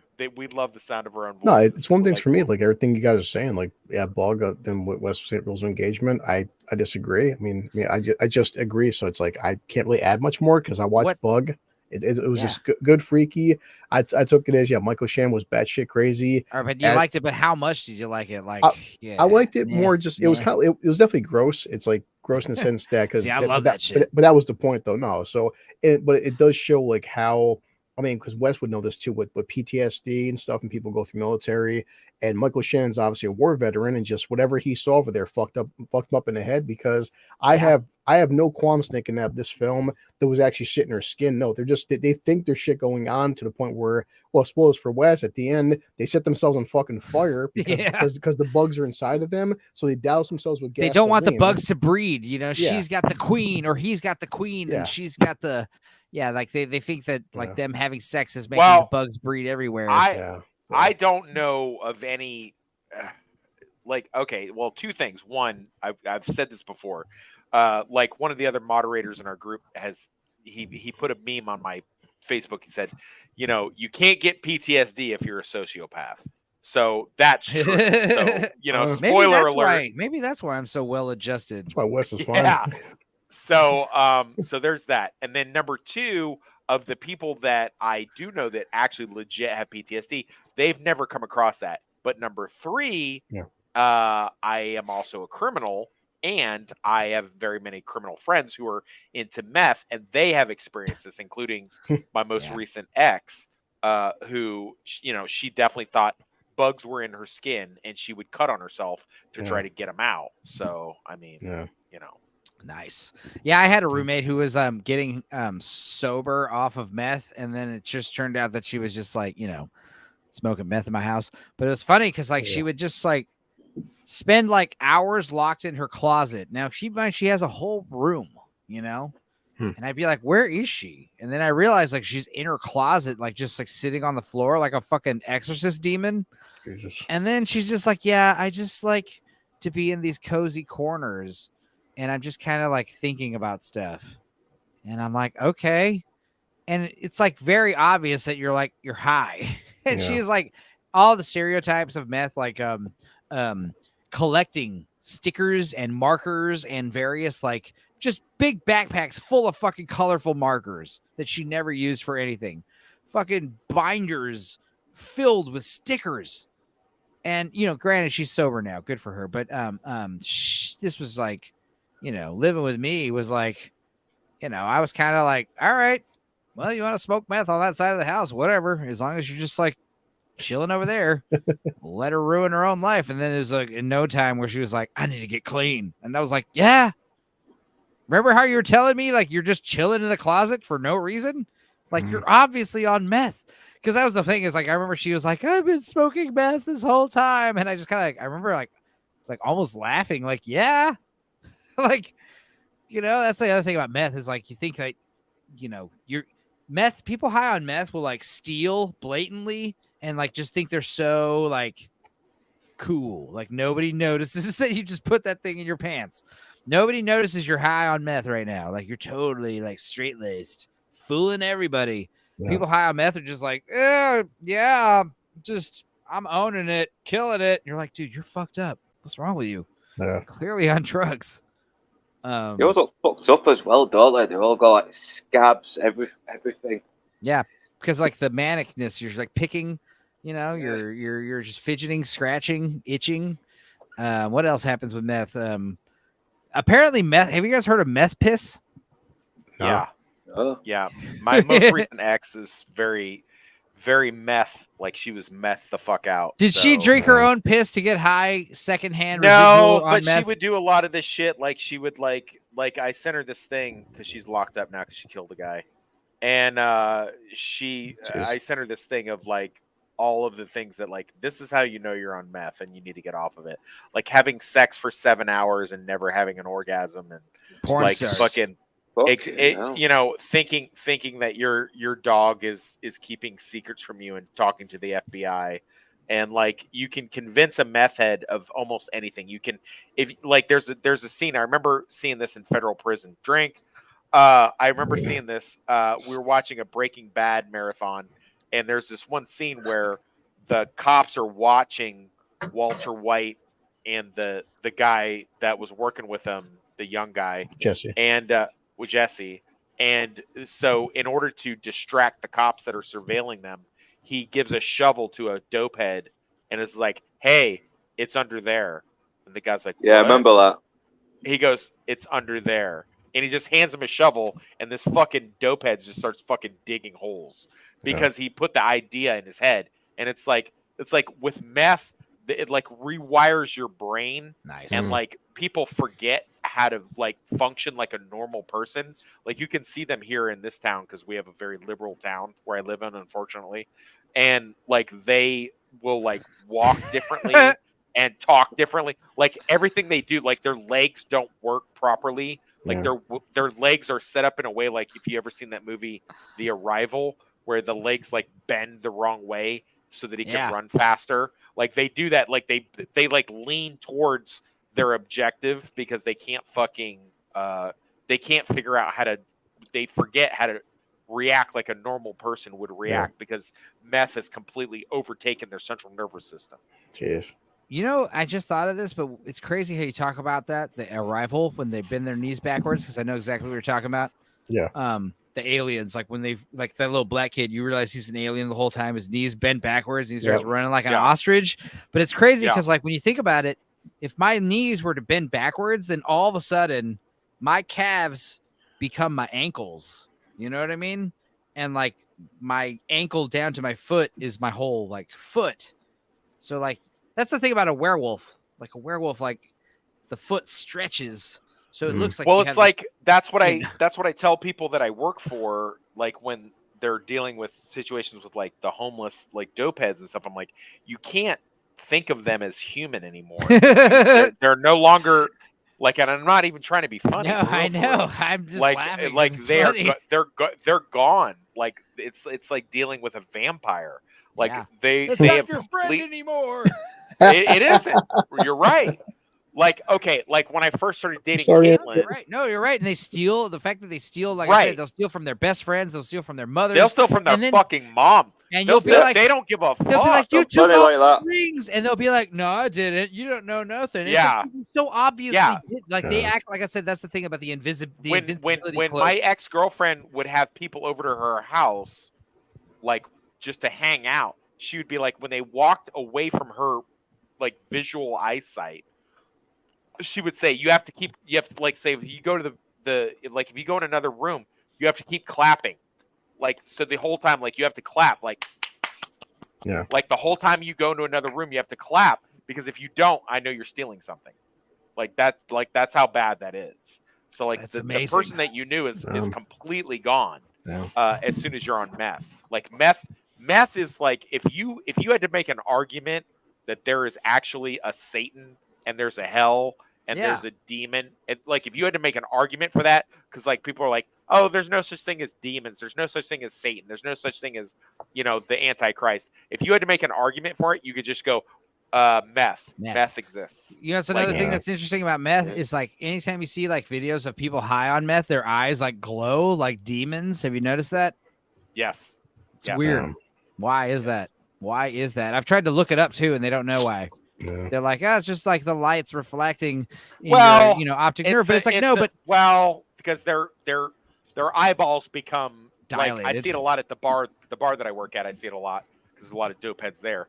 But the pupils become so enlarged, and then it like wipes out everything else, so that the black in their eyes will reflect the light. So there's that. Super cool. Demon eyes. But also, like, the other thing about you know, meth is like it's got like a 98% like addiction rate. You know, like it's one of those things where like if you try it, you'll probably get hooked on it. You know, and even like with fucking like, you know, Meg giving me some Adderall once in there, and like every once in a while, I'm like, I want to take some more Adderall sometime. I don't want to, but I haven't. But does help out. Anyway, Bug was a fucked up film. I loved it. And then like, the companion piece to that, Killer Joe. Now I know Blue Collar was late to the stream because he just finished the movie. Boy, that's a movie. I loved it, and it's kind of fitting that this was his last like movie he finished before he died. But damn, what's funny about that movie is one of my exes, who is also on meth, She watched that Kansas. movie. And she said, "It's the Midwest, buddy. What are you gonna do?" I know. She watched that, and she's like, "All these people are on meth." And I'm like, "Well, they never show them like smoking meth or really doing anything." She goes, "This is a bunch of dope heads. Yeah. This is dope heads that are doing this stuff."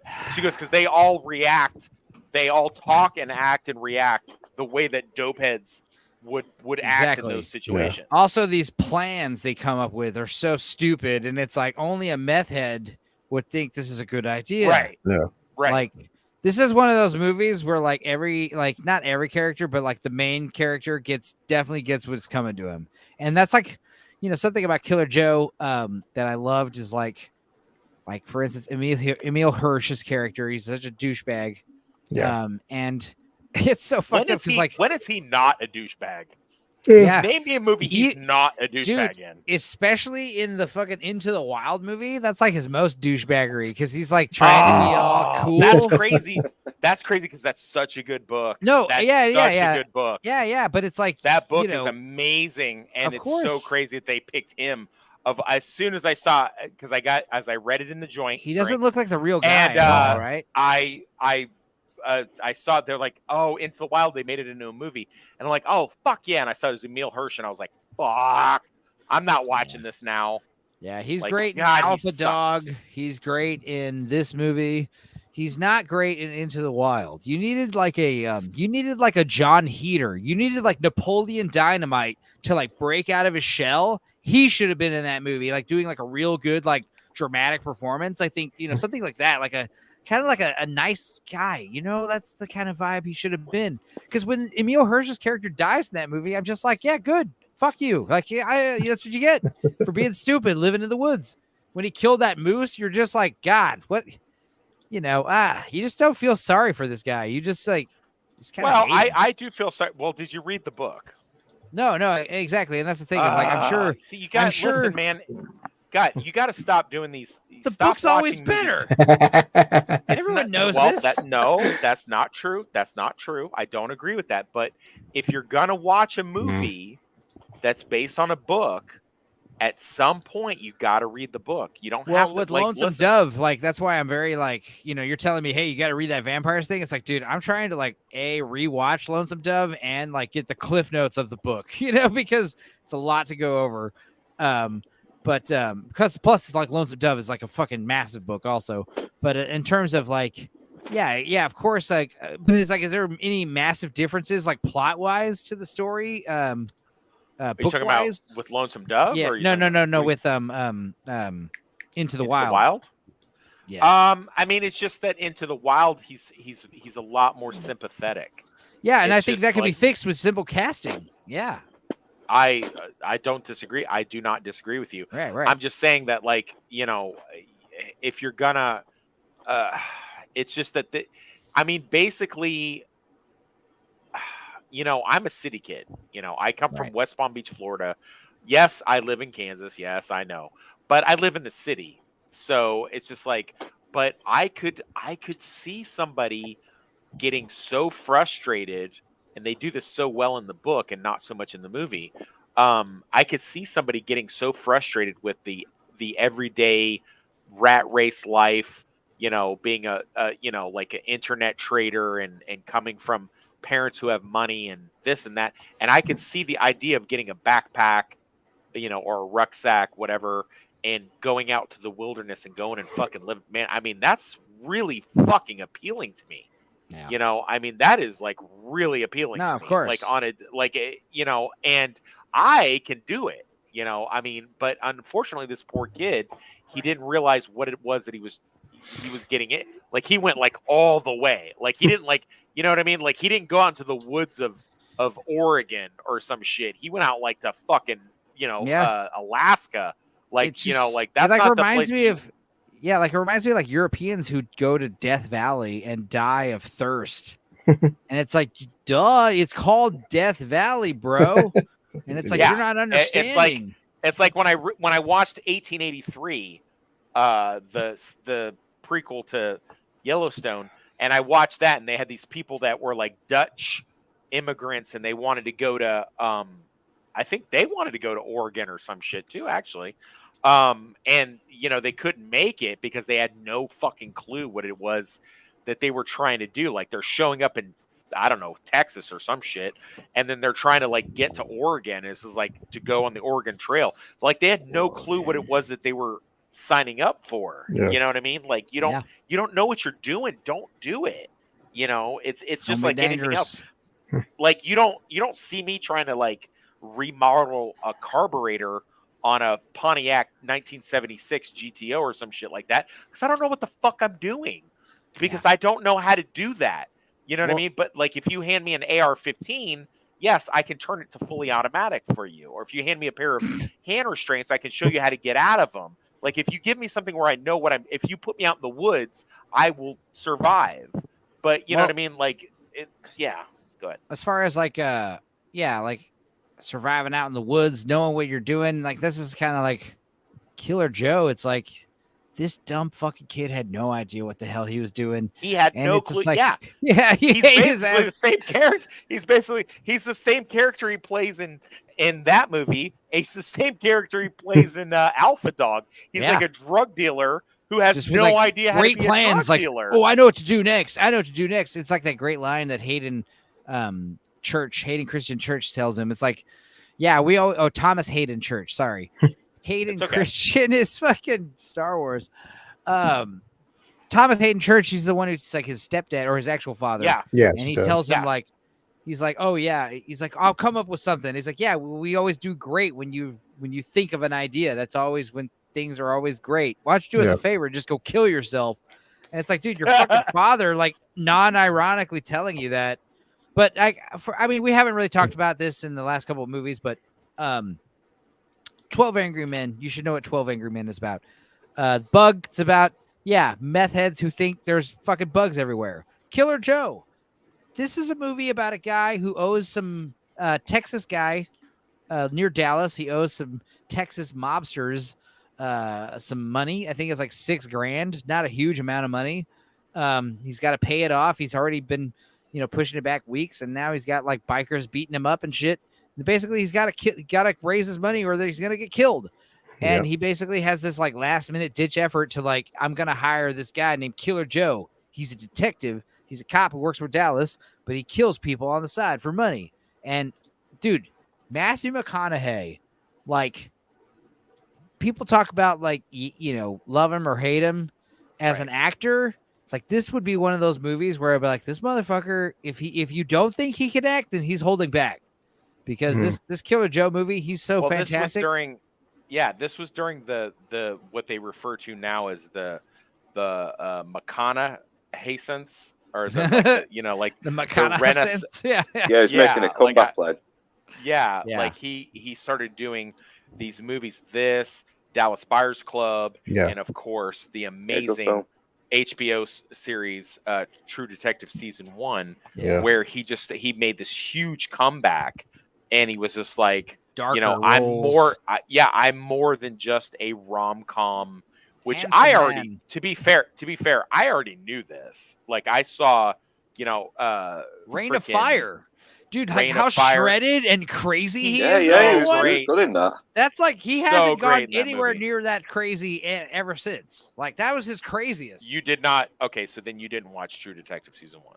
No, I did watch it, but I think I mean he's definitely crazy at True Detective. I mean, in terms of like, cracked out, dude, on the edge. He is the epitome of do not fuck with me. The meme of him sucking that cigarette, where he looks like emaciated Jesus, That one long shot take they do where they do not do a cut, where he does the mission to try to get the guy who's selling the dope to the guys they think they're looking for kidnapping and torturing these kids, who just wind up just to be later on, spoiler alert for a 10-year-old TV series.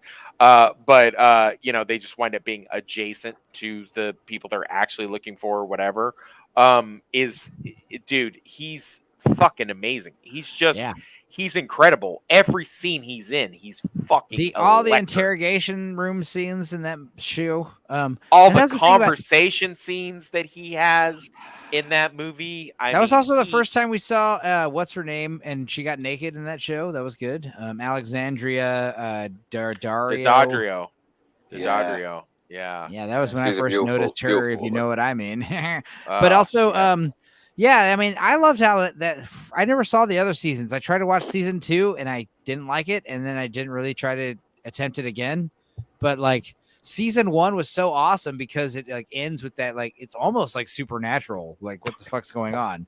Super crazy, like with the cult leader and stuff. Like, is he the devil? Like, you know, you're like, what's going on there? But as far as like Matthew McConaughey and Killer Joe, like, dude, because like, yeah, he's such a handsome, like, yeah, he's a heartthrob. That's why it makes him even fucking crazier. Imagine if Killer Joe was like an ugly man and he's like, I'm gonna take your retarded sister as a retainer, you know, and you're like, oh no. But it's like, what's her name? The sister, Dottie. She's like, I want to go with Joe. Where's Joe? Is Joe coming back? You know? Crazy ass movie about how, like, yeah, Emil Hirsch, he owes $6,000. He comes up with this idea to like hire this detective to kill his mother for insurance money. And yeah, obviously, I mean, I'm assuming if you haven't watched it, you should watch it. But Jesus, I mean, Thomas Hayden Christensen, Darth Vader Church, whatever his name is, he's fantastic. Gina Gershon, as soon as she shows up, I know there's going to be something risque, something going on. And dude, like her performance in this, you think it's nothing special. You know who was supposed to play Dottie, right? No. Jennifer Lawrence. Oh, well, yeah. I mean, her career. She even offered. She offered William Friedkin. She was like, "I will do." She said, "I will do full." She said, "I will do full frontal nudity if you'll let me be in this movie." Really? Well, so did the other girl who got the role. So there you go. Yeah. And this girl who played Dottie was the one from The Dark Knight Rises. Cat. You know, what else was she in? She was in The Brass Teapot. She was Juno in Temple. Juno's. She's in not Juno, her name is but her name is Juno Temple, and she's in something with Elliot Page, I think. Isn't she? Yeah, she was in. Yeah, she was in. And she was in. Yes, she was in Dark Knight Rises. She was also in this TV series, which is really good about the making of The Godfather. I forget the name of it. She's on it. She's really good at. She's like the main assistant secretary, whatever, to the guy that developed the Godfather into a TV series.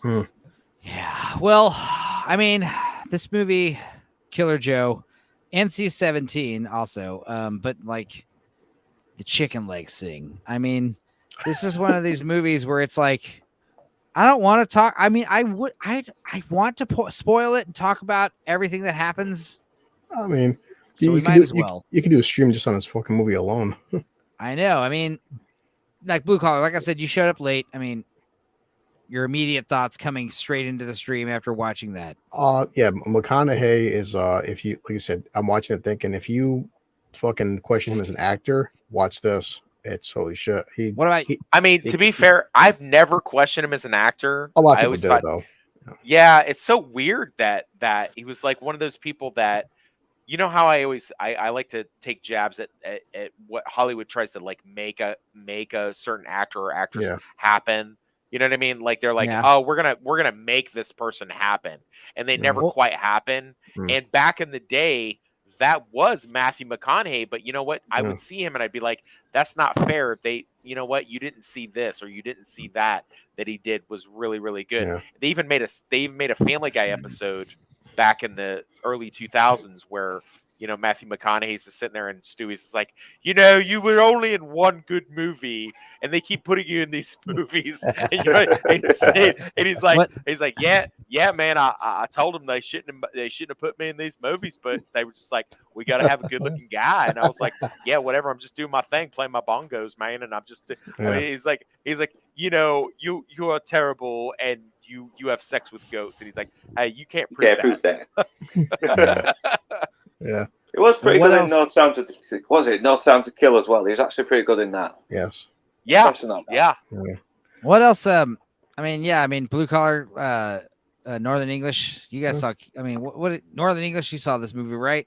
This is exactly what it's like to live in I Texas. really regret not watching it because it's when Matthew Watch it McConaughey was tonight. starting to make that Watch it comeback. tonight. Yeah. Watch it as soon When as I possible. watched it, listen. I watched this for the first time in Christmas of 2012. I was home on leave from Iraq, and I was seeing this chick who was married to one of my other soldiers from my previous unit, and she came out, and we were watching it, and that scene where, like, at the end where they all grab Emil Hirsch, and they're like, "Get him, Joe!"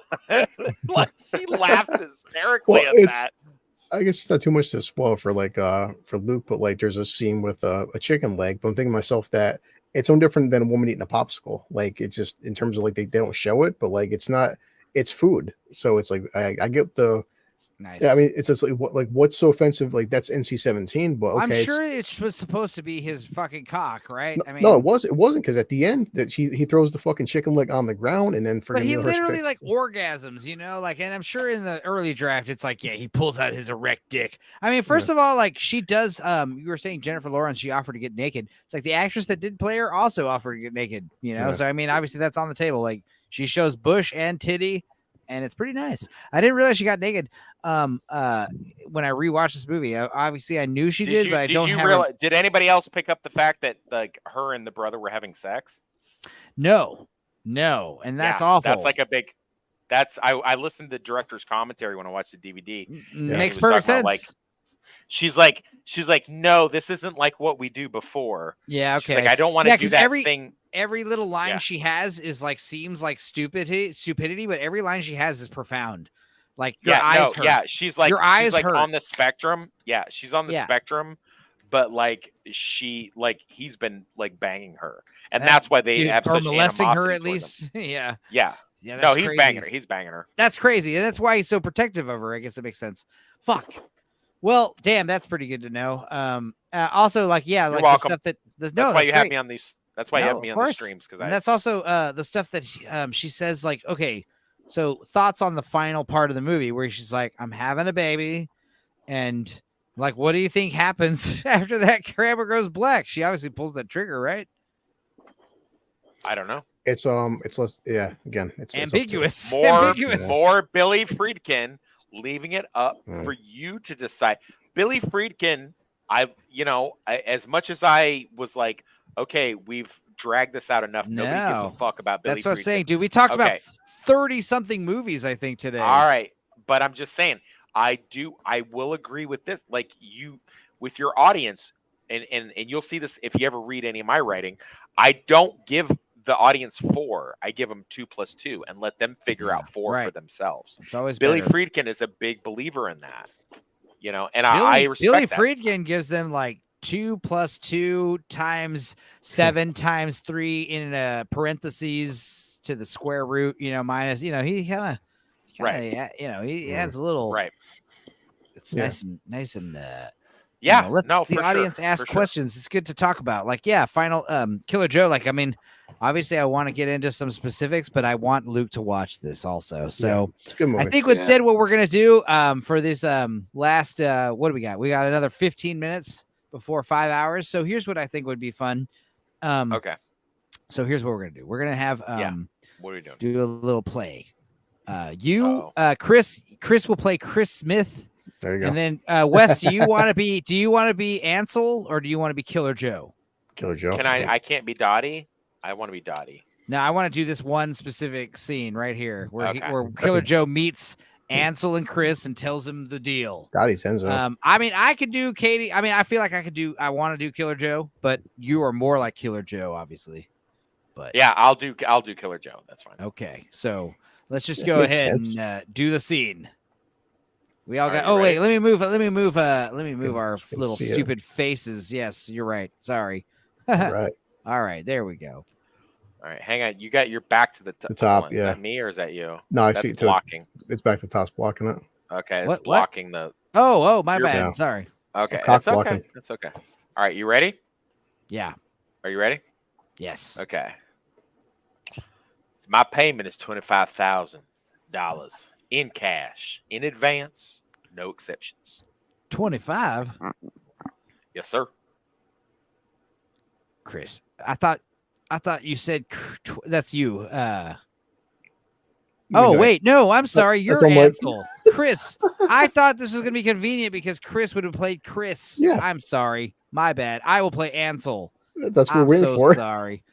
go on. I'm so sorry. I'll play Chris. I'm sorry. You play So, Ansel, so Chris. professional. My mistakes. Start over, guys. Start I'm over? sorry. Do you want to start? Yes. Do we start over? My mistake. Yes. All right. My payment is $25,000 in cash in advance, no exceptions. That's you, Chris. You're Ansel. I thought I was being No, Chris. that's okay. No. Son of a bitch. 25? Okay. Yes, sir. I thought you said 20. I was told 20. 25. Is that a problem? Well, we don't have a problem with 25. That's not our problem. What is your problem? We have a problem with the advance. No exceptions. Sir, let me explain. One of the reasons we're interested in having this done is my mother. She holds a very large insurance policy. They usually do. Well, we thought if we could guarantee payment after the policy had been covered. Look, there really isn't open for discussion. The conversation is finished. Hey, wait.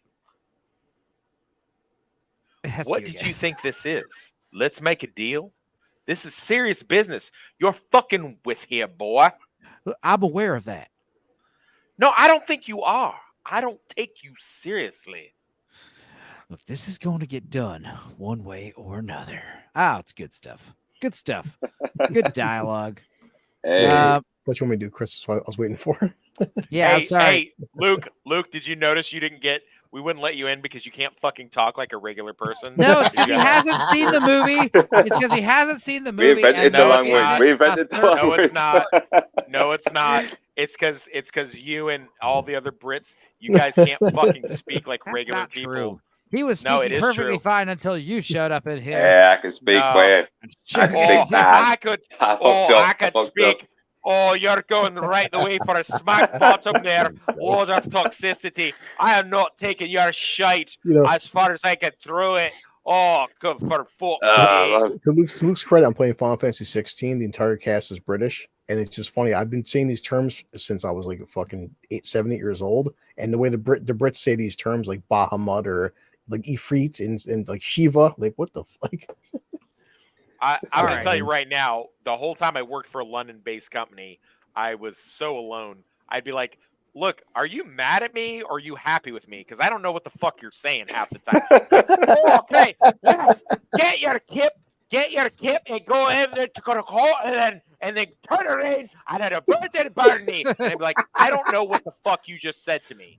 I don't know. Can you fucking your whole culture is based on the fact that you're English. Can you not fucking speak it? Because I don't know what the fuck you're telling me at any given time. We invented the language. We have to speak it.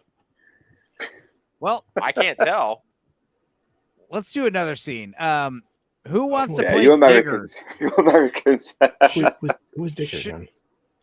So Digger's that I'll big do monster Digger. in the Let me- truck. I'll Oh, be- yeah. I'll be Digger. All right, I'll I'll be be Chris Digger. again, and then Chris can be G-Man. Yeah, All right, all 2 lines. that's okay. All right, here we go. Hi, Digger. Oh, hi, Digger. How you been, boy? Pretty good. How about yourself? Fair to middling. Blood pressure. You taking medicine? Yeah, all that no salt, low stress. Course, Amy keeps making that fried chicken. You know how I can't resist it. Yeah. How is Amy?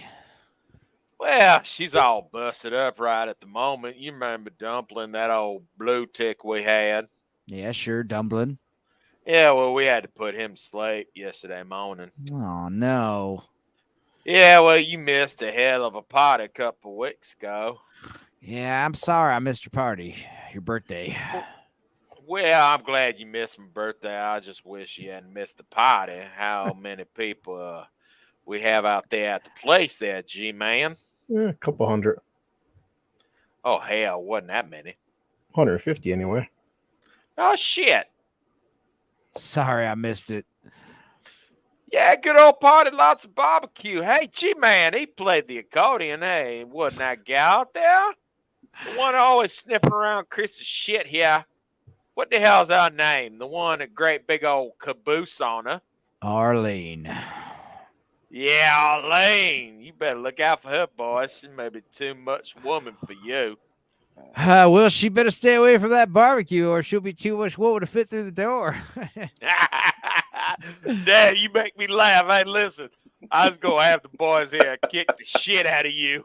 You better pay me my money in a couple of days or I'm going to wrap you up in electrician tape, bury you in a coffin about 10 feet deep, huh? I tell him you asked about it. That'll make us smile. He really likes you. And then you proceed to beat the shit out of me, Chris. Listen, That was good. I'm not going to lie. That's some good fucking performing, and I'm Some 8 great- years in. It's also I'm great. fucking- It's also great writing. It's hard to do a bad performance Yeah. when the writing's so Yeah. solid like that.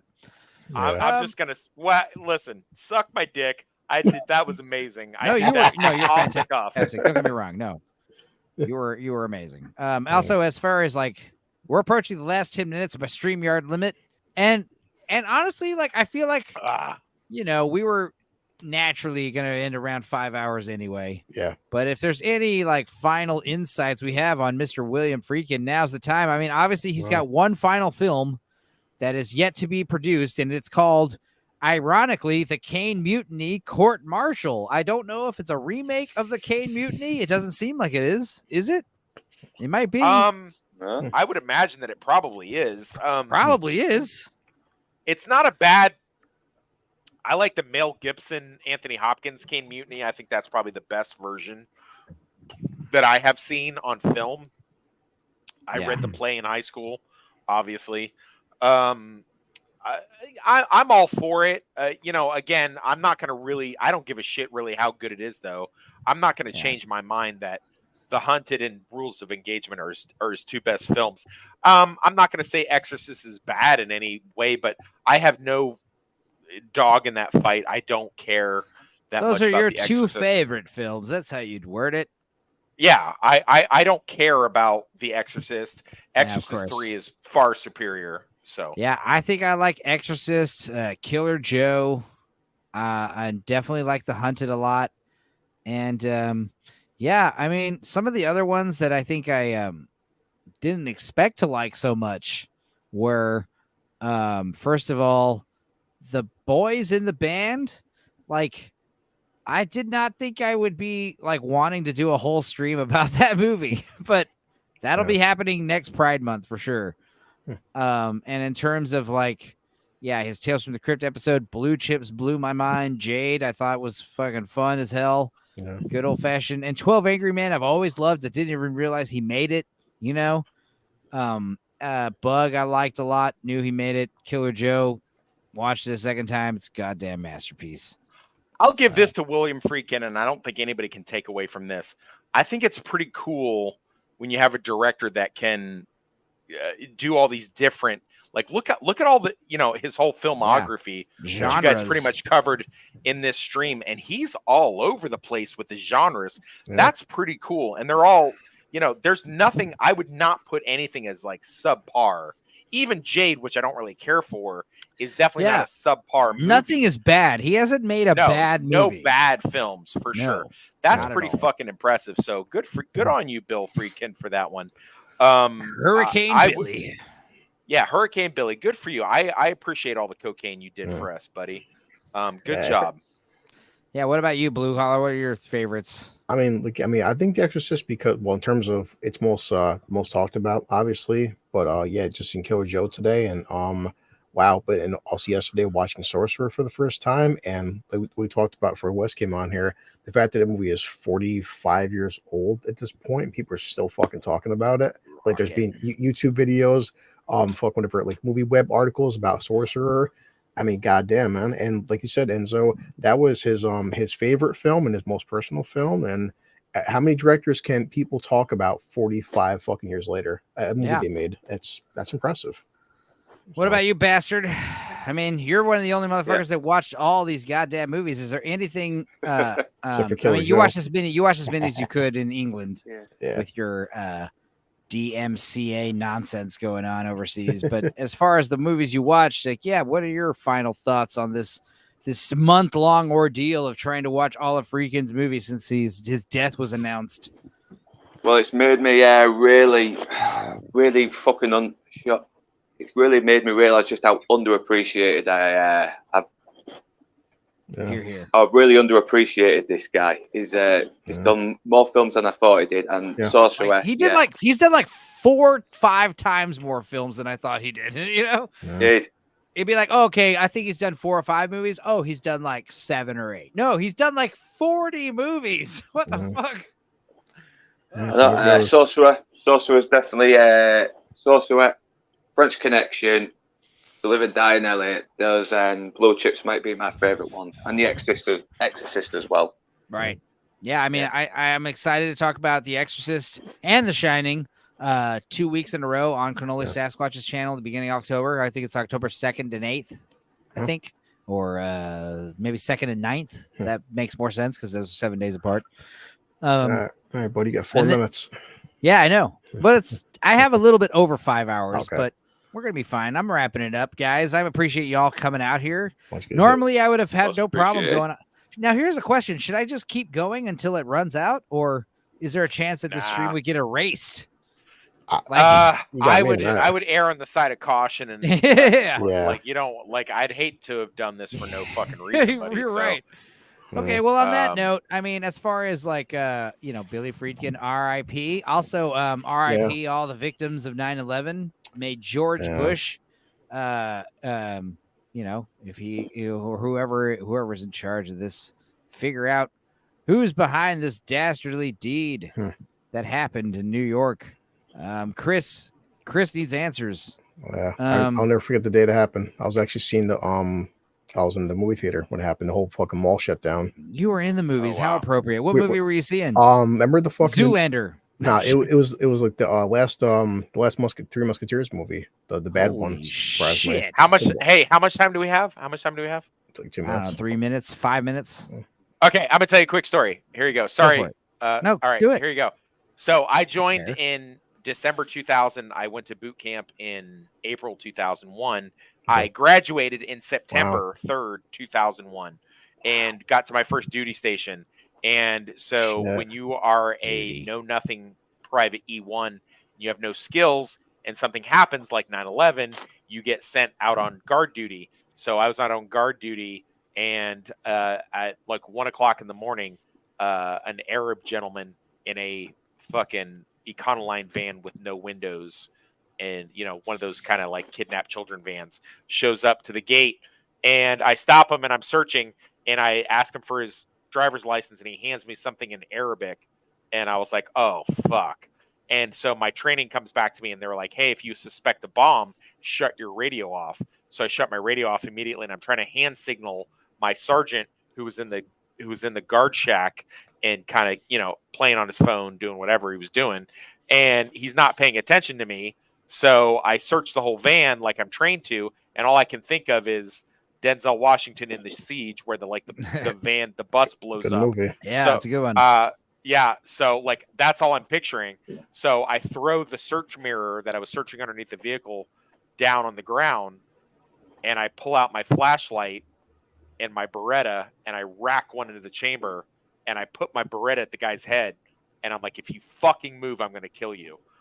And so my sergeant sees that, and he's like, oh shit, Kelly's lost his shit. Something's going wrong.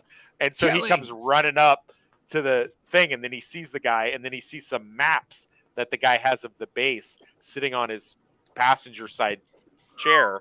And he's like, oh shit. And he goes, where are you trying to go to? And the guy's like, I am trying to go to the airfield. And he's like, oh, hell no. And so we pull the guy out and put him down on the ground and cuff him.